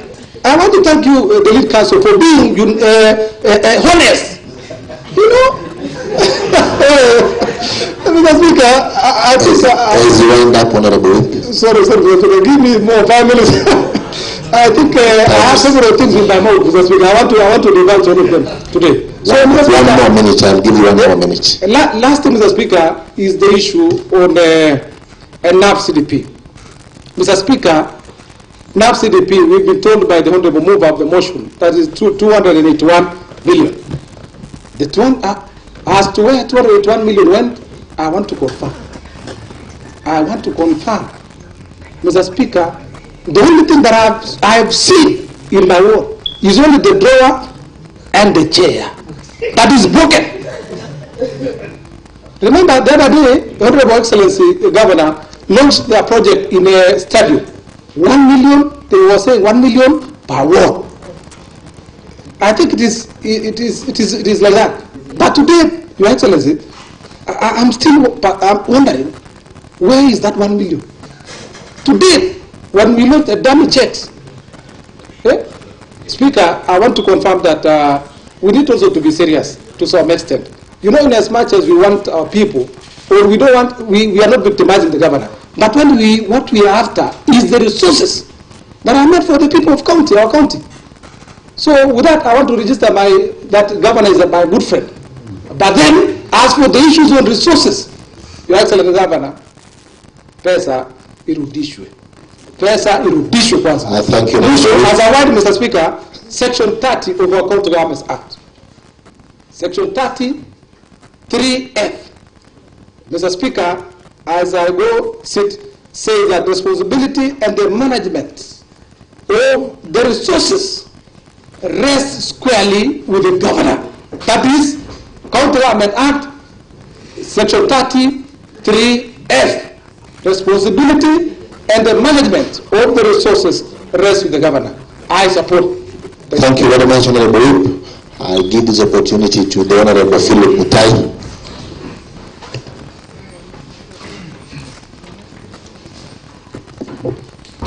Thank you very much, Mr. Speaker, sir, for giving me this opportunity and on behalf of the great people of Kipchimchim whom I represent. Mr. Speaker, sir, I just want to start by, I want to say I started my journey today from my home area, Mr. Speaker, sir. And I was coming from home to this great assembly. A great pastor, friend of mine, who is a voter in Kipchimchim, told me this, quoted a verse in the book of Israel, chapter 10, verse 4. And he told me, rise up, this matter is yours, it's in your hands.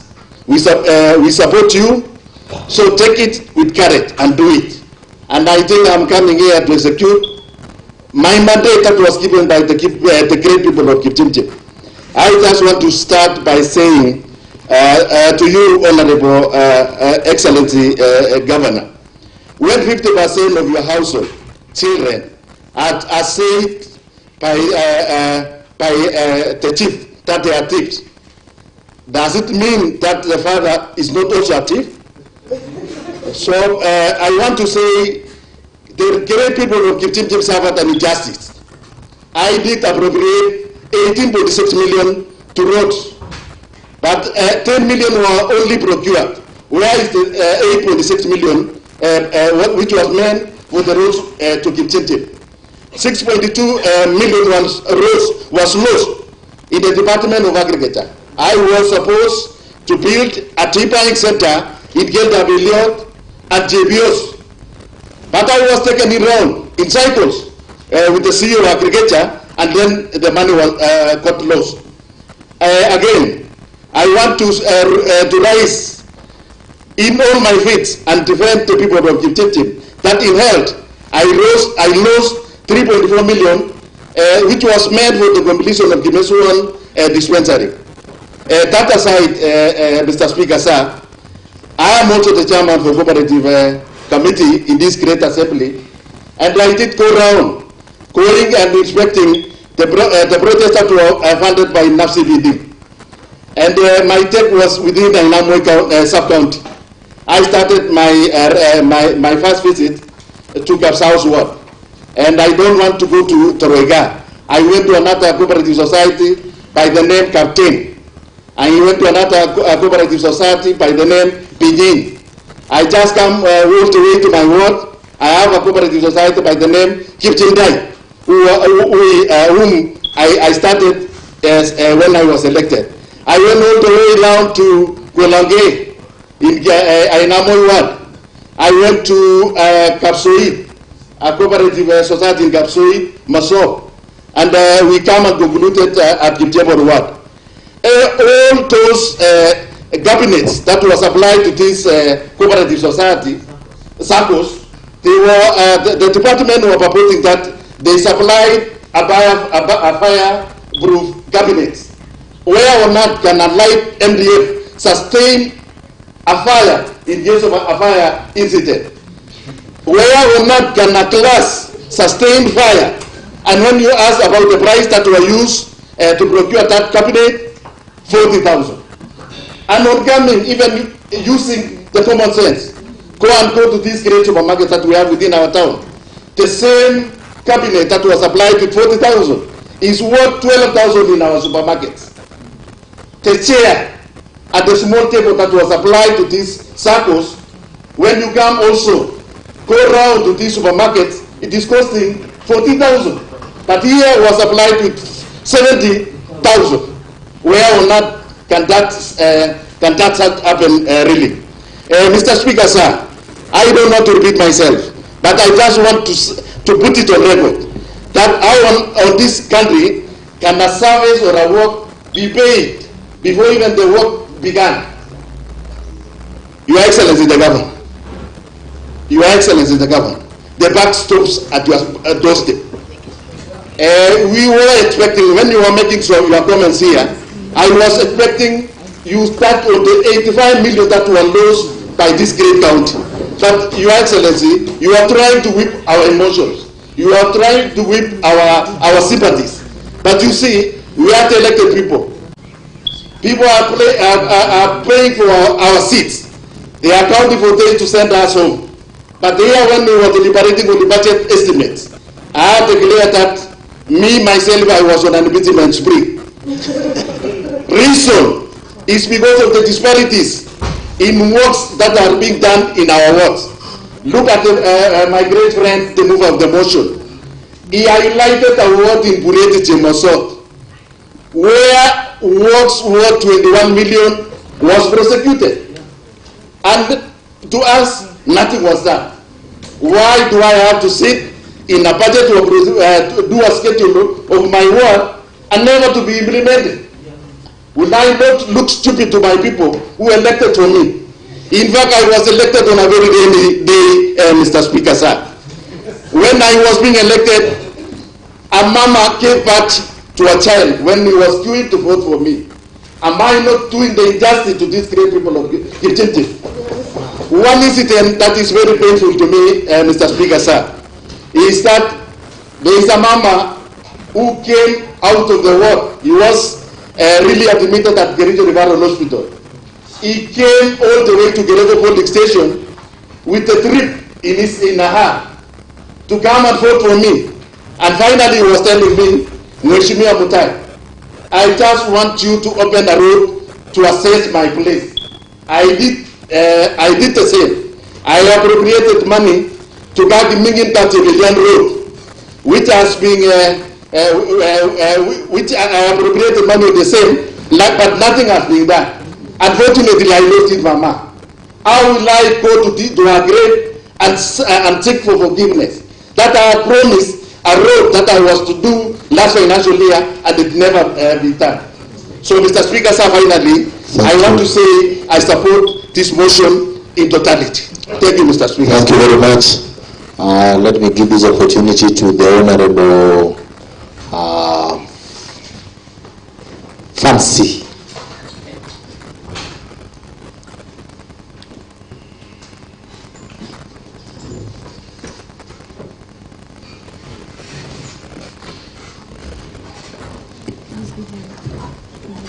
Thank you, Mr. Speaker, sir, for giving me this chance. I'm a nominated member from Shaik, but I belong to Kericho County. I'm saying this because I represent the gender top-up, not impeachment top-up. And I'm saying this because when it comes to impeachment, as nominated, we are held ransom. We are told, come and sign here. But when it comes to resources, Mr. Speaker, sir, we are not there. I'm standing here because I'm suffering since the last impeachment, Mr. Speaker, sir. I was robbed of my responsibility. To date, I don't have any responsibility. And again, I take care of myself because I really need to speak here. Because at some point, someone will say, Fancy didn't attend a sitting. So I'm here really defending myself, but since last 1 year, I have not received any salary, Mr. Speaker, sir. So I want to say no to this motion because, yes, I will say no to the motion because I am part of the committee of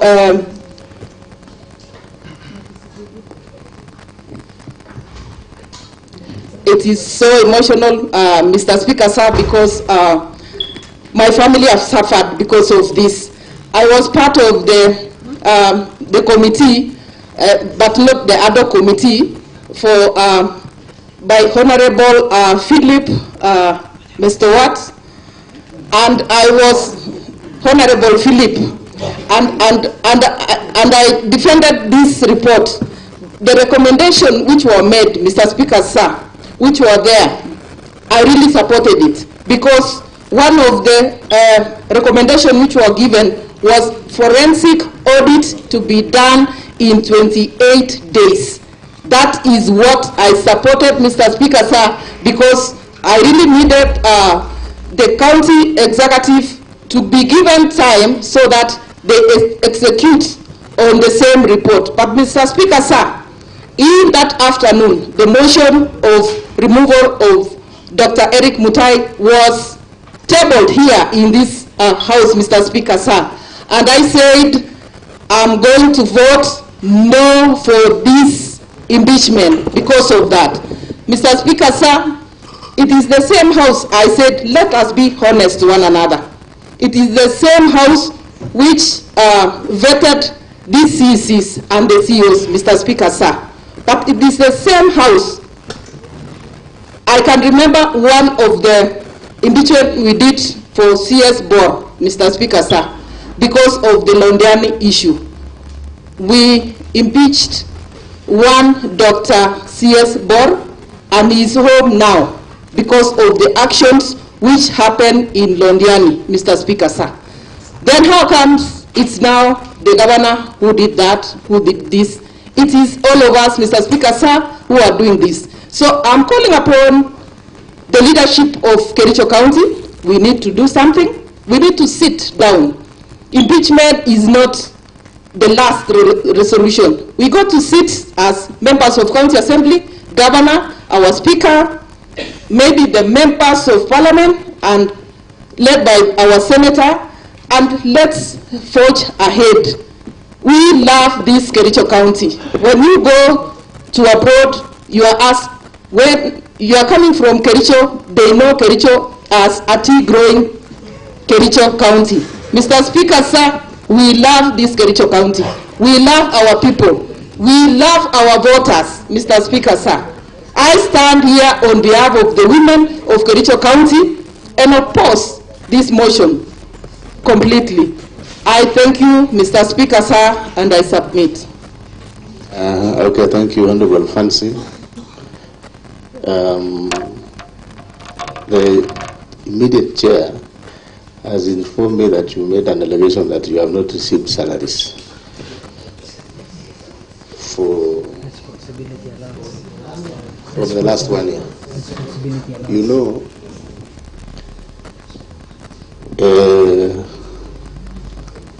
Honorable Fancy, you may have to, because that is a very serious concern, and yours truly, the Speaker here, who is the chair, he is also the chairperson of a board of this assembly. And when you allude to the fact that you have not received salary for 1 year, that amounts to being disordered, and you know the standing orders. Because obviously it is a fact, and the clerk is here, that all of us have been paid salary until the month of actually June, July. Even for those in the family bank, they have been paid up to July 2025. Fancy, Honorable Fancy. That one amounts to gross disorder in the assembly. Standing order number 114D, deliberately giving false information to the assembly. And I therefore ask you to withdraw immediately from the chambers, from the precincts of this assembly, for the remainder of today's sitting. Order, Sergeant at Arms.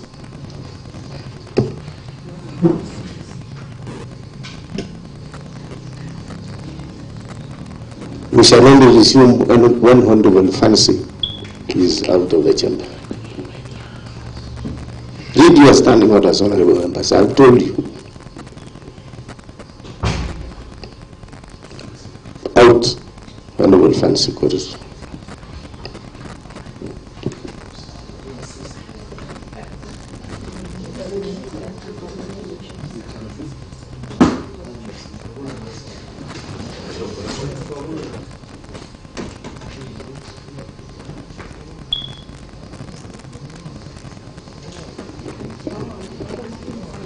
order, honorable members, we proceed.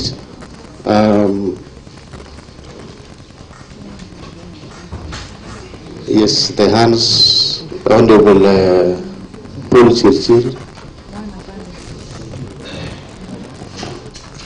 Honorable members, I want to, looking at from what our leader of majority gave us on the security incident that was reported, we're going to be very keen on the time. Now that I'm being informed that one side of our gate, Your Excellency the Governor, is open because apparently there was a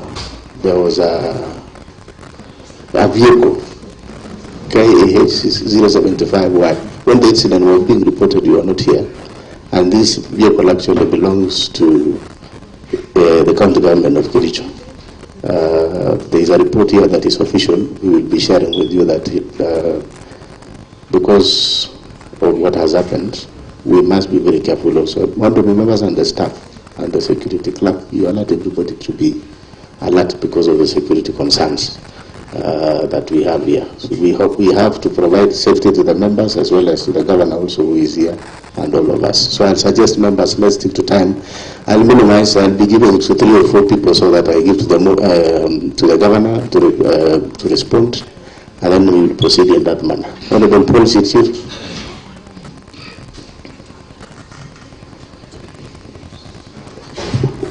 Thank you very much, Mr. Speaker, sir, for giving me an opportunity to speak on behalf of the people of Kapsoit, who they've given me an opportunity to represent them twice. Mr. Speaker, sir, I rise to support the motion for the removal of Governor Kericho, His Excellency Dr. Erick Mutai, who is seated across. Mr. Speaker, sir, why am I saying that? He has been accused of 5. Number 1, gross violation of the Constitution of Kenya. Number 2, gross violation of various national and county laws. Number 3, serious reasons for believing that the governor has committed crimes under national law. Number 4, Mr. Speaker, sir, abuse of office. And number 5, gross misconduct. Mr. Speaker, sir, the governor for Kericho was sworn in on Thursday, the 25th of August 2022, in a ceremony in Kericho Green Stadium. The oath of office was administered by Lady Justice Roslyn Korir. Mr. Speaker, sir, all of us elected and appointed members, whenever we are elected, we sign a Code of Conduct and Integrity Declaration form. And in that declaration form, it has all the details. It talks about integrity and honesty. It talks about accountability to the public. It talks about fairness and equity. It talks about conflict of interest. It talks about public trust, political utility in administration. And number 7, respect for the law, leadership by example, and confidentiality. And then there, the governor signed, which we all of us signed. I want to draw the attention of number 3, or number 2, accountability to the public. Mr. Speaker, sir, he signed and he said, I shall be accountable to the people of Kericho County and ensure that public resources are used prudently and only for lawful purposes. Number 3, Mr. Speaker, sir, he also said, and he signed, fairness and equity. He said, I shall treat all individuals and group with fairness, equity, and impartiality, regardless of gender, ethnicity, religion, and political affiliation. Mr. Speaker, sir, the truth has been the opposite. We are here because of a very serious matter touching on loss of public funds. How have we lost the public funds? The governor is the CEO, the chief executive of this county. There are very serious allegations against loss of funds through 5 cooperative societies. And the societies are here, I have listed. They are Cheregu, which is in Cheboin Ward. Cheboin Ward is represented by Honorable Francis Terrell. Raw materials in form of soya, maize yam, and a few were purportedly supplied. The member is here. The very few were supplied, but payment was made for the talent that would have been supplied. And the Honorable Katwagigen has acknowledged that not all has been supplied. Mr. Speaker, sir, we have toroid time. The Honorable Paul Kiptor B, he's here. There is a delivery for 10 tons of raw materials, sunflowers, cotton cake, soya, maize jam, wheat bran, a total of 10,560, which is equivalent to 10.5 tons, against 27 tons that was paid for. That is proof that money was lost. We are guided by national laws, PFM Act and the Procurement Law. There was a breach of both laws, and the governor takes ultimate responsibility. Mr. Speaker, sir, the Honorable Ruskebe is in Mondiani. Ruskebe Company Society is in Mondiani. The Honorable Kedawa Kimuguru, the Honorable Sigilai is here. And he confirmed that not all was supplied despite being paid for. Concierge time in Sigaye, the Honorable Rogon is here at the move of the motion. Not all was supplied, but payment was made, which is contrary to the PFM Act and the Procurement Act.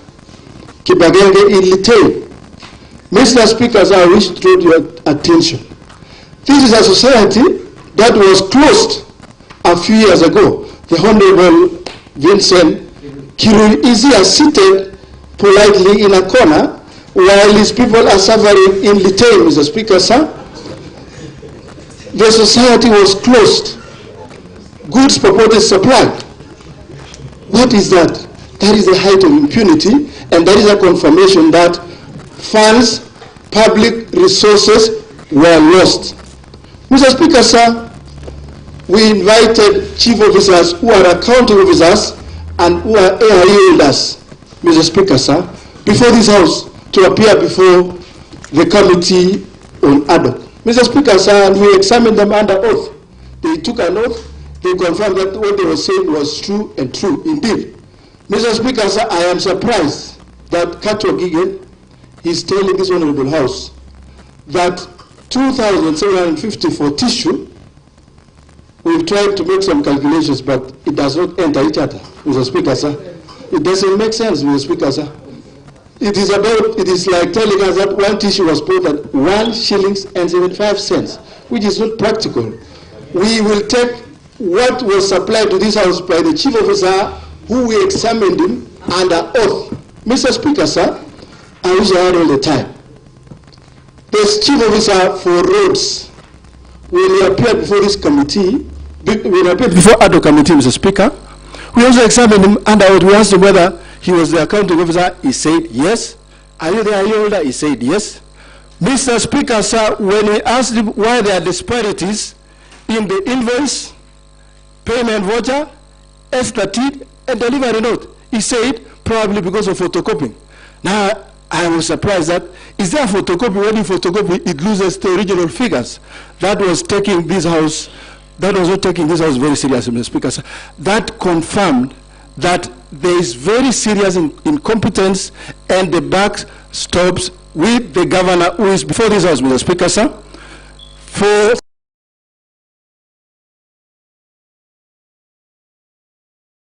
transparency, accountability to happen in this county. Dr. Mutai must go. Mr. Speaker, sir, I have seen members here say we will vote this way, we will vote that way. I invite this House, before, when we were electing Speaker, Mr. Speaker, you know, and I apologize, Mr. Speaker, sir, I did not support you. I was for Honorable. We were 32 members, Mr. Speaker, sir, and I knew when we hit the floor of this House, we were going to win with one round. To my surprise, Mr. Speaker, sir, all of us were in Kisumu, the 30 of us. When we got here, and the governor was even seated here, we were surprised. We only got 10. 10. Mr. Speaker, what am I trying to say? When honorable members sometimes are taken in a corner, and they promise to do whatever they promise, that is not the truth. The truth is in the ballot. When a ballot is taken for the House, those who support will vote yes. Those who do not support will vote no. And the House, this House is guided by the standing orders. If machines in the tea estate plug tea, and count the leaves, how can this House not accept electronic voting, Mr. Speaker, sir? So the President has told us very well that we need to move away from analog and be digital. So I acknowledge, and if this House, when it gets to voting, and they say we'll vote by electronic, I will support. If they will vote by manual counting, Mr. Speaker, sir, I support. But I know some people have sent me a text telling me that we will support the impeachment, and yet they are in the 18. So let us, Mr. Speaker, sir, so let us count, let us be sure this House must be counted. When the right time comes, like BBI, Mr. Speaker, sir, this story of tissue is like BBI. So it is either your team Raya, team oversight, which is us, or your team tissue, team soda, team everything, Mr. Speaker. So it is a contest between those representing the people and those representing their stomachs. Mr. Speaker, sir, I support the impeachment of His Excellency Dr. Erick Mutai. Thank you, sir. Thank you, the Honorable Dr. Moses Rotich.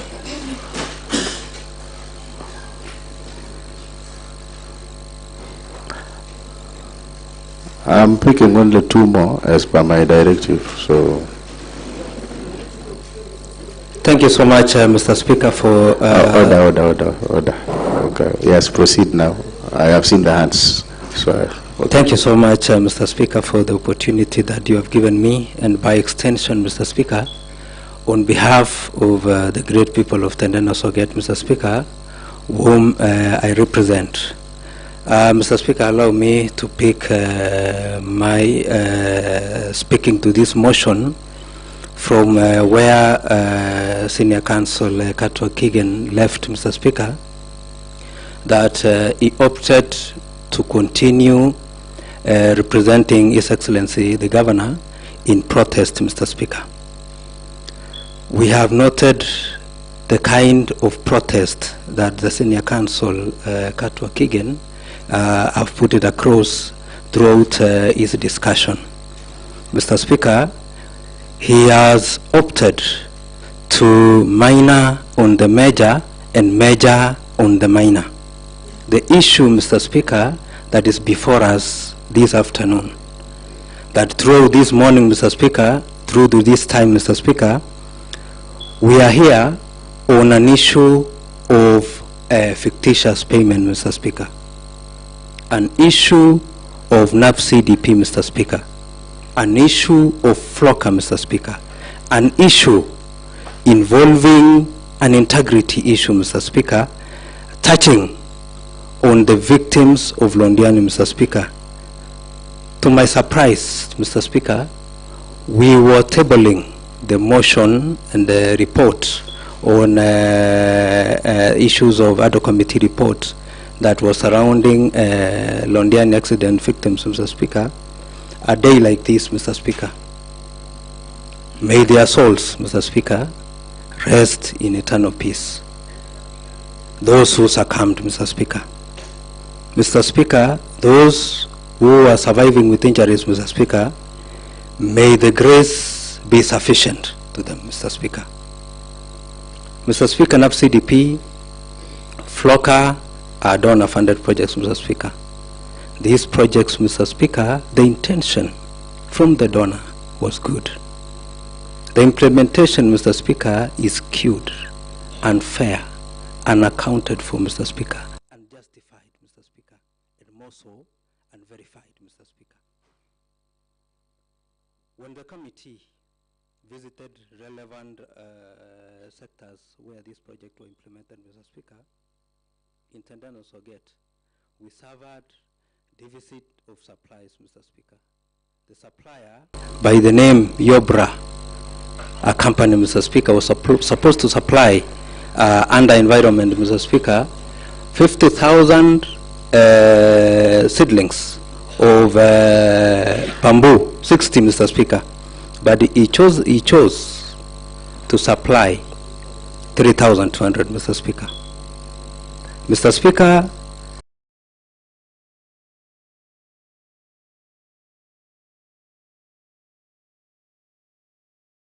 I am the chair of Implementation Committee, Mr. Speaker. The SI projects, many of them, Mr. Speaker, when we visited, we noted a lot of concerns, Mr. Speaker.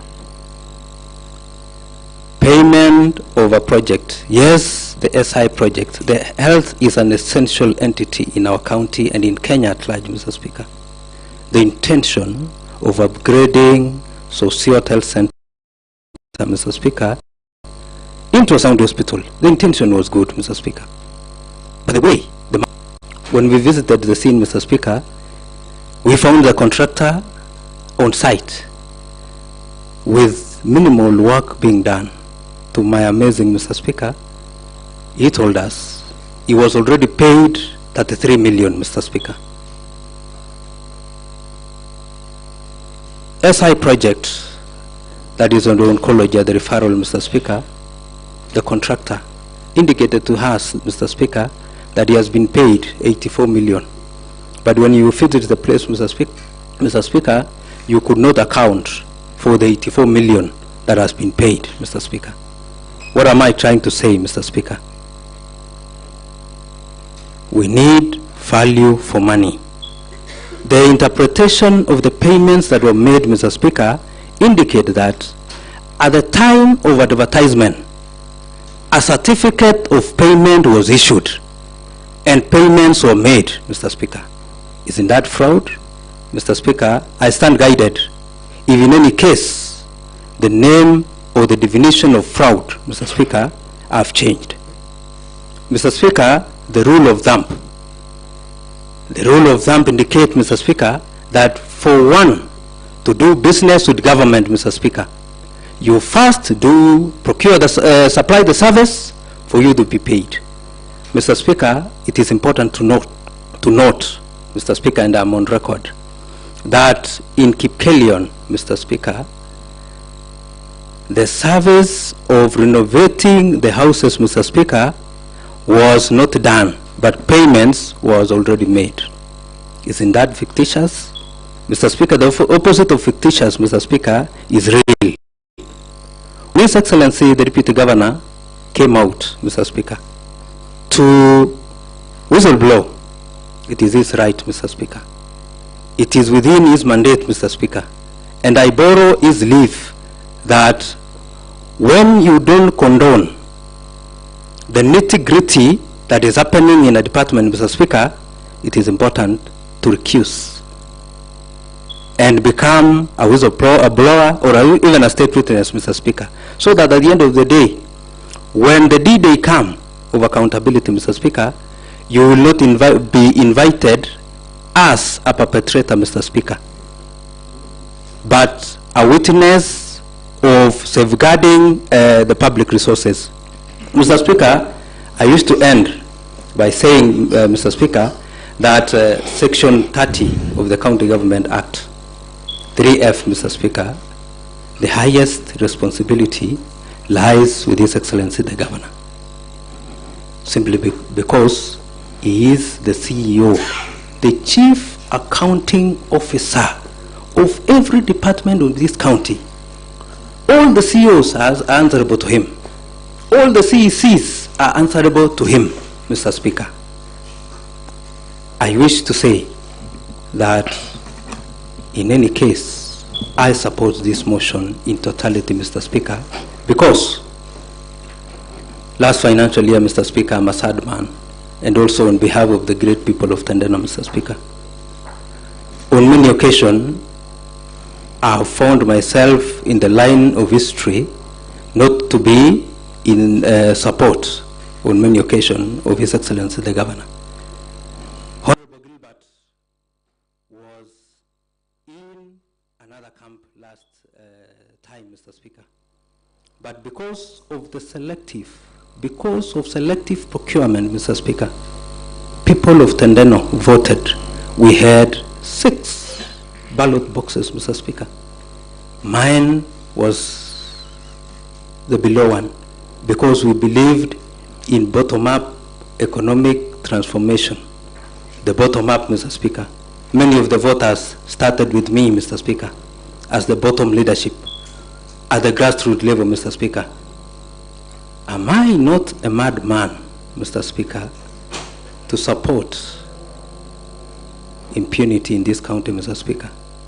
Atrocities, Mr. Speaker, where the great people of Tendeno, Mr. Speaker, are netted with revulsion, Mr. Speaker, are netted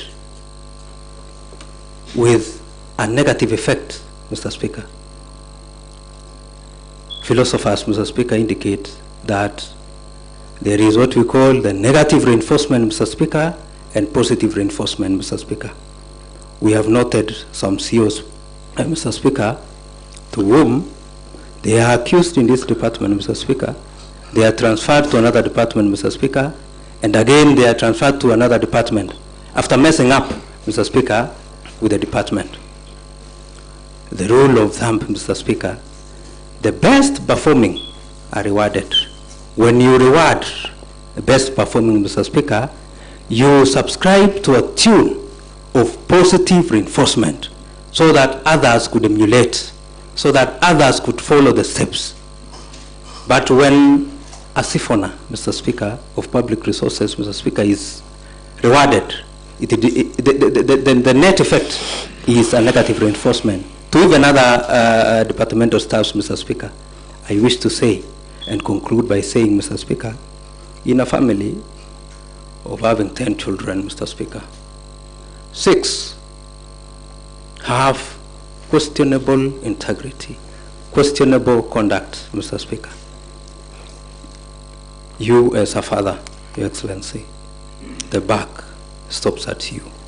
If it was one child, Mr. Speaker, or 2, you could question the peer pressure. You could even question, Mr. Speaker, that maybe blame on the uncles and the aunties, Mr. Speaker. I rest my case, Mr. Speaker, and I support this motion. I will give to Honorable Anita. And now I am now reducing time because I have realized. So we'll be doing 3-3-3. Honorable Anita and then Honorable Matthew. Then I'll finalize with the Honorable Jerry Odbet. Then Thank you, Mr. Speaker, sir, for this opportunity to also contribute. And Mr. Speaker, sir, my ward being one of the wards that has been mentioned adversely in this report, Mr. Speaker, sir, I would like to speak on behalf of the people of Chemasot who saw it fit to elect me to be able to serve them in this time that we are in today, Mr. Speaker, sir. Mr. Speaker, sir, I rise to strongly oppose this motion of impeachment. I've heard the allegations against the governor. While we must take every claim of mismanagement or impropriety seriously, we must also be guided by the principles of due process, justice, and the verifiable truth. The proponents of this motion have presented a case, Mr. Speaker, sir, that upon a careful scrutiny, it is thin on irrefutable evidence. Instead, it appears to be built on foundation of political malice and misunderstanding over complex challenges facing any county government. Mr. Speaker, sir, to err is human, and perfection is a standard that no one in this chamber, or indeed in any position of leadership, can claim to meet. We must ask ourselves, is this impeachment truly about the welfare of the people of Kericho? Is it, or is it a power grab? Is it a genuine effort to hold the executive accountable?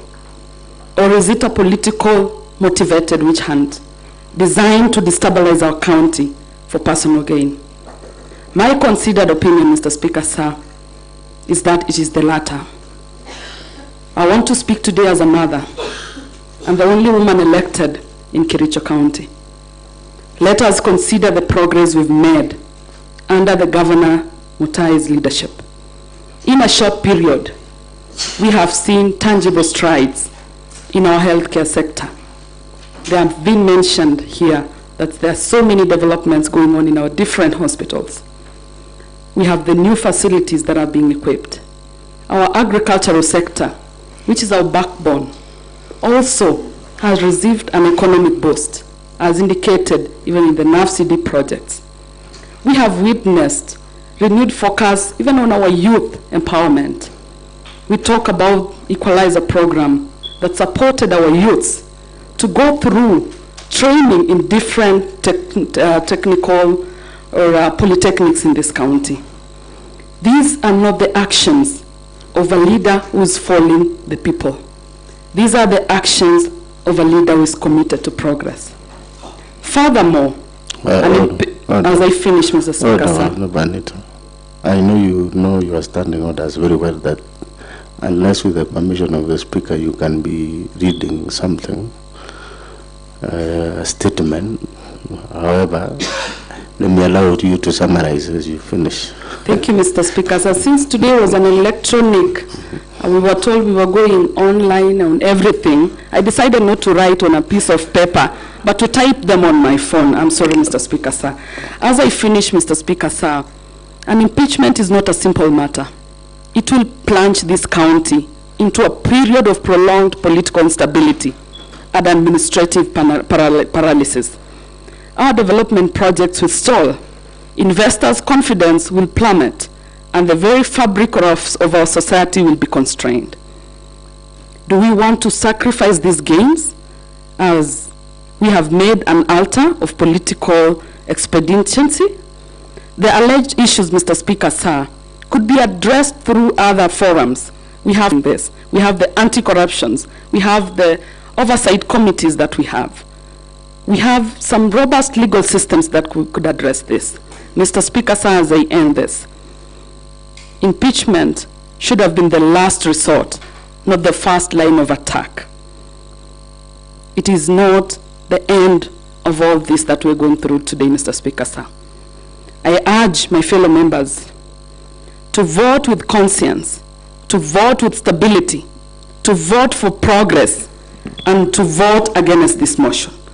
Let us send a clear message to the people of Kericho that this assembly is a beacon of reason, not a theater of political opportunism.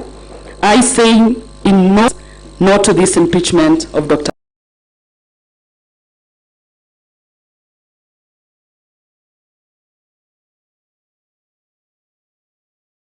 Erick Mutai. Thank you. I hope your 3 minutes will not be 8 like the one. Thank you, Mr. Speaker.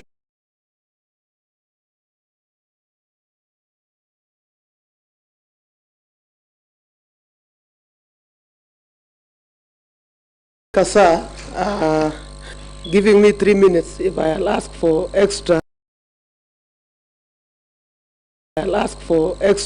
you will just consider my request, Mr. Speaker.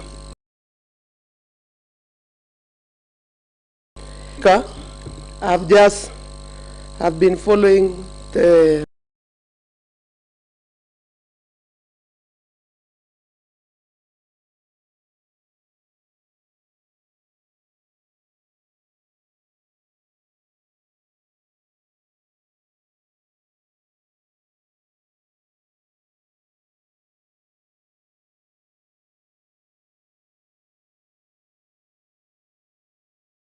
following the proceeding other counties are.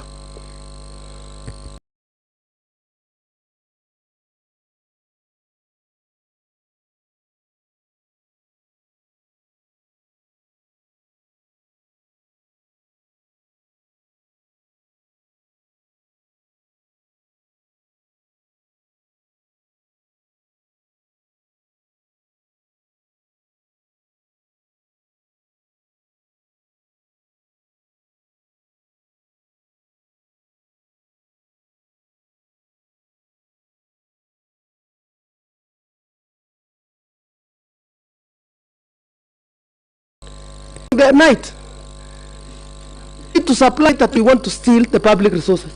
I know it is nice to steal at night, but we must also respect the families. Mr. Speaker, but we must also respect the families. Mr. Speaker, when Katwa Gigan was given time to defend His Excellency,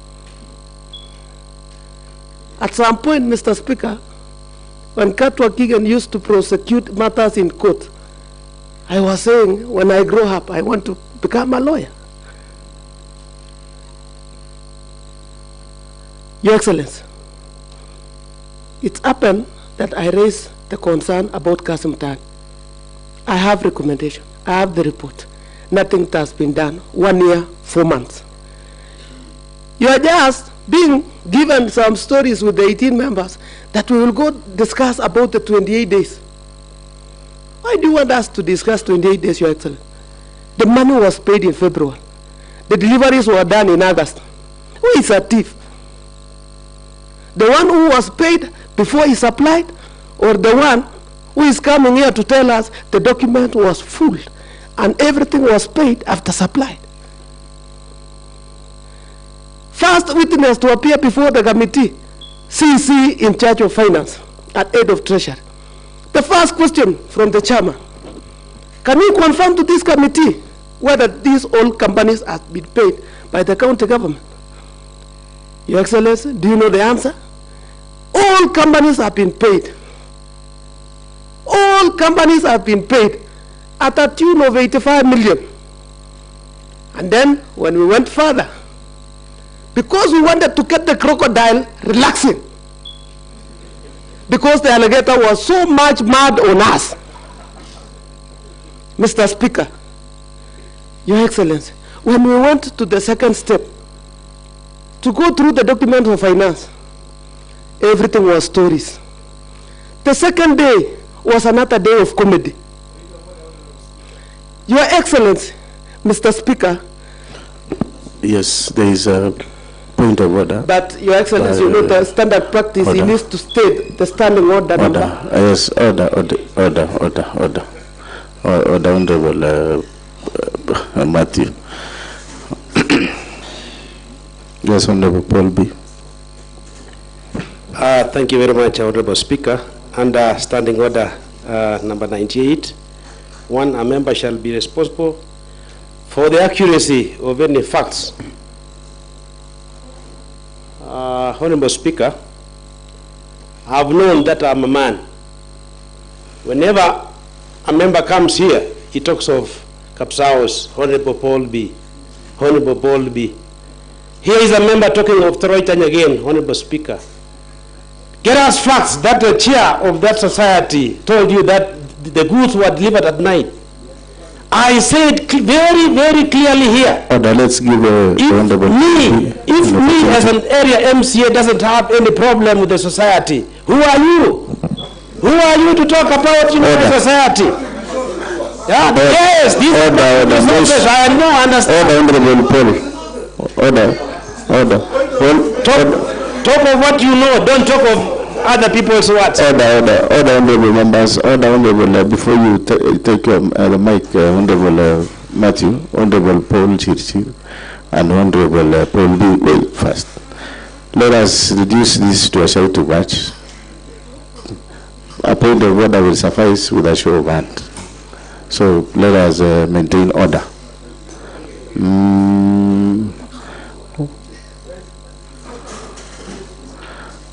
Order. Moses, you are in a point of order.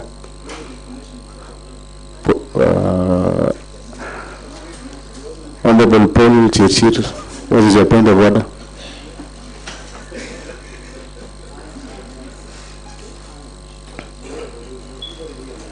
Mr. Speaker, sir, this first time member of the County Assembly, I think he needs to be taken for further training, Mr. Speaker, sir, on proceedings and standing order for this County Assembly. Whenever budgets are approved by this County Assembly, budgets are approved, it belongs to the whole county. The same way Honorable Dominic should be informed that the money that was taken to Chimamul is not his money. It is money for the people of Kericho County. The same thing that the money is taken to Tarek Bolby's ward. It is not his money, it's the people of Kericho's money. That is why we must protect our county resources. So you need to be informed. Thank you very much. All right, thank you. Honorable Matthew, you finalize? Finalize.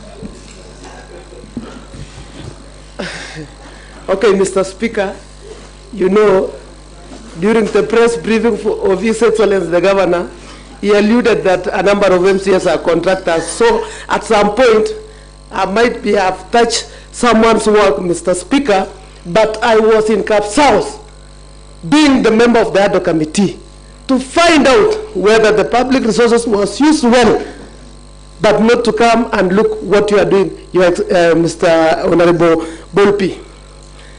On Kasim Tani, Your Excellency, 39 million was used with no records. Nothing was able to be shown by your staff, Your Excellency. You know, when you ask us, this is the second impeachment that I'm going through. Yes, Your Excellency, and you can go the third one. Reason? You are not in charge of the county. And that is my stand. The other time I supported you, Your Excellency, because even you, when you given time, you say, I'm not seeing Bui Bui. I didn't want that Bui Bui by that time. But today, it is the public resource that we want to know. Where is it? Mr. Speaker, on Londiani scandal, I was part of the committee. Your Excellency, this is not a matter that you need even to discuss that people were paid. Your Excellency, a number of issues on Londiani scandal was very open to the members of the public, and the money was misused in the doorstep of His Excellency Governor Dr. Erick Mutai. On fictitious payment,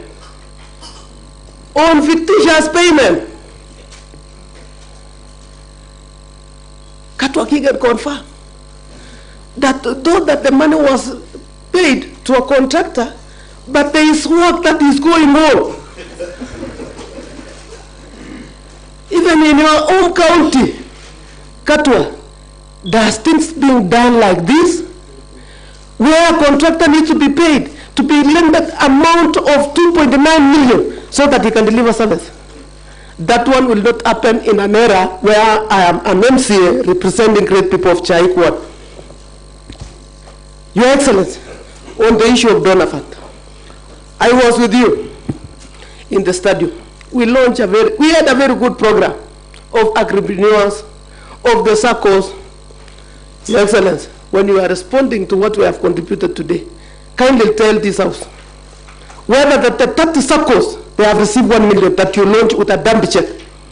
If they have received, Your Excellency, I will not impeach you. But I want to give you an example of my word. They have not received. Why do I need to massage your ego? I will impeach you because I have not received the money.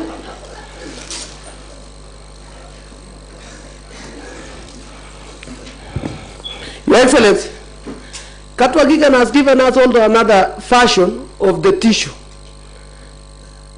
These tissue issues and prices, it was not from our end, it was from the staff of the county executive.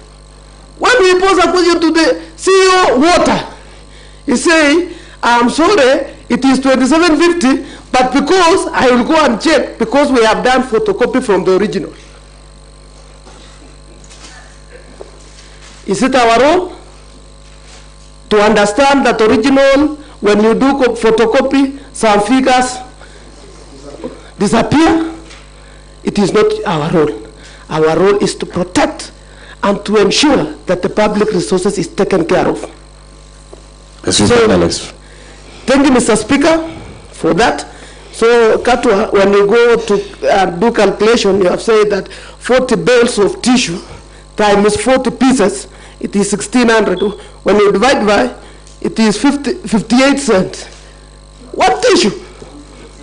So, this thing, in fact, everyone will become confused until the time you will tell us where is 85 million. This thing will take some of members, even a senior council, to become confused. What? And I know when the PAD will be taking it a start, he also become confused. 58 cents. It cannot buy a tissue. But I was sure when I raised a question to my teacher, Chagaik Secondary, Mr. Mutai, Engineer Mutai, he told me the tissue is 27.50. And the one who was using the tissue is Mutai. It's not Katwakigan nor the government. So my case is that I'm supporting this impeachment, either by sleeping, by standing, by doing what, I will impeach Dr. Erick Mutai for the betterment of the people of this county to get better service. All right, thank you. Honorable Peter Kemoy, and then I'll give to Honorable Chiriot. But a minute now, a minute on a serious note.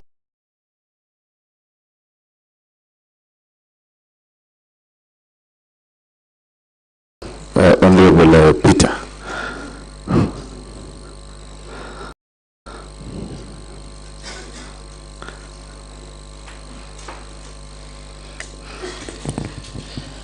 Thank you, Mr. Speaker, sir, for the opportunity you have granted. We are here to support his motion of impeachment because of the reasons that most of our honorable members have shared.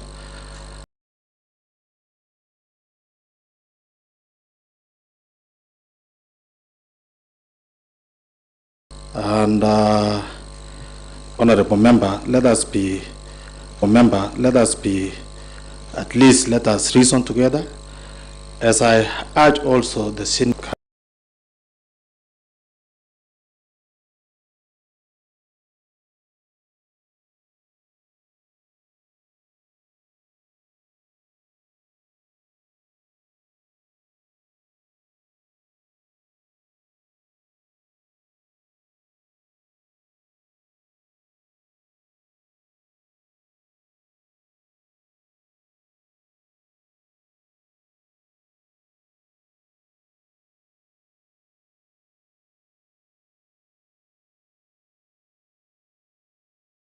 Council, Mr.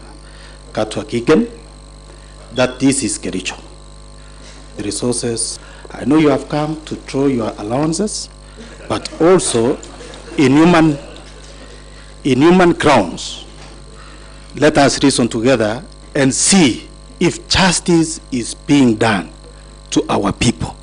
As you reasoned, as you do your calculation, it is good that the document misused doesn't sound good to our people. As much as we defend this, let us come to our sense and reason together. Are we articulating the right thing to this Kericho County? Mr. Speaker, sir, it is good that some of our members have pointed out the calculation of the tissue. And I wanted to ask you, maybe you know much on mathematics than the CEO Mutai gave us. Because when you say 40 by 40, it gives us 1,600 pieces. When you divide 1,600 by 27.50, it will give you 1 point something. On which world can you buy a tissue with 1 shilling point something? Mr. Speaker, sir, we are raising concern, not because we are representing, and when we are making some legislation here, I am not making a legislation that govern Kapsuser ward. It is legislations that govern the entire Kericho county. So when honorable members here come and defend some projects in their ward, I remember Honorable Paul B, because I'm the chair in the Department of Water. He raised a concern that 9 million has been misappropriated, and it cannot equal it the same to the work that has been done in Troyton. It raised an alarm. We had to plan, we had to visit the site, and we give out the report as per his request. When he comes here now to condemn us, I don't see the logic. It is good to be realistic and tell ourselves the real truth. Mr. Speaker, sir, we have visited some of the projects. Our concern here, Mr. Katwa Kigen, our concern here is not about anything else. Even in your county, there is procedure of giving out works. You will not pay a contractor for a contractor to give out services. So you should tell us and defend for us if it is right. Because if it was not because of this whistleblower, we could not have known that even there are some works, there are some projects or works which has been paid before delivery. So it is a concern. Mr. Speaker, sir, allow me to talk about Lelaitich Water Project, which is in Soin. The project manager who came here say that when there is 0.something works which has not been completed, it is counted as 100% complete. Does that make sense? And they went ahead and pay the contractor. So we have incompetent staffs in this county. Mr. Speaker, sir, honorable members talk about Kamwengi, Kifuno. They were supposed to give us seedlings, 50,000 as per the courts, but in papers, it was 60,000. Only surprising that we found on the ground. Mr. Katwakigan, I'm requesting and I'm urging you, do not rely on the theory. It is good also that you take your time and make a visit to these sites so that you prove or we read on the same page. No shouting, honorable members. Mr. Speaker, sir, what we found on the ground, it is 3,200, and the contractor is fully paid to a tune of 5.5 million. Mr. Speaker, sir, in Kaitui, the project is 100% complete, yet they have not supplied the water pump and also the pipelines. Those are facts. Kibrengwe project, which His Excellency talked about, it is a very good project, but it is not functionable, Your Excellency. How I wish that you also visit the site, because it doesn't have the treatment plant, it doesn't have the water pumps. So those people, the project is very good. In fact, most of the people who are there say maybe it was a project for beautification in that area. It sounds very bad. Your Excellency, I'm urging you that you visit the site, you witness for yourselves, so that when we are talking about these things, we shall be reading on the same page. Katwagiken, you talk about Yemosot having a project of 16 million. I want to put you right that 3 projects has been done in Chemosot under Floka. And all these 3 projects come to a tune of 21 million. As the chair, and I want to confirm to you, the leading ward under the funding of the Floka is this ward called Chemosot. Mr. Speaker, sir, I want to come to NAV CDB. Your Excellency, it is you who called our people to Kibrugut Stadium and launch it is a very good program that can assist and improve the economy of our county. But up to date, the whistleblowers are these people or the committees who are running these NAF CDBs in wards, that they have not received money up to date. Mr. Speaker, sir, it is good that we do as per our words. Mr. Kato, thank you, Mr. Speaker, sir. You talk about that every ward had to make some requisition. I want to ask you that you provide to this house the documentation from each and every word as per their request, because that is what comes from your mouth. Every word, every circle had to make a requisition. You talk about either wheelchair or the walking stick or what. It is good that you provide for us with evidence, the documents on each and every word as per their requisition. Mr. Speaker, sir, I want to say that I'm supporting this motion because, Your Excellency, there is a lot of impunities in our wards. And in many cases, I've shared with you.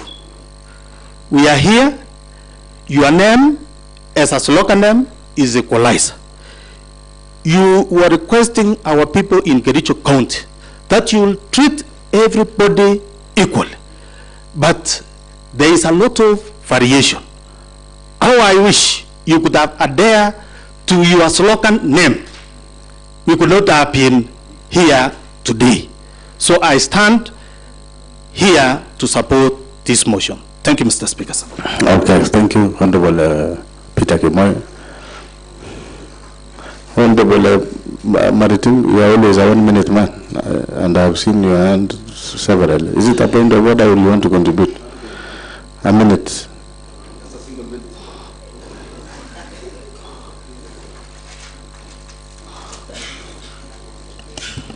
Thank you, Mr. Speaker, sir, for giving me this 1 minute to just contribute. Mr. Speaker, sir, it's unfortunate today that we are roasting our governor here and crucifying for the mistakes he never did. Mr. Speaker, even Jesus Christ didn't make a sin, but he was sacrificed for the sin of others. But I sympathize with you, Mr. Speaker. Mr. Speaker, in my ward, I happen to benefit from FLOCA. You know, we are unanswered. Do you sympathize with the Speaker? Or? No, with the Governor. Oh. He's been roasted so the Governor is Jesus. Done by others. Okay, proceed. Okay, Mr. Speaker, sir, my ward benefited from the FLOCA funds for the supply of coffee, Mr. Speaker. It was supposed to be 50,000, but the supply was 35. So the 15, I don't know where it went. I don't know where it is. Again, Mr. Honorable Speaker, there was also a supply of solar dryer with a cost of 4.9 million, Mr. Speaker. And during my research, Mr. Speaker, I have asked, a solar dryer can cost 1.2 to 1.5, but this one was 4.9. And it was chocally made, Mr. Speaker, for your information. So I don't know why these people decided to loot our county with no value for money. Mr. Speaker, again, Mr. Speaker, I have been always agitating into water department, Mr. Speaker. I have a borehole in Jepsion, which was done solarization in 2023-2024, and it has never been paid to date. And surprisingly, Mr. Speaker, this borehole has two names. That is Polytechnic borehole and Kamaisha borehole, and it is one borehole. Has two different award letters. Has two different PQs. When I inquire from the department, they just take me into circles. But I got information they wanted to pay it, the one with the Mahewa one with 4 million. So, Mr. Speaker, this county should be saved. Otherwise, Mr. Speaker, let these people who did this. Again, Mr. Speaker, I forgot, there are a lot of injustices. Mr. Speaker, we are pondering with Kiptegan, Mr. Speaker, Honorable Paul P, Mr. Speaker. And in this ward, Mr. Speaker, he has done more than 12 roads. I have done 3. So I don't know where the discrepancy is coming from. I don't know what Honorable Paul P did to this county. But Mr. Speaker, let all these perpetrators be brought to book. Thank you. Finally, Honorable Deputy Speaker, Chariot Boots. Order, Honorable Members. Order.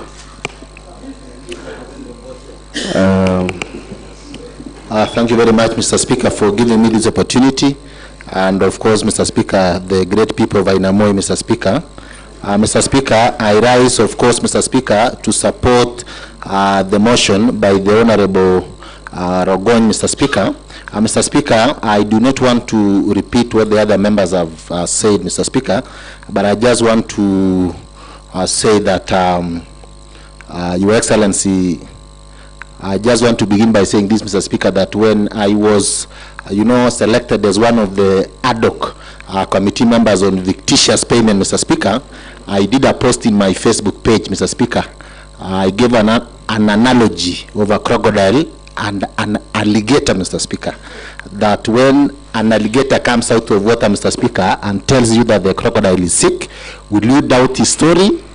Nonetheless, we are on our way to the waters to confirm whether the crocodile is sick or safe and sound. If we find that the crocodile is safe and sound, the alligator is in big trouble. That is what I posted during the initial, when I was instructed in that ad hoc committee, Mr. Speaker. Mr. Speaker, when the report was tabled, Mr. Speaker, I did another post in my Facebook page that the crocodile is very, very, very sick, Mr. Speaker, because of the findings of the ad hoc report, Mr. Speaker. And in that, Mr. Speaker, probably, maybe the governor, misquoted me, Mr. Speaker. I know he's a linguist, and of course a doctor of literature, Mr. Speaker. It was just an analogy. The crocodile is in, the alligator is the deputy governor who was the whistleblower, Mr. Speaker. So I was not calling the governor the crocodile. It was just but a figurative. And you understand very more than me. He has a PhD, Mr. Speaker. And allow me, Mr. Speaker, to congratulate the Honorable Engineer Ezron because he graduated with first-class honors the other day from Mount Kenya University, Mr. Speaker, in leadership and public administration, Mr. Speaker. Mr. Speaker, before I forget, I also want to congratulate the Honorable Isma. I saw that he was posted by the Polytech as the best performing nominated member of the County Assembly in Kenya, Mr. Speaker. It's because of the social work that he does to his people of Kapgurwet, and we wish him well, Mr. Speaker. Mr. Speaker, when the report came, Mr. Speaker, that is exactly what I posted, Mr. Speaker. And somehow the governor took offense. Mr. Speaker, he went ahead and, gave a presser, Mr. Speaker, at around 6. But I was expecting that he's going to respond to the 85 million that was there in the report, Mr. Speaker. But unfortunately, Mr. Speaker, he attacked the other committee's members. And more importantly, Mr. Speaker, he even mentioned my name and yours, Mr. Speaker, as we are chief contractors, Mr. Speaker. And Mr. Speaker, I am a son of a pastor, Mr. Speaker. So I forgive the governor because he is very aware that I am not a contractor. I have never done any contract in this county. For the 13 years, Mr. Speaker, I have the benefit of being the longest serving members of the County Assembly. I have seen people coming and going, Mr. Speaker. And I'm yet to see very many this coming election, Mr. Speaker. Mr. Speaker, I know the governor, I do not victimize him because he was under duress, under pressure, because I heard there are a lot of people at the background shouting, yes. So, that is politics, Mr. Speaker. But I want the governor, if he gets an opportunity, Mr. Speaker, to do a background check or who is the contractor. 2 months ago, we went with the governor to the same facility, Mr. Speaker, and the contractor was there, Mr. Speaker. In fact, I was very tough on the contractor because he hasn't finished work, Mr. Speaker. The reason he was saying is that he has raised a lot of, certificates of payment, but the county has not honored payment of those certificates, Mr. Speaker. Therefore, he left side, Mr. Speaker. So, the work there, the governor is here, Mr. Speaker, is 95% done. Contractor paid 50%. Mr. Speaker, when you come to the county referral, we have an oncology that we funded with 340 million. 86 million already paid. Nothing has been done in the county referral oncology, Mr. Speaker. Go to Societe, Mr. Speaker. Just foundation, 33 million paid. Just for foundation, Mr. Speaker. So, Mr. Speaker, what I'm saying, Mr. Speaker, is I was waiting for His Excellency the Governor, with all due respect, Mr. Speaker, probably to say that, you know, I've just, in fact, he was telling you received the report of the ad hoc, and you know, the members of the ad hoc, all of them are contractors, but you know, I understand it was past 5. You know, past 5, Mr. Speaker, you can never know where someone goes after 5, Mr. Speaker.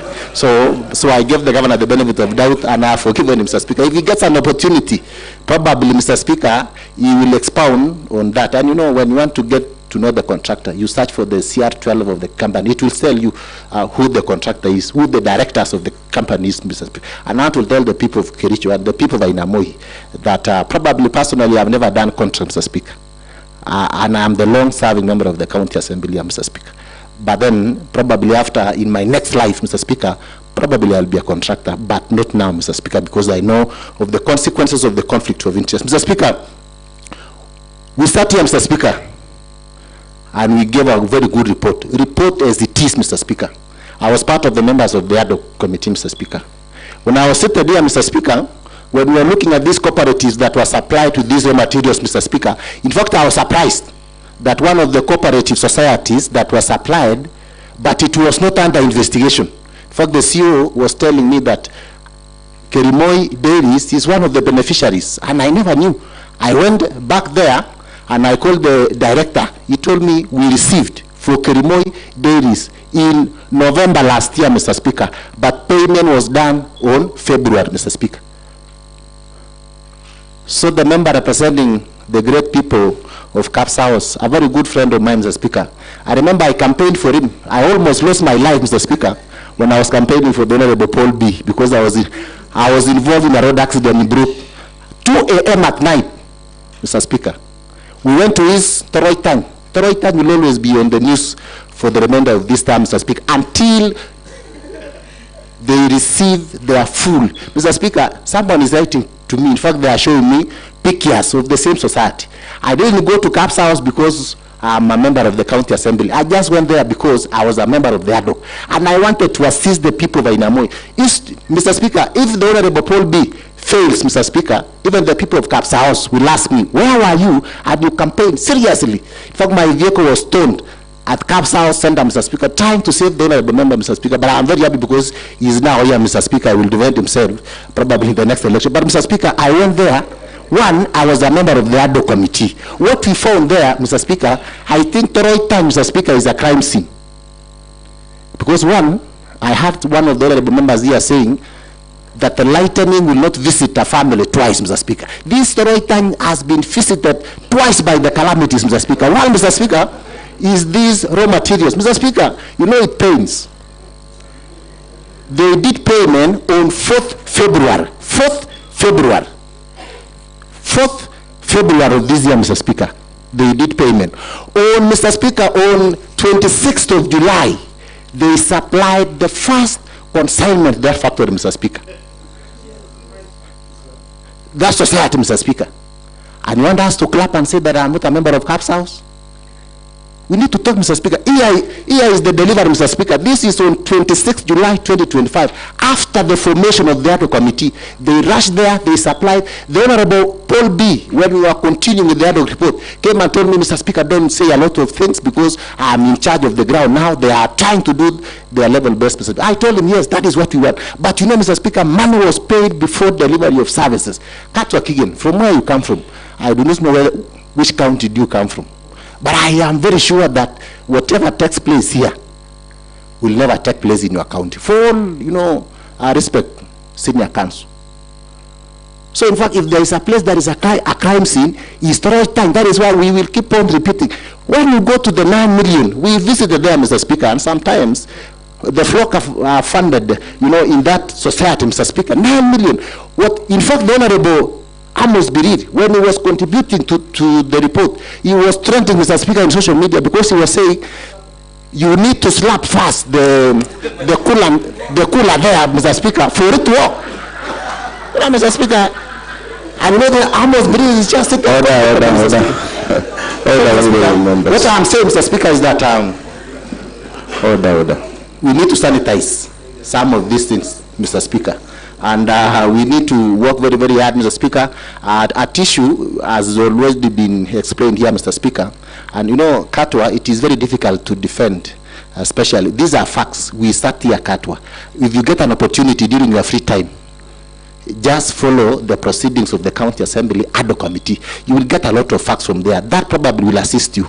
If the governor, you know, if the governor does not make it here, it will assist you was paid. So what I'm just saying, Mr. Speaker, is that why the governor is here, Mr. Speaker, is just because of Section 30, subsection 3F of the Constitution, Mr. Speaker, that the responsibility lies at the governor. Otherwise, Mr. Speaker, the reason why he's here, Mr. Speaker, is because all these other things rotate around his government, Mr. Speaker. The Londiani report, the accident report, Mr. Speaker, nothing was done. In fact, it was the County Assembly who intervened until we impeached the former County Secretary, Mr. Speaker. Other officers are still in office, Mr. Speaker. Kasim Mitani, that was chaired by the same, you know, Paul B, Mr. Speaker, gave us a very good report, Mr. Speaker. Table that report here. Nothing has been done. This is now the third, you know, ad hoc that we are handling here, Mr. Speaker. It is very, you know, Mr. Speaker, I just want to say that I support this report. It is not out of malice. In fact, His Excellency is a very good friend of mine. That is why you were saying here that Cheriot, you know, he's a very close friend of mine. But then when some of these things are happening, Mr. Speaker, where is the governor when some of these things are happening? You know, he's the father of this county, Mr. Speaker. Others, Mr. Speaker, I do not want to say much. I support this report. The issue of tissue, it was well explained, Katwa, it is 1.7 shillings per tissue. Where on earth can you get that tissue? It is not there. And the facts are stubborn. We have the report. 40 bales times the 40 pieces that you say is inside. Take your calculator. Just do the maths. Then you divide by 27.50. You get 1 shillings, probably, and 70-something cents. Where on earth can you get such a thing, Mr. Speaker? So what the CEO gave us is what we were using. And that is the true picture, Mr. Speaker. Otherwise, Mr. Speaker, I suppose this report, Mr. Speaker, and I want to urge the honorable members that this is a very good report, that we need all of us, Mr. Speaker, to support this report. I have gone to each and every, you know, supermarket in this town, Mr. Speaker. I think there is one here that I've gone to each and every supermarket trying to get this tissue, because this must be a very expensive tissue that does massage after the work that is supposed to be done with that. But there is no tissue in this town that cost this much. The Honorable Martin Cheriot can attest, because he owns a supermarket here in town, Mr. Speaker. I don't know whether it's the supplier or not, but there is no tissue that costs this much in this county, Mr. Speaker. I'm not saying he's the supplier. I'm not saying. I'm saying he has a supermarket. But I don't know how can you get a tissue of this much, Mr. Speaker. Thank you very much, and I support the report. All right, thank you, Honorable Cheriot, the Deputy Speaker. Honorable members, before I call upon the mover to reply to the debate, Standing order number 75.3 provides that when the Speaker is satisfied that the motion has been adequately debated, the Speaker shall call upon the person who is being removed from office to answer to the issues raised in the debate, and thereafter call upon the mover of the motion to reply. Before I call the Governor, which I believe, I don't know whether it will be the Katwa will probably make the final submissions. Honorable members, this is a debate that we are discussing to remove the Governor by impeachment, and Honorable Fancy, of course, did violate our standing order number 115 on that is 115, not 114, it's 115. 115F deliberately gives false information to the Assembly. But using standing order number 1 in the spirit of fairness, I will direct that the Sergeant at Arm to ensure that Fancy is back, so that when the time comes for voting, she is not victimized. She exercises his right to vote. Secondly, that matter will now be handled by the Powers and Privileges Committee. So, Clerk, please note that, so that to be in order. So, honorable members, I therefore call upon the Governor that is through Katua, to make final submissions. As the Sergeant at Arms ensure that Honorable Funds is back to the House.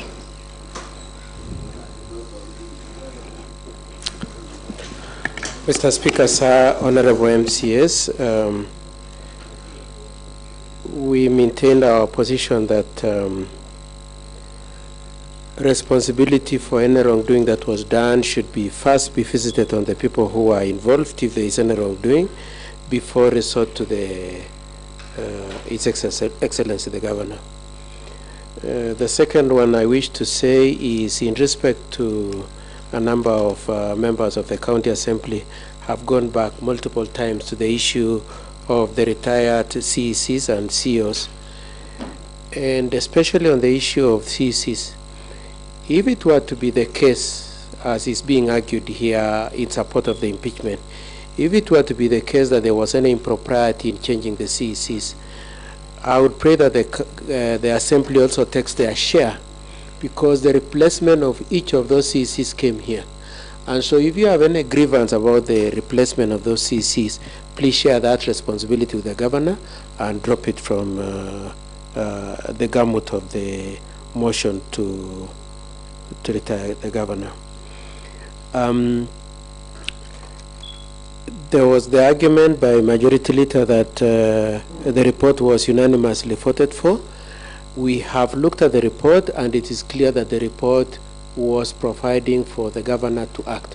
And so I think nothing turns on the point that indeed the report was voted for unanimously. The unanimity was in giving the Governor an opportunity to act. Many Waheshimiwas have made reference to Kassim Mtaani and Londiani. It remains our position that having been canvassed in the previous impeachment of September 2024, it is not a proper subject for consideration in this impeachment.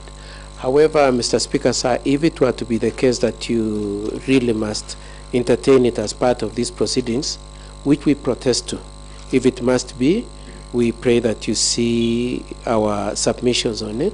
We have relied on the previous statements and documents that we had relied on in the previous defense we did. And again, we reiterate our objection to the reintroduction of the same. I am surprised that amongst the people who are supporting the reintroduction of Kassim Mtaani and Londiani is Honorable Matthew, who had found it to have no merit in the previous impeachment proceedings.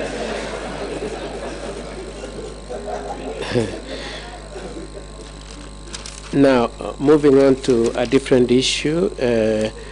On the same issue of Londiani, we just want to flag out two issues. One is that that report was taken to court and it was quashed, and so it is of no effect.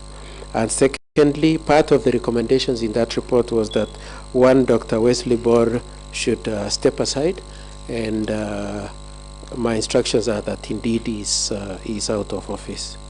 On the issue of Kipkelion houses, is it Dr. Norman or Professor Norman and Chief Whip and Matthew went back to it and said that I said that indeed payment was made. Okay, what I said in my previous submissions is that works have been done on those houses and some other works were going on. I left it at that. The rider that has been, the words that have been put in my mouth saying that I said payment was made in advance were not my words. And so I want that clarification to be clear, that I didn't go into the issue of payment having been made in advance. But assuming for one moment it is true that indeed payment was made before the works were done, I would like to make two arguments on that. The first one is that the person who did that should take responsibility. It doesn't have to be the governor, because he didn't sign for it. He didn't. It's not like he personally, it was brought to his attention, he looked at it and said, pay him in advance. That's one. The second one is I have looked at the totality of the materials that have been brought in terms of the impeachment, especially with regard to the issues of the contractors, construction contractors. And it doesn't seem anywhere that the committee availed themselves the contracts for construction. I have particularly in mind, for instance, a contract as huge as the one for the hospital. And it is common knowledge that for construction contracts, there is provision for advance payment. And therefore, to the extent to which it has not been determined that advance payment due on constructions in terms of the payments in these projects, to the extent to which there is no address to that issue, we submit that even a payment was made, then there is need to check whether it was advance payment provided for in the contracts. And contrary to what some of the honorable members have said, that there is no case where a payment is made in advance, the inverse is true, that in contracts there is advance payment, and so it doesn't necessarily follow that the mere fact that there is advance payment before the works are done, there is fault. There is need to look at the contract. However, again, I just want to put this right and this underline with emphasis that if it were to be the case that indeed there was irregular payment, then the persons involved individually should be asked to take responsibility. It doesn't necessarily have to be His Excellency the Governor.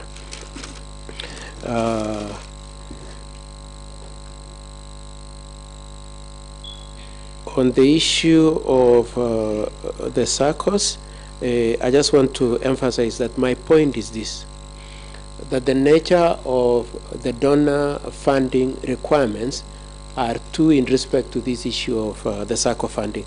The first one is they only qualify when they meet certain criteria, and that was the point I was emphasizing. They cannot become eligible and cannot become entitled either to the 1 million or to the supplies of the procurements until and unless they have qualified to be incorporated and onboarded into the donor funding. And at that time there were only 19, and subsequently 11 have been onboarded. And therefore there cannot be a question, as Honorable Matthew has said, that please show us proof that 1 million was paid to each SACCO. That cannot be the case. It can only be released when the parties qualify and become eligible on the terms and the scope of what the donors have said. However, the documentation in respect to the dealings with the SACCOs, Honorable Matthew asked me to answer that directly, are provided in our bundle at page 36, where we've listed some of the issues that we have addressed, being that you only qualify to do the procurement, to get the 1 million, and to be supported when you meet certain criteria. On the issue of the supply of soya, cotton, and maize, our point is this, that the documents we have are to the effect that the payments were made after delivery. Now, of course, I can see the point, the scornful point that is being made by Waheshimiwa being that is a mistaken position. Now, from where His Excellency the Governor sits, if it were to turn out that indeed the payments were made before delivery, then that will result in a disciplinary and possible other sanctions. And so until that issue is determined, until His Excellency has been afforded an opportunity to act, to investigate, to determine that, it cannot be blamed on His Excellency the Governor that he was blind-spotted in terms of any impropriety that is there. We are not necessarily saying that impropriety may not be there. We are saying we need an opportunity to look at them, and where we see it, we start off looking at the documents and the face of the material. We also were putting the emphasis on the point that these items are consumable. So you don't put them there and they stay there for 3 months or 4 months or so. They come and they go. And so the mere fact that you found 10 tons doesn't mean that more tonnage was not delivered.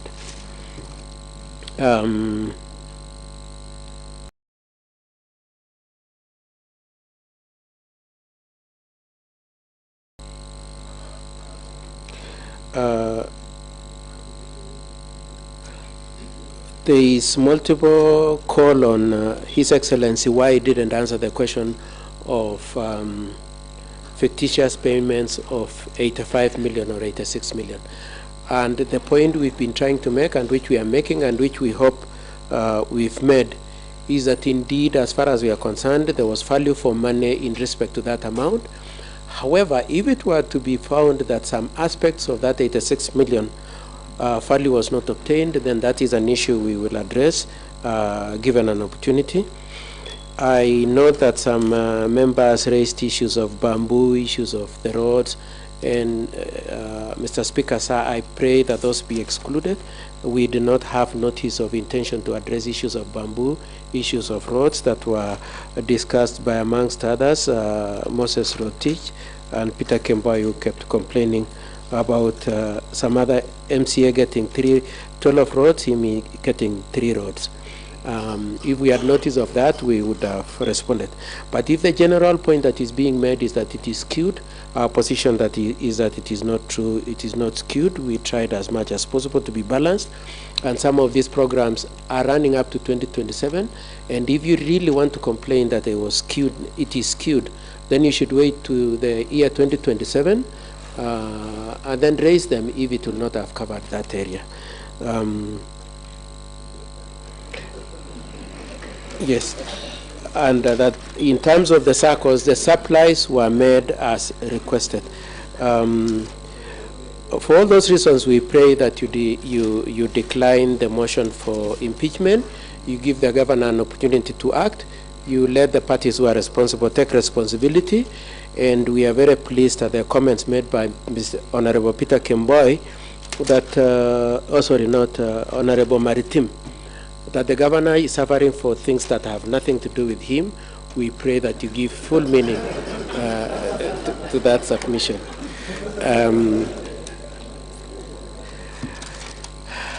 Mr. Speaker, sir, I would like to leave it there after saying one point.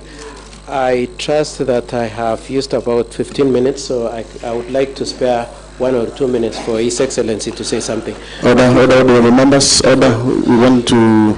Before we go there, Mr. Speaker, I just wanted to make one point. Mheshimiwa, my friend Tarimbo, I keep missing his name. Honorable Paul Chirchir. Paul Chirchir said that he has received messages from the 18 that they will vote in support of the impeachment. As far as we are concerned, none of them have sent any message like that. Is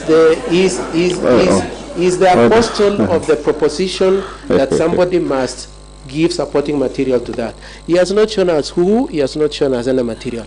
However, if it were to be, if that point is to be made to, if that point is to be taken to its full meaning, it is our argument that he is part of the scheme to manipulate the vote that is coming. That's all I wish to say. All right, thank you, Katwa. Your point has been made. Honorable His Excellency the Governor, kindly 5 minutes, please.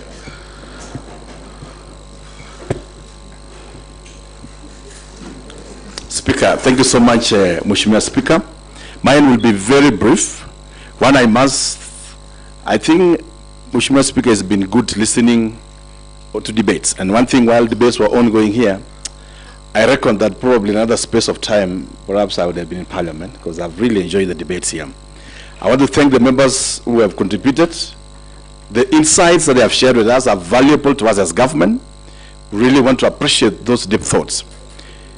We want to commit, Speaker, that and persuade the members that having seen all these reports that just came to my office after the impeachment has been tabled, I still want to persuade you that within the timelines that you have given in this report, that you kindly give me a chance to go and implement these reports.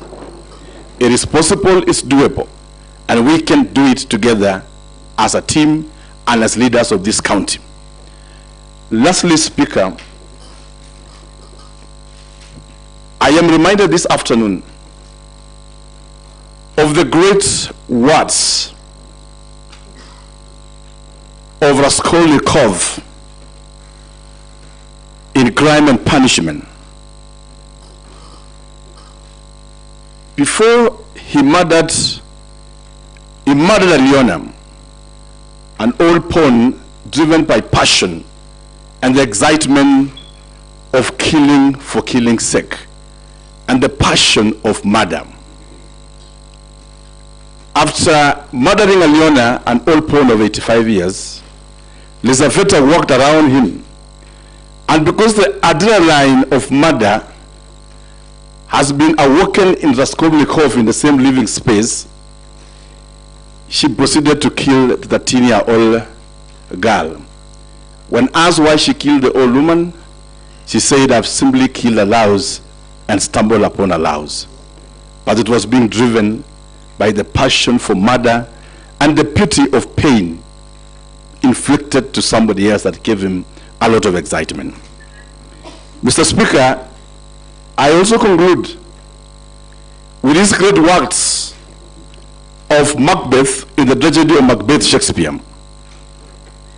Macbeth having killed King Duncan because the wife of Macbeth, Lady Macbeth, has told the husband, who was a bodyguard of King Duncan, that the dream has come to me that if you kill King Duncan, you are going to be the king.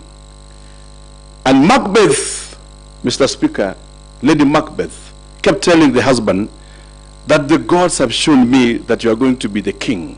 Kill your cousin King Duncan. She refused, the man refused. Then the lady came and said, "Oh gods of heaven, come and sex me that I may be a man and vanquish King Duncan." Macbeth inspired, kill King Duncan.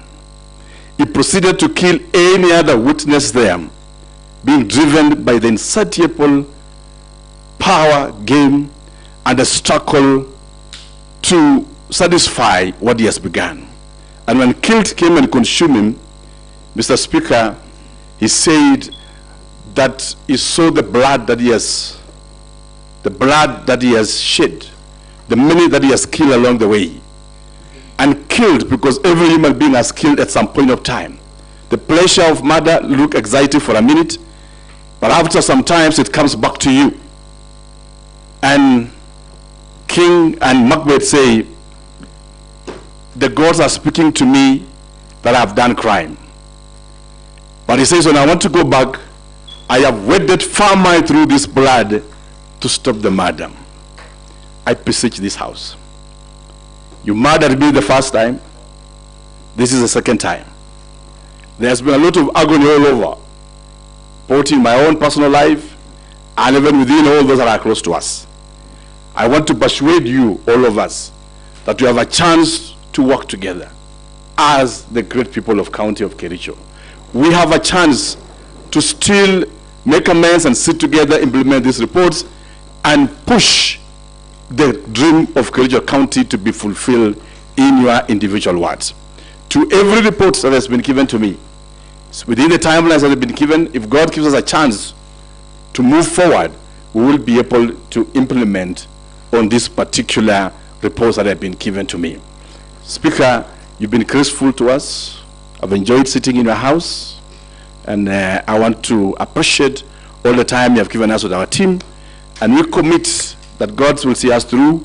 And I had asked in the morning that under your feet, we only ask for justice. As we seek for justice to the issues at hand here, the governor today also asked just for justice.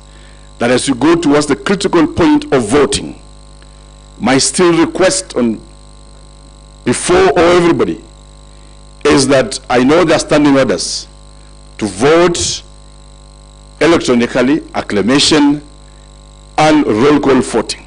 As the accused, it is under your discretion on what works best for all of us.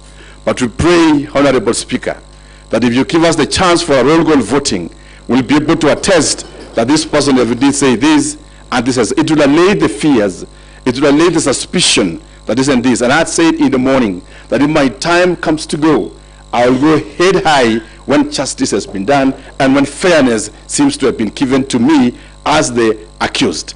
Thank you so much, Honorable Speaker. God bless you, and God bless the great Assembly of Kericho and the great people of Kericho County. Asante sana. Thank you, Your Excellency, the Governor, for your submission, final submission. Katwa, before you leave with the Governor, I want you to take this home. I know this is in line with the standing order number 70A that you were talking about. That let it be on record that this motion by Honorable Kiprotich was approved by the office of the clerk and my office. Because the matter was never prosecuted to its finality, and you all agree with me that even the governor himself, including your his representatives, did not even made their submissions at the Senate. So please note that, let that be on the record also, other than standing order number 70 that we are relying on. Both 70 and 70A. So having said that, Katwa, His Excellency the Governor, we are of course glad to host you here. I know normally you sit on the right side, on my right side, but today you are in an unfamiliar seat. I'll ask our Sergeant at Arms now to escort you so that as you wait for the final verdict outside the presence or wherever you want to be, no problem. Governor and the lead team, you can now proceed kindly.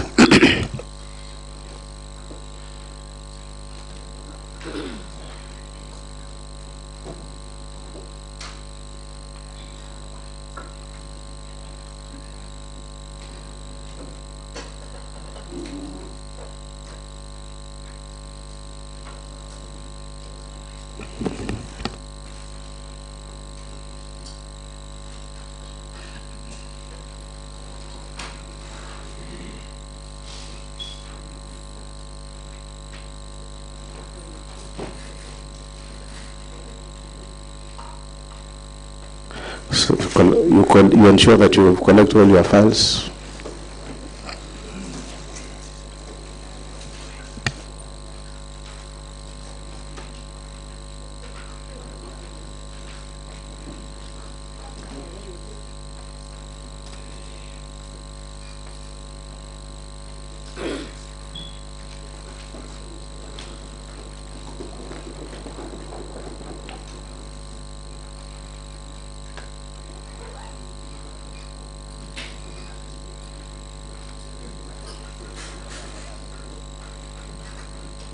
Thank you so much, Katwa and team.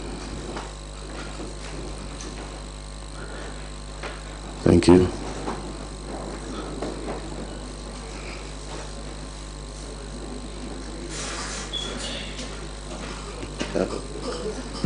Okay, order honorable members, we now proceed. Honorable members, after the submission by the Governor, I now call upon the mover of the motion, Honorable Kiprotich, to make his reply for a period not exceeding 10 minutes. Thank you, Mr. Speaker. Mr. Speaker, I'll not even take 10 minutes, but I'll use the shortest time, 5 minutes. And I want to thank the members for ably prosecuting the matter. Those are for or against the motion. But I want to thank the members who've supported my motion. Mr. Speaker, how I wish I made this before the Governor left the chambers. But Mr. Speaker, it is very clear. When the Governor rose to defend himself, he could not even talk about the fictitious payments.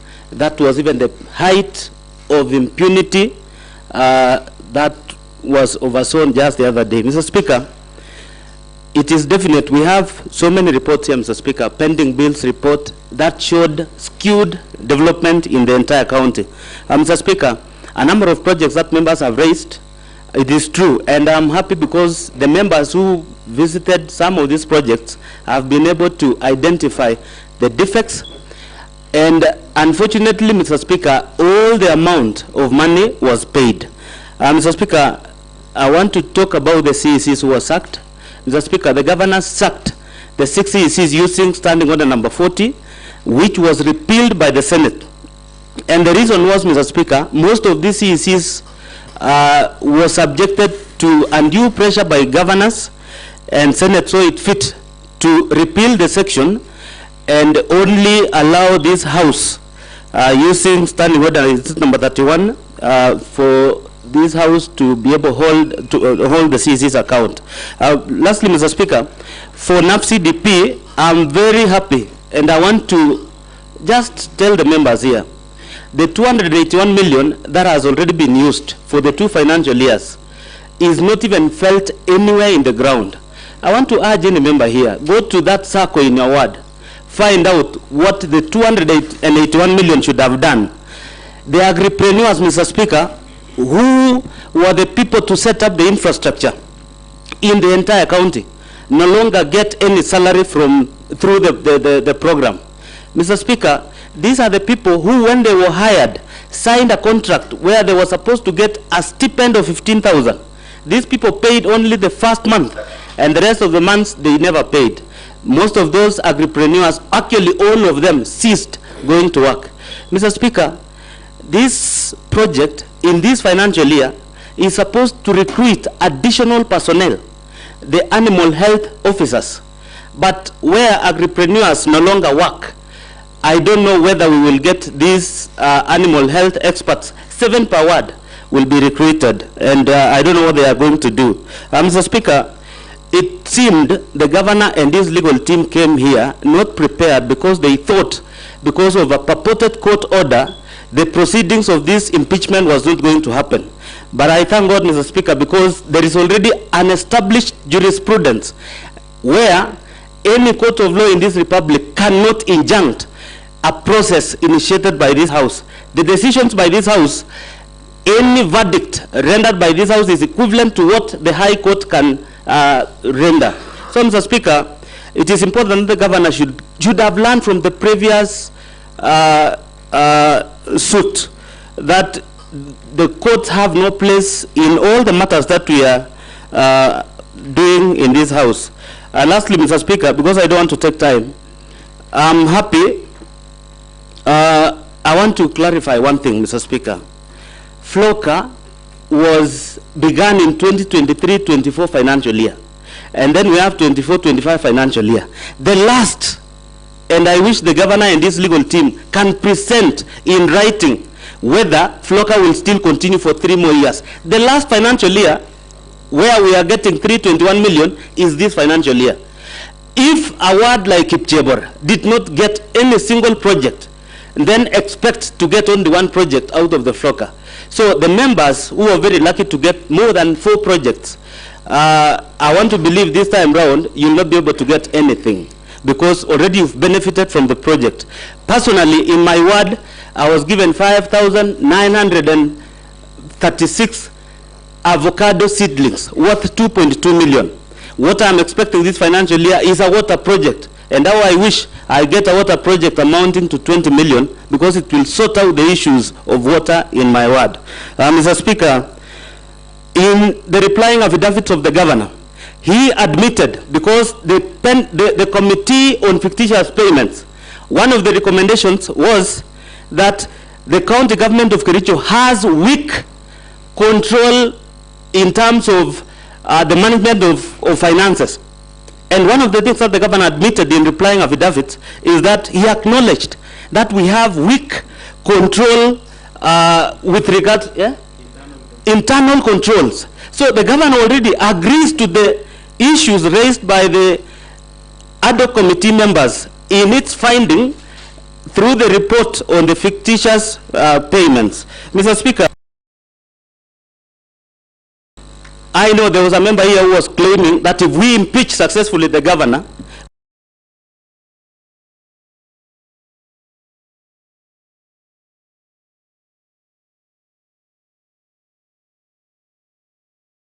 which I want to press on the members, let us impeach now, and Senate will not save this guy.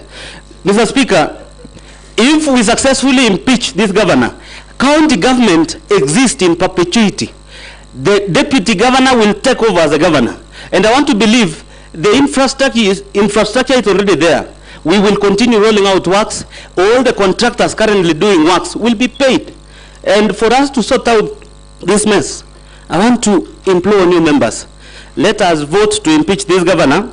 We've gone through a lot in terms of projects, in terms of, you know, I know of a CEC who, when he was sacked, is going through hard times. Somebody is about to hang himself. And some of the members here are telling us that we excuse the governor to continue sacking more CECs. Let us impeach. We have employee in this county will not suffer the untold suffering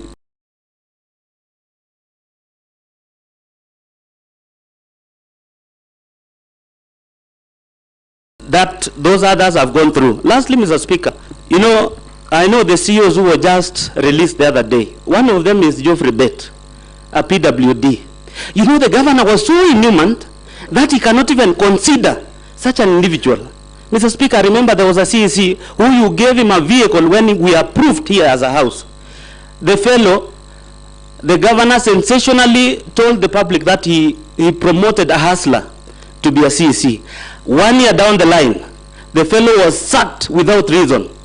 And you tell us here that we sit and wait and see him continue to render so many others jobless.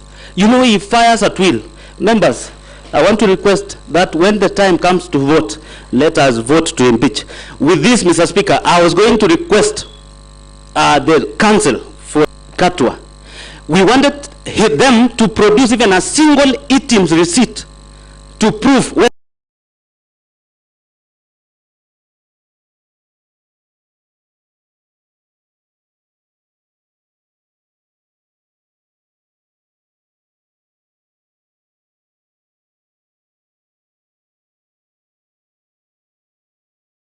those payments were paid.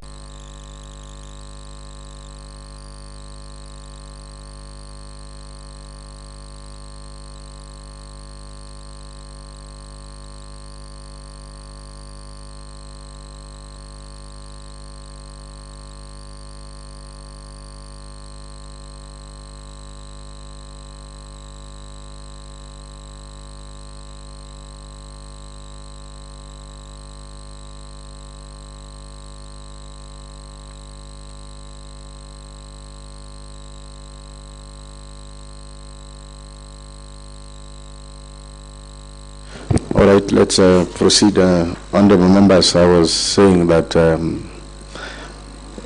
I'm almost now rising to put the question, but the question is long, and I realize that some of us are not conversant with standing orders. When the chair is on the mic or upstanding, there should be no movement, including moving outside, and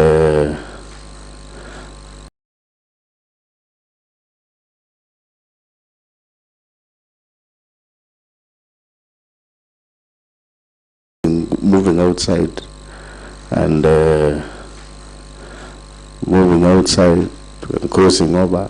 So you've got to be patient. Otherwise, the standing orders will catch up with you.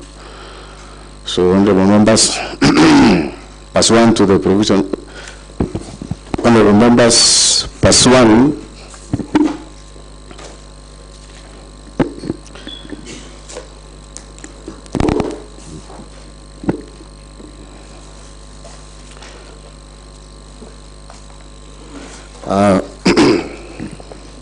honorable members, pursuant to the provisions of Standing Order number 61-2, I now rise to put the question, which is, whereas, number 1, Article 2 of the Constitution of Kenya 2010, herein after the Constitution restates the supremacy of the Constitution as the supreme law of the Republic and binds all persons and state organs at both levels of government.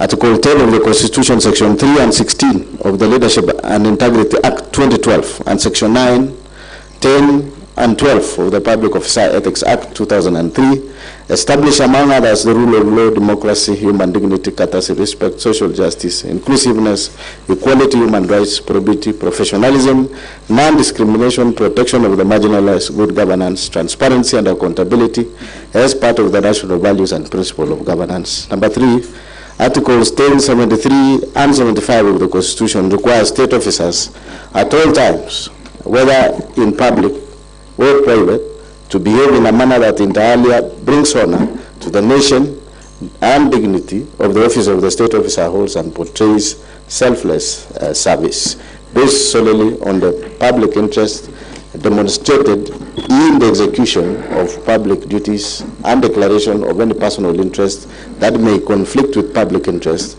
ensures decisions made by a state officer are not influenced by nepotism, favorism, and improper motives, demonstrates discipline and commitment in service to the people, and 4, avoids demeaning the office that the state officer holds. 4, by the dint of Section 11 of the Leadership and Integrity Act 2012, enjoins the governor as a state officer to treat members of the public and other public officer with courtesy and respect. And further, by the dint of Section 34 of the Leadership and Integrity Act 2012, the governor, being state officer, is precluded from bullying any person by engaging in a behavior that is vindictive, cruel, malicious, humiliating, and is intended to undermine a person. 5, Article 73, 2D and E of the Constitution provides for accountability of state officer to the public for all decisions made in exercise of powers of the office they hold, and that accountability is a critical principle of leadership and integrity.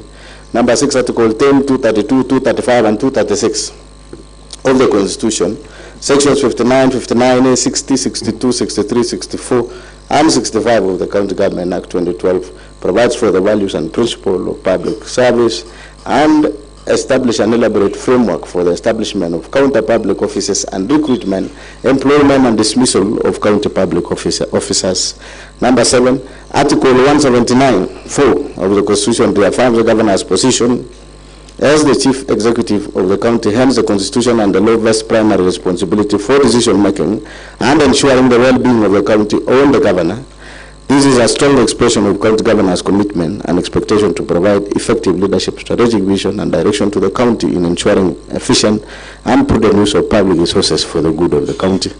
Number 8, Article 181 of the Constitution, Section 33 of the County Government Act, and Standing Order Number 70 and 70A of Standing Orders of the County Assembly of Kericho provides for the impeachment of the governor on grounds of gross violation of the Constitution, gross violation of other written laws, where there are serious reasons believing that the county governor has committed a crime under national or international law, a gross misconduct and abuse of office.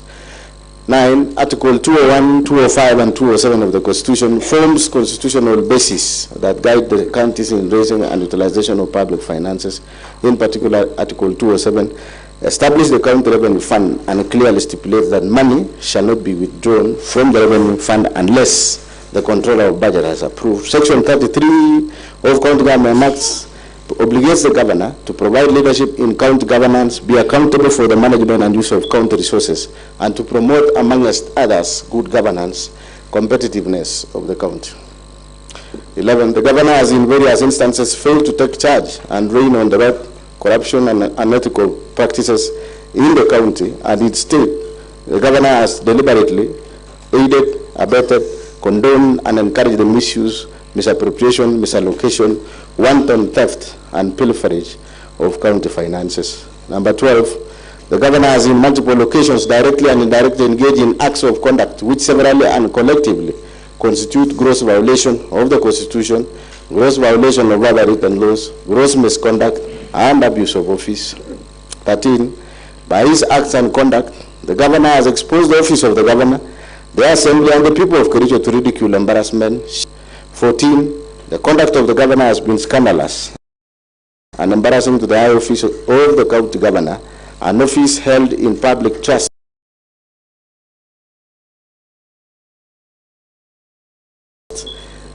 and whose authority ought to be exercised in a manner consistent with the purpose and objects of the Constitution. 15, the conduct of the governor has made it impossible for the county to be governed as it ought to be, compromised service delivery, and jeopardize the functions of both the arms of county government of Kericho. It has therefore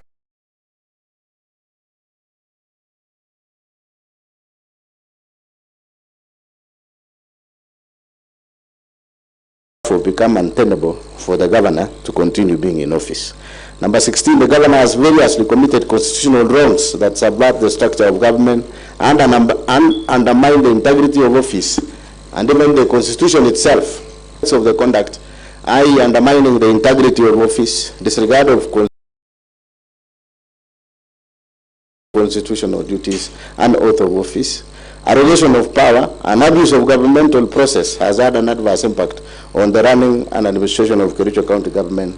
And number 17, the governor has continued staying in office as and will continue to undermine effective service delivery to the detriment of the people of Kericho County, in whose trust the governor holds the office. The Assembly resolves standing orders on the following grounds. A, gross violation of the Constitution and other laws. Gross violation of Constitution of the Republic of Kenya 2010, the County Government Acts 2012, the Public Procurement and Asset Disposal Act, the Public Finance Management Act 2012, and Kericho County laws. 1. Misappropriation and misallocation of county finances.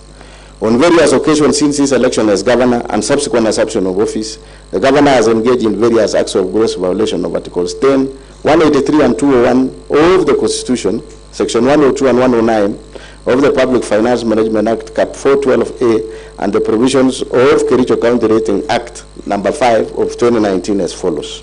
Roman number 1, fictitious payment of works, goods, and services. Between January 2025 and July 2025, the governor engaged in gross violations of Articles 10, 183, 201, 207, and 208 of the Constitution, and Sections 102, 109, and 110 of the Public Finance Management Act 2012, and Section 33F of the County Government Act 2012. The governor aided, abetted, and or condoned the fictitious payment of goods, services, and works which were neither delivered nor done, occasioning the county loss of Kenya shillings 85,704,522.90 cents. In A, services which were not rendered and or partially done, e.g., the maintenance of 15 residential houses in Kipkeli and West Sub County at a cost of 2,999,000. B, goods not delivered including soya beans, maize jam, sunflower seed cake, and cotton seed cake alleged to have been supplied for Kenya shillings 14,980,640. C, overpriced goods including sodas and alleged to have been bought for about Kenya shillings 500 shillings per 300 milliliters bottle, and a bale of tissue paper alleged to have been bought for Kenya shillings 2,750 per bale of 10 tissue papers, and a hand towel priced at Kenya shillings 3,600 shillings. D, wax goods and services alleged to have been procured for Kenya shillings 5,172,715.60 cents from companies including Mango Products Limited, Hildama Construction and Supplies, Brisa Construction and Supplies Limited, Prospera Ventures Limited, and IBM Pro Construction Limited without any supporting documents. Payment of contractors from the retention account of the works done more than 5 years ago, some of which companies had already been paid and therefore misappropriating county funds through double payments. 2, some of the goods, services, and works were procured without following the procurement processes. No tender opening committees were formed contrary to Section 78 of the Public Procurement and Asset Disposal Act 2015, as read together with Regulation 25 of the Public Procurement and Asset Disposal Regulations 2020. Similarly, there were no professional opinions done to the accounting officers contrary to Section 84 of the Public Procurement and Asset Disposal Act 2015. 3, there was deliberate circumvention of competitive tendering of the same goods, services, and works by splitting of contracts to suit the request for quotation method, thus violating Section 54 of the Public Procurement and Asset Disposal Act 2015, as read together with Regulation 43 of the Public Procurement and Asset Disposal Regulations 2020. 4, most of the goods, services, and works were procured outside the approved budget, as required under Section 44(2)(a) of the Public Procurement and Asset Disposal Act 2015. 5. The documents used by the departments were not clear and did not bear references to the procurement requirement, provision of dates, especially invoices generated, and signatures of respective officers. There was therefore blatant violation the provision of Regulation 68 of the Public Procurement and Asset Disposal Regulation 2020.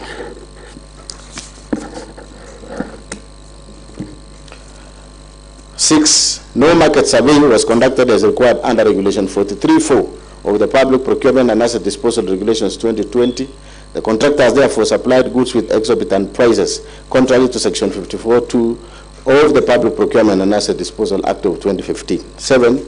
All of the subjects' goods, services, and works were paid in advance, yet the county has accumulated pending bills over the last 3 years of Kenya shillings 1.1 billion, which have been verified and are yet to be paid from the time the governor assumed office. 8. The report of the ad hoc committee on the alleged fictitious payments, tabled before Assembly on 5th August 2025, made pertinent and damning findings and recommendations that point to deliberate failure to act, neglect of duty, and even conspiracy on the part of the governor. To wit, A. The documents shared with the ad hoc committee by the departmental heads called to testify were not accompanied by the E-Team's invoice. This lends credence to suspicion that the documents may have been prepared to cover up for the theft after the whistle was blown. B. The payments were made in advance before goods, service, and works were delivered or done, and as at the date of tabling of the report, some of the goods, services, and works remain undelivered to date. C. Documents that were used to process payments bore the signatures that could not be authenticated. Subsequently, certain officers whose signatures appear in the said documents have denounced the documents. D. The gaps highlighted in the report point to serious governance issues, concerns, and weak internal controls in Kericho County that the appointing authority, i.e. the governor, policymakers, county officers, and indeed all officers entrusted to deliver services to the county have failed to do so as required. E. There was an intention to defraud the county and violations of the Constitution 2010, the Public Finance Management Act 2012, County Government Act 2012, the Leadership and Integrity Act, and the Powers and Privileges County Assemblies, the Public Procurement and Asset Disposal Act 2015. Under Article 179 of the Constitution and Section 33F of the County Government Act 2012, the governor has the overall responsibility of being accountable for the management and use of resources. 10. It is a matter of public notoriety that when the whistle was blown on these fictitious payments, the governor on 26 July 2025, while attending a function at Kamolok village in Cheboin Ward, rubbished the claims and called for stern action against the whistleblower.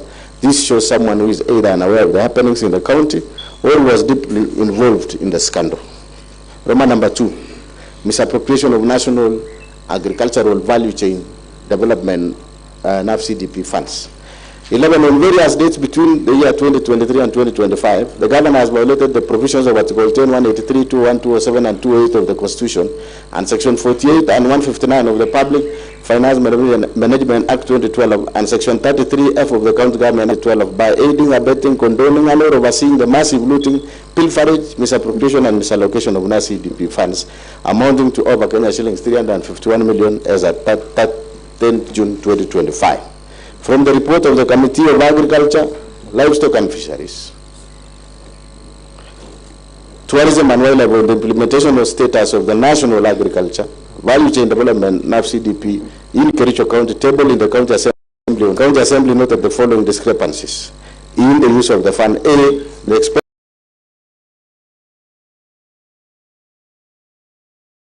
expenditure was used for farmers,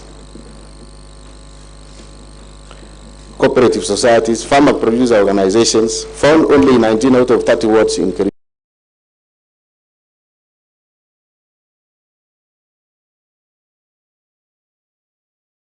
County. This implies that the funds that were meant for agripreneurs, whose role was to enumerate farmers,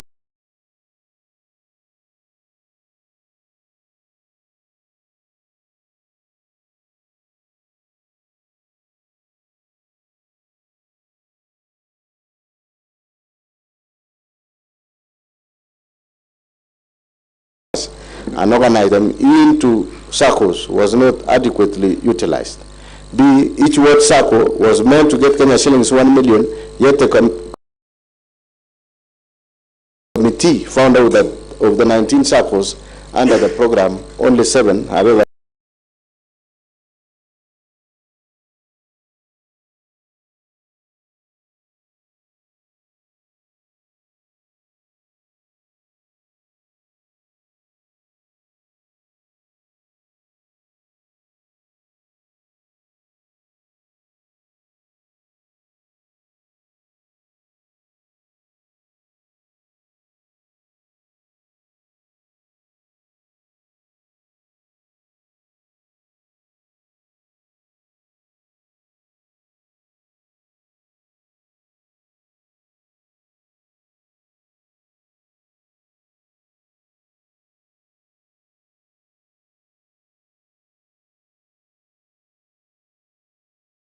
found out that of the 19 SACCOs under the program, only 7 have ever received financial support. Some SACCO received nominal support in kind.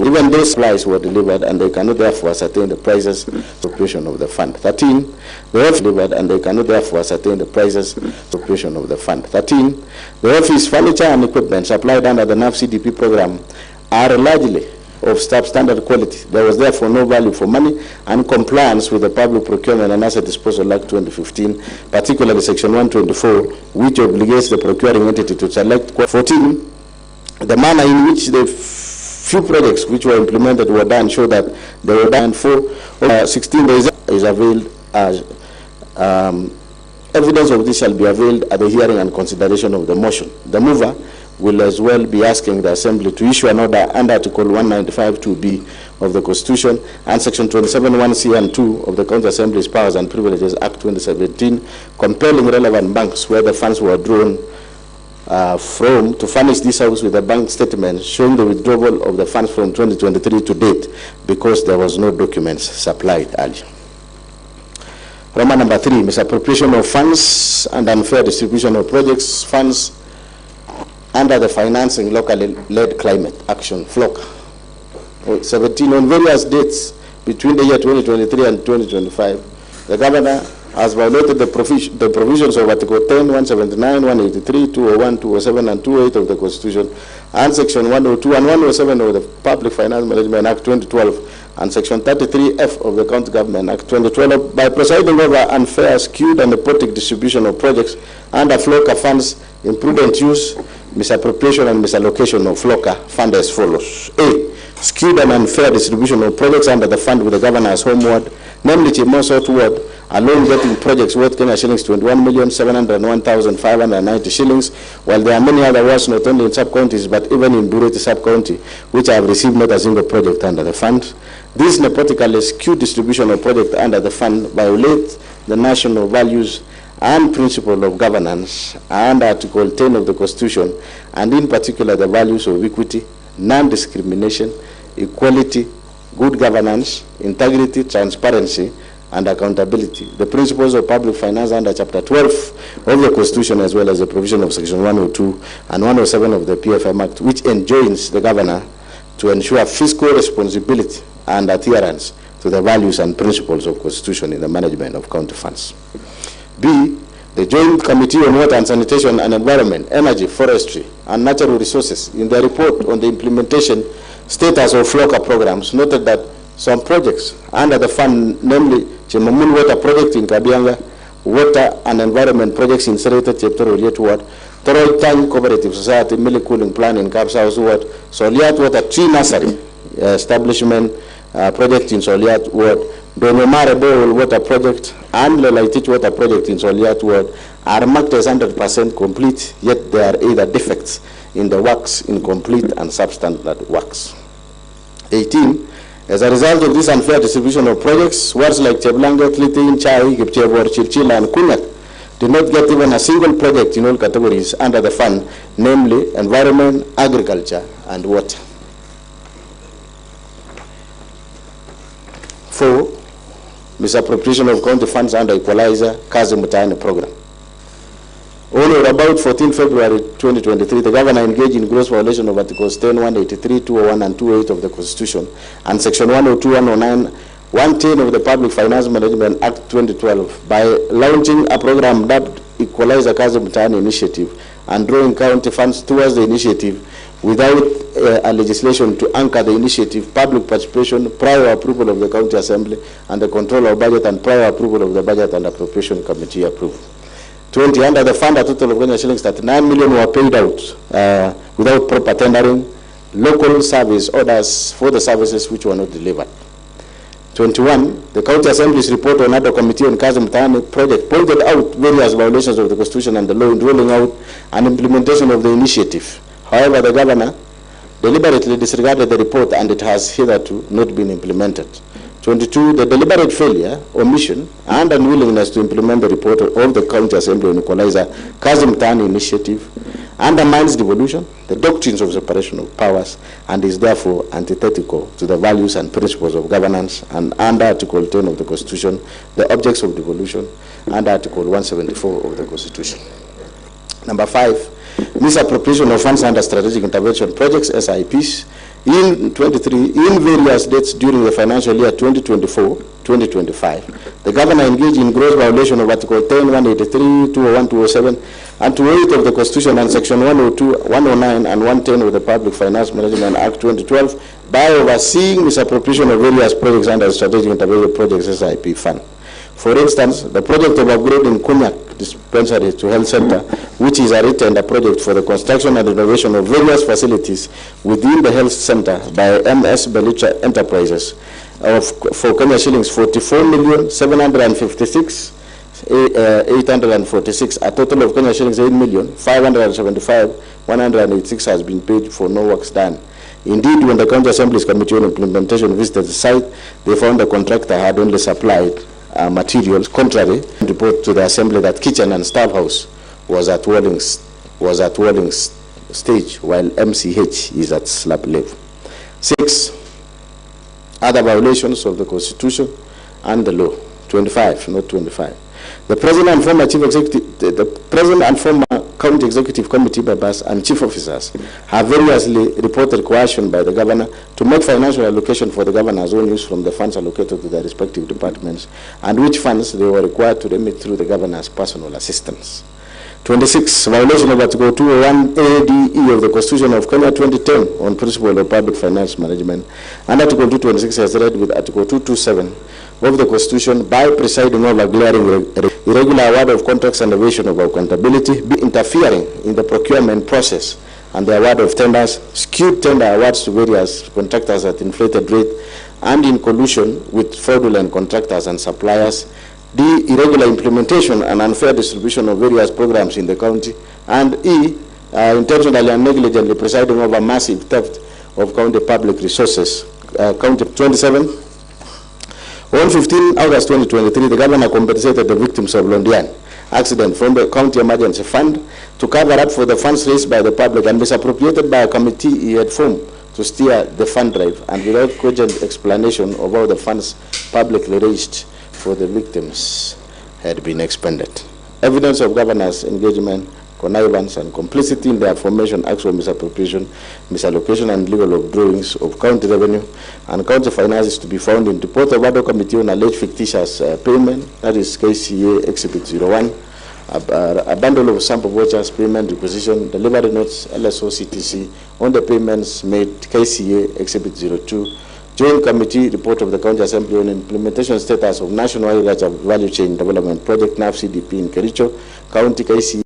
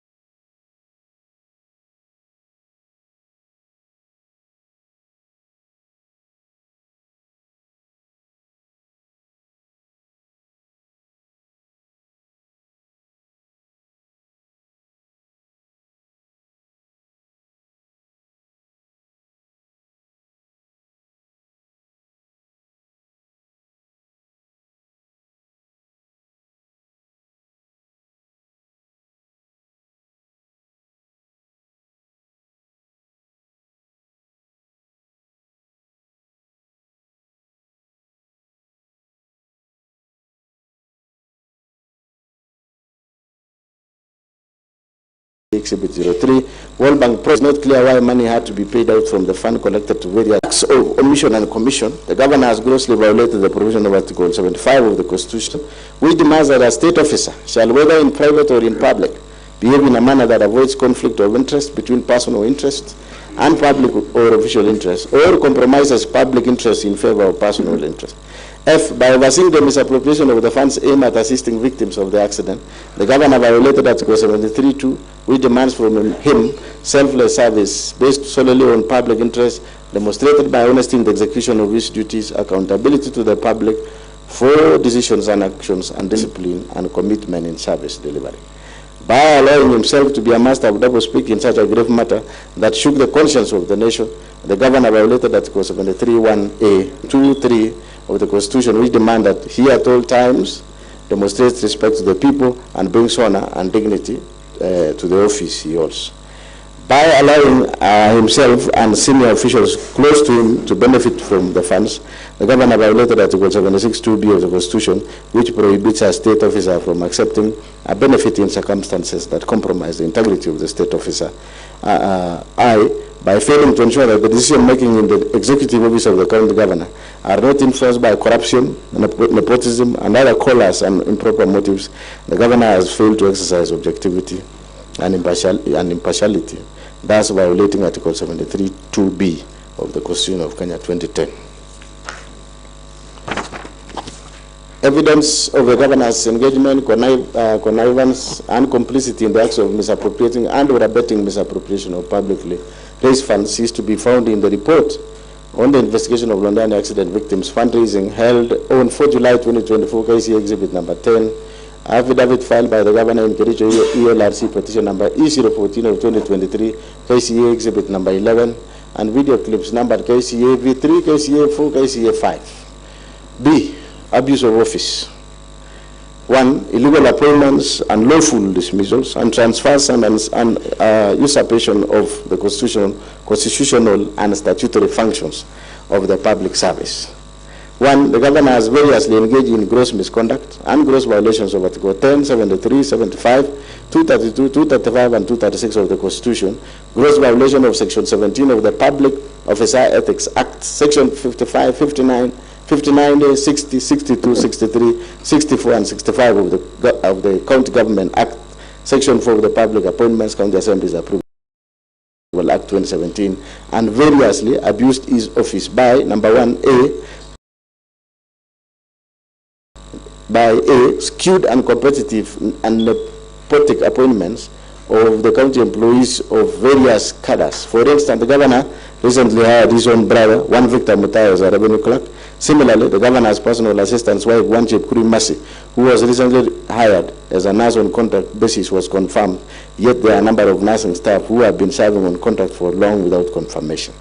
B. Illegally appointing one Mrs. Alice Bates, now judge of the High Court, as the county attorney when there was a substantive office holder, an act which Employment and Labour Relations, Honorable Lady Justice Wasilwa, affirmed was irregular and procedural and unlawful in Sang versus Governor Kericho County, and 2 others, petition E001 of 2023. In that case, the governor was found by the court to be in gross violation of Article 73 and 232 of the Constitution. His actions found to be illegal and unconstitutional, and ordered to pay cost of Kenya shillings 2 million and cost personally. The governor has therefore been already adjudged to be in gross violation of the law and all the Assembly and the Senate. C. Causing the advertisement of the positions of doctors, nurses, early childhood education, ECD teachers, just to endear himself politically when he knew the county government did not have capacity to hire. The applicants were subsequently not shortlisted, nor the alleged vacancies filled up. D. Illegally deploying health staff by the notice dated 22nd July 2024 without any justification, authority and involvement of county service board, thus creating a crisis in health sector. E. Since his assumption of office, the governor has dismissed a total of 10 county executive committee members, 6 chief officers, 2 chiefs of staff, among other senior staff, without any cause or reason, thus exposing the county to protracted litigation and the risk of huge compensation in damages. The governor has perpetuated this firing spree not for any reason but as a show of might, power, and authority, and that is where the abuse lies. Evidence of the governor's engagement, connivance, and complicity in the foregoing acts of illegal appointments, unlawful dismissals, and transfers, and usurpation of constitutional and statutory functions of county organs is to be found in Roman 1, Judgment of the Employment and Labor Relations Court in Kericho, case of Collins Sang versus Governor Kericho County, and 2 others.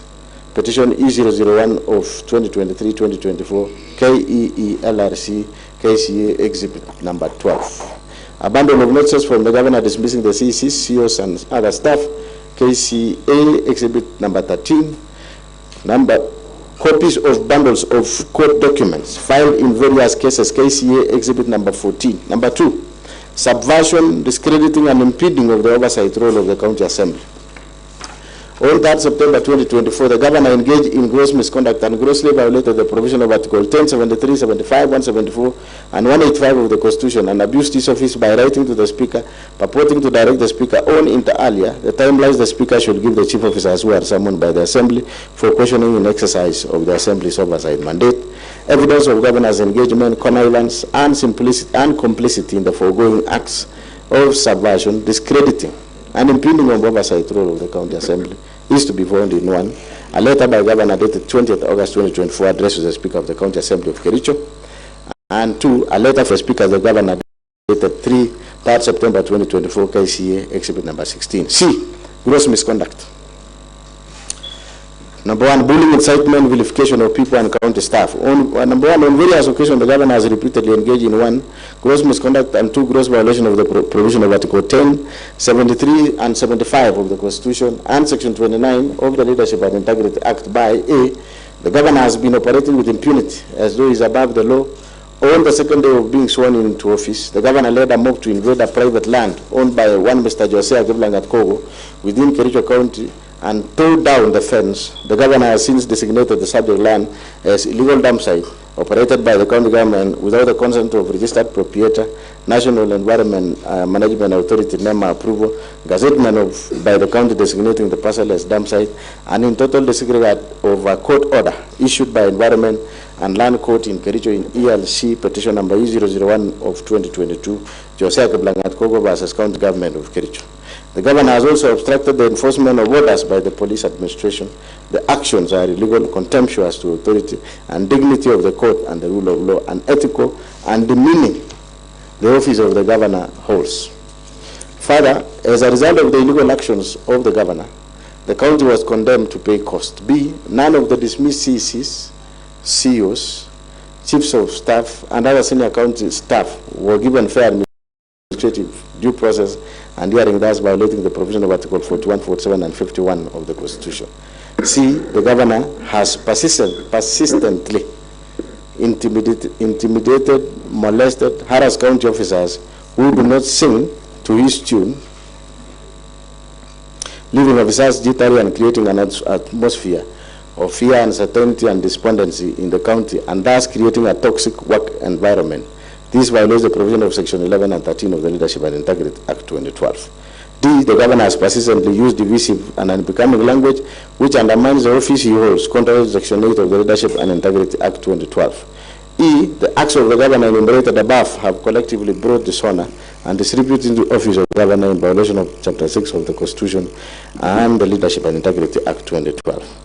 Evidence of the governor's engagement, connivance, complicity in the preceding acts of incitement, vilification of people and staff is to be found in affidavit of Jose Agiblangat Kogo sworn on 23rd September 2023 in support of the notice KCA Exhibit number 17 to judgment of ELC petition 001 of 2022, Jose Agiblangat Kogo versus County Government of Kericho, KCA Exhibit number 18. And lastly, the video clips.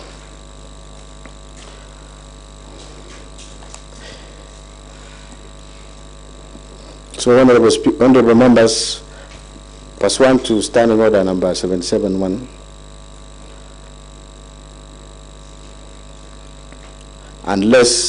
which reads, unless the Speaker for the convenience of the Assembly otherwise directs, voting on a division in the Assembly shall be by electronic voting.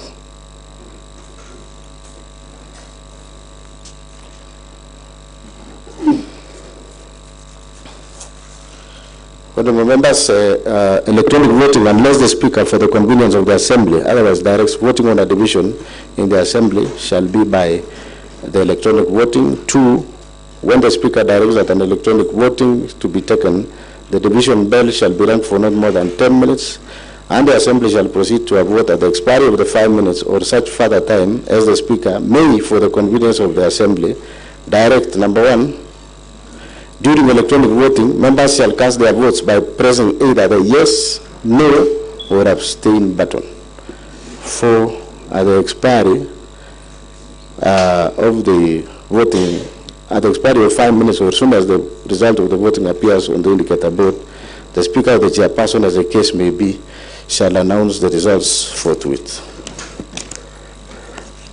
Honourable members, you can read your standing orders up to standing order number 8, will guide you on what to do. And I therefore put the question, will as many as are of that similar opinion say aye? Aye. Will as many as are of that contrary opinion say nay? Nay. Order, honourable members, the voting shall be done by electronic as per standing order number 77. You may take your seats so that we proceed. Honourable members, we will now commence our voting. And clerk, you will facilitate the votes. Let us proceed in that manner. So, honourable members, the voting procedure, because it is in the standing orders, is that the first option is electronic, as you have seen in standing order number 77. And then you will be receiving your credentials either via, you will receive an SMS containing 1, IPPD number, that is your username. Password is, should supposed to be your ID number. 2, voting link. A second SMS will follow with a secure link to the voting portal. And 3, you log in and vote. When you log in and vote, you select yes, no, or abstain, and then you submit your vote. When you submit your votes, votes are confidential and can only be submitted once. Don't press it twice. So we have 2 messages. Voting credentials, you will receive an SMS containing the same, that is IPPD number, which is your username, and then for password, that is what your ID number. And 2, voting link, a second SMS will follow with a secure link to the voting portal, indicating the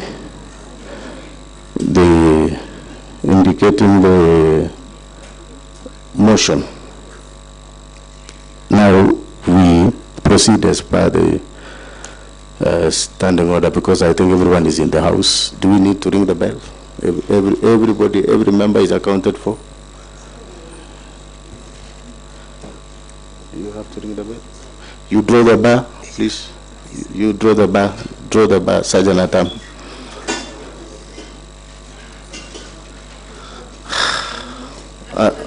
Yes, so we proceed. We have our order. For those who don't have, they are honourable members, we provided you with a laptop, so when you raise your hands. What about your phones? Okay, we have our officers who are on standby to assist you. Don't just judge everything. We have our IT officers who are ready to assist you to vote. So we shall proceed to vote. For those who have, they can vote. For those who don't have, they can proceed one by one. Yes, one by one. We start from here. One by one. Who doesn't have the phone or the tablet? Yes, Honorable Francis. We start with Honorable Paul B. You can proceed. Honorable Gilbert Ngetich, you proceed here so that you can be assisted to log in. Maybe you can come here.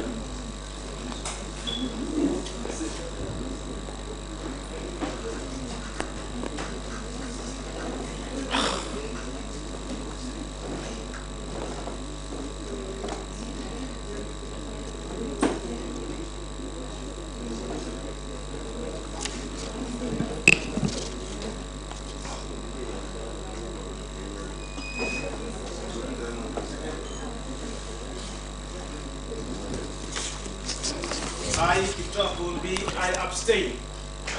Order, Honorable Paul B. Abstaining is in, you still press the button. Order, there is no shouting, Honorable members. Order.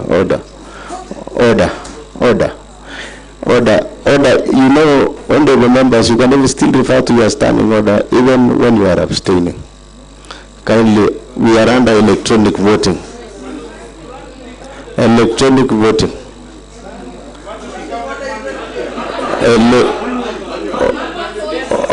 Order, you don't direct this. You don't really, I've even given you an opportunity to read your standing orders. You just read your standing orders on the number of voting. Order, there is no noise. Order. Yes. Order. Honorable Paul B and Honorable Gabriela, I don't know what do you want me to do now that you are shouting at me. What is the concern? Our officers are here. Order. There should be no noise. Order. But you are logging in with your credentials. Is it a coincidence that you don't have a laptop? Let me see. Order, honorable members. Order. Voting is ongoing. Order. Voting is ongoing. Kindly don't shout, honorable members. Voting is ongoing. Yes, those who doesn't have honorable, yes.